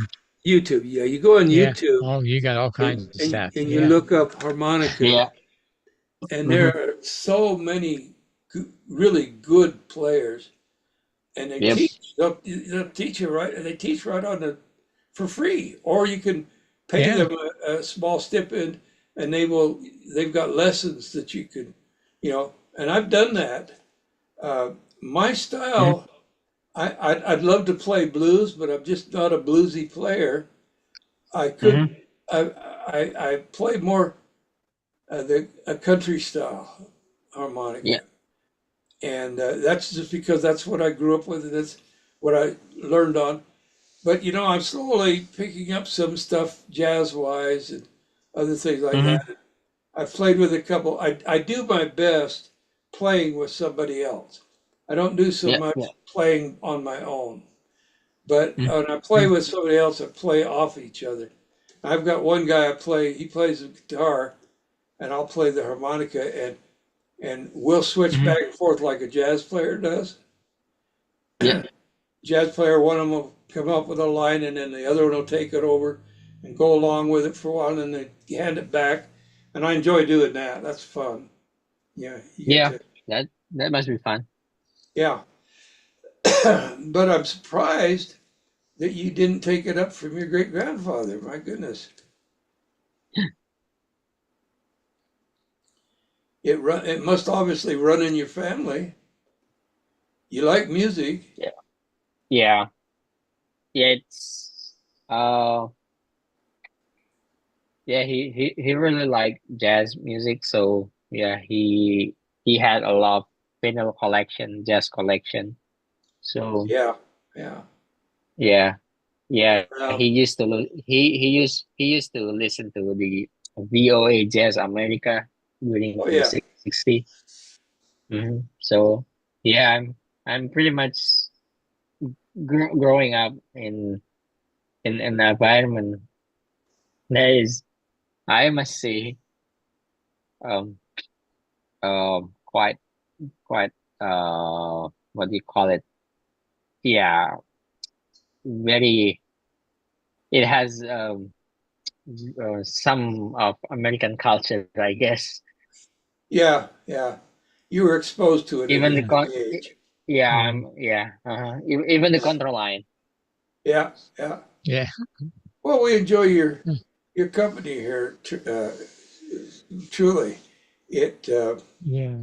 it's fun having you here and try to help you and watch you progress, and makes us feel good when you Mm, progress, because we feel kind of Yep. like, well, we helped him along a little bit, and he's progressing. And, we figure someday you're going to be the champion of Indonesia. So the day we I see hope so. you representing Indonesia at the World Championship, then we'll know we did good. Yeah. You don't. Thank That, thank that you day may guys. never. That day may never come, caffeine. But it won't be because you didn't try to do the best you could. Mm-hmm. You yeah. know, I'll never Yeah. be representing my country. I'll never be good Mm-hmm. enough to do that. So Well, I do have the opportunity because less competition here, but I don't know. well, the thing is you don't go to that necessarily to win unless you're really, Yeah. really, really Uh, good. You go there for the yes. experience. You know. Yeah. It's what Jake Moon did last time. Yeah, yeah. And Jake. Yeah, I know. I didn't know him personally, but I knew of Jake when he was just a kid, little kid. Uh-huh. Uh-huh. And his father is a pretty good stunt pilot. Yeah, And I know. yeah, his uncle was also a pretty good stunt pilot. So he kind of grew up in it, and he learned well. I saw his build there on this last plane that he put on the internet here. He did a pretty decent Yep. job with it, I thought. Yep. That's And right. you know, I hope he's. I don't know. Is he becoming a citizen there in Singapore? Is he? Or what's? I don't Mm-hmm. know. Did he marry a girl from Singapore? What's going on there? I don't know. Okay. No, no. He married. I think I don't know the nationality, but she's not Singaporean, but she got a job in Singapore, Okay. And he so they now moved does he together speak? to Singapore. Does he speak his mother's language? I forget whether she's Chinese or Japanese. Mm, Jake. I mean, you Yeah, mean yeah. English? He speaks English. I It's know that, but yeah. Oh no, no, Japanese. Japanese. Japanese. Okay. Yeah. Uh-huh. I learned a few phrases when I was in the Navy there. You know, Oh yeah, yeah, yeah, like Gomenasai, because yeah. I think I get in the darn trains, and I'm I'm yeah. I'm I'm this everybody else is this tall to me, okay, right Mhm. there, Mm-hmm. and Mm-hmm. I'm in there, and you get to a station, you got to get out, and you're Mm-hmm. standing there, you're packed in so tight, you got to get out, Gomenasai, getting out, and you're trying to excuse yourself getting out, Yeah. yeah,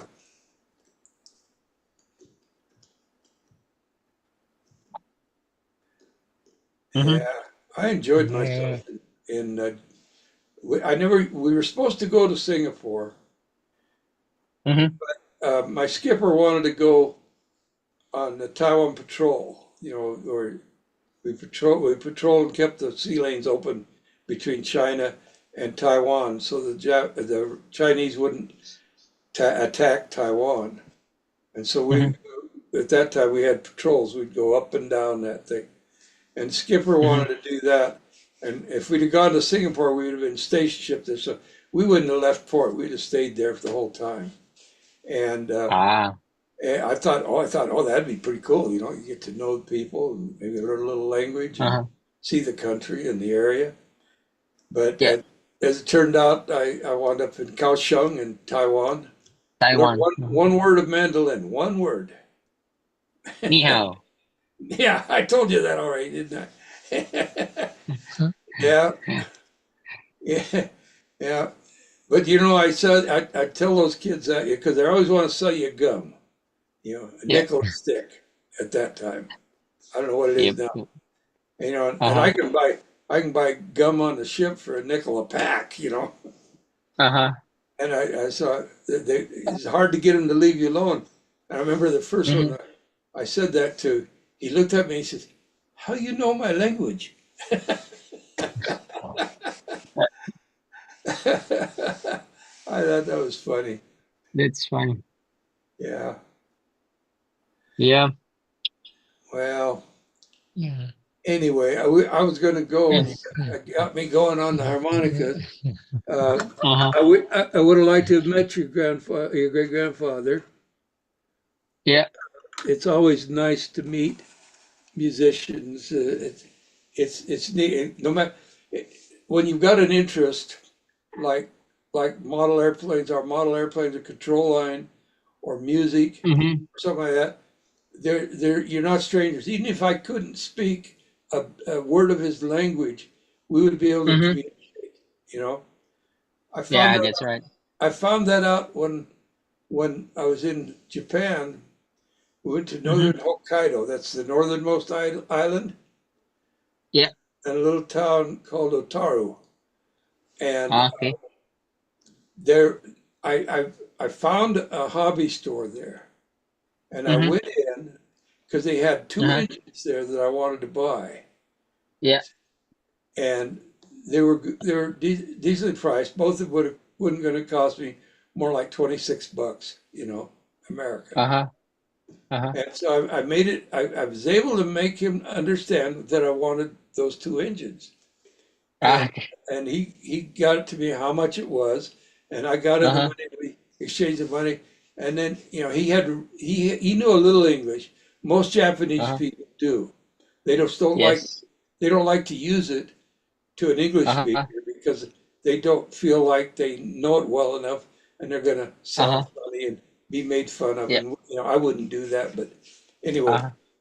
So we're done and I'm getting ready to leave, and he says, "Oh, one moment, you know." And I said, "What? Mm-hmm. What?"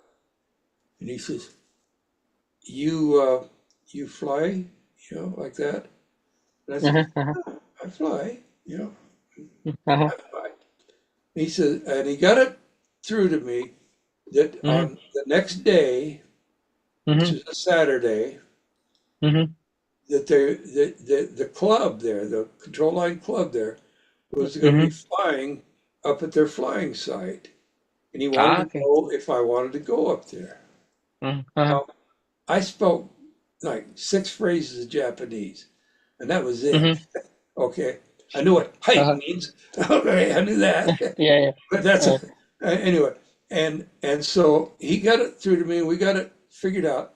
And at 9 o'clock mm-hmm. the next morning, Mm-hmm. a car was going to come and pick me up and take me up there, and I'd spend the day up there with him flying. Oh, that's nice. I had the best time. You know, those guys, Mm-hmm. very few of them spoke very much English, but we had a Mm-hmm. good time together.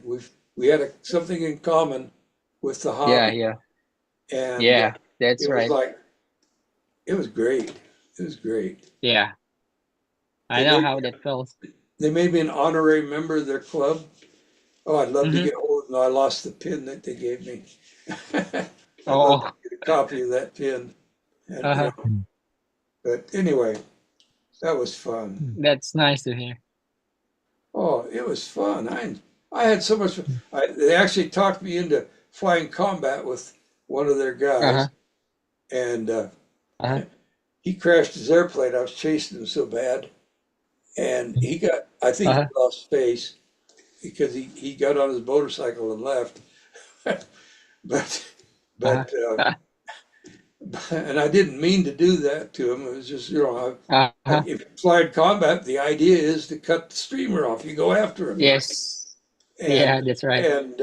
anyway, but they kind of let me know that, oh, he's just, you know, like, don't worry about him. He just so okay, whatever. Yeah, yeah, yeah. Yeah. It's Anyway, funny. musicians Anyway, the same thing. Music's the same thing. yeah. if I sat down with a jazz band or a country band in your country with musicians that didn't speak a word of English, and I got my harp out, and we got Mhm. going, it wouldn't matter. We wouldn't have to be able to talk. You know, Yep. it's just that's the nice thing about it. I better go Yeah. though. It's good talking with Universal you. language and Pardon? Yeah. universal music. Yeah, it is. Yeah. It's very Yeah. universal. Yeah. It is. So you all have a great weekend. We'll see you. Mm, What today's Monday? We'll see Monday, you all yeah. Friday. Well, I don't think they're having it Friday. Oh, that's right. It's holidays this weekend. It's Easter, yeah? Yeah, Yeah. it's my birthday though. Oh, happy Wow. birthday. Happy birthday. I'll 16 again? be 82. Ah, that's right. You're a little bit older than me. I'm going to be Yeah. 82 next month. Okay, well, y'all Yeah. have a great Okay. time then. All Say hi right. to your Alright. family for me there. All right. Yeah. All right. Bye-bye. Bye now. Okay. Bye.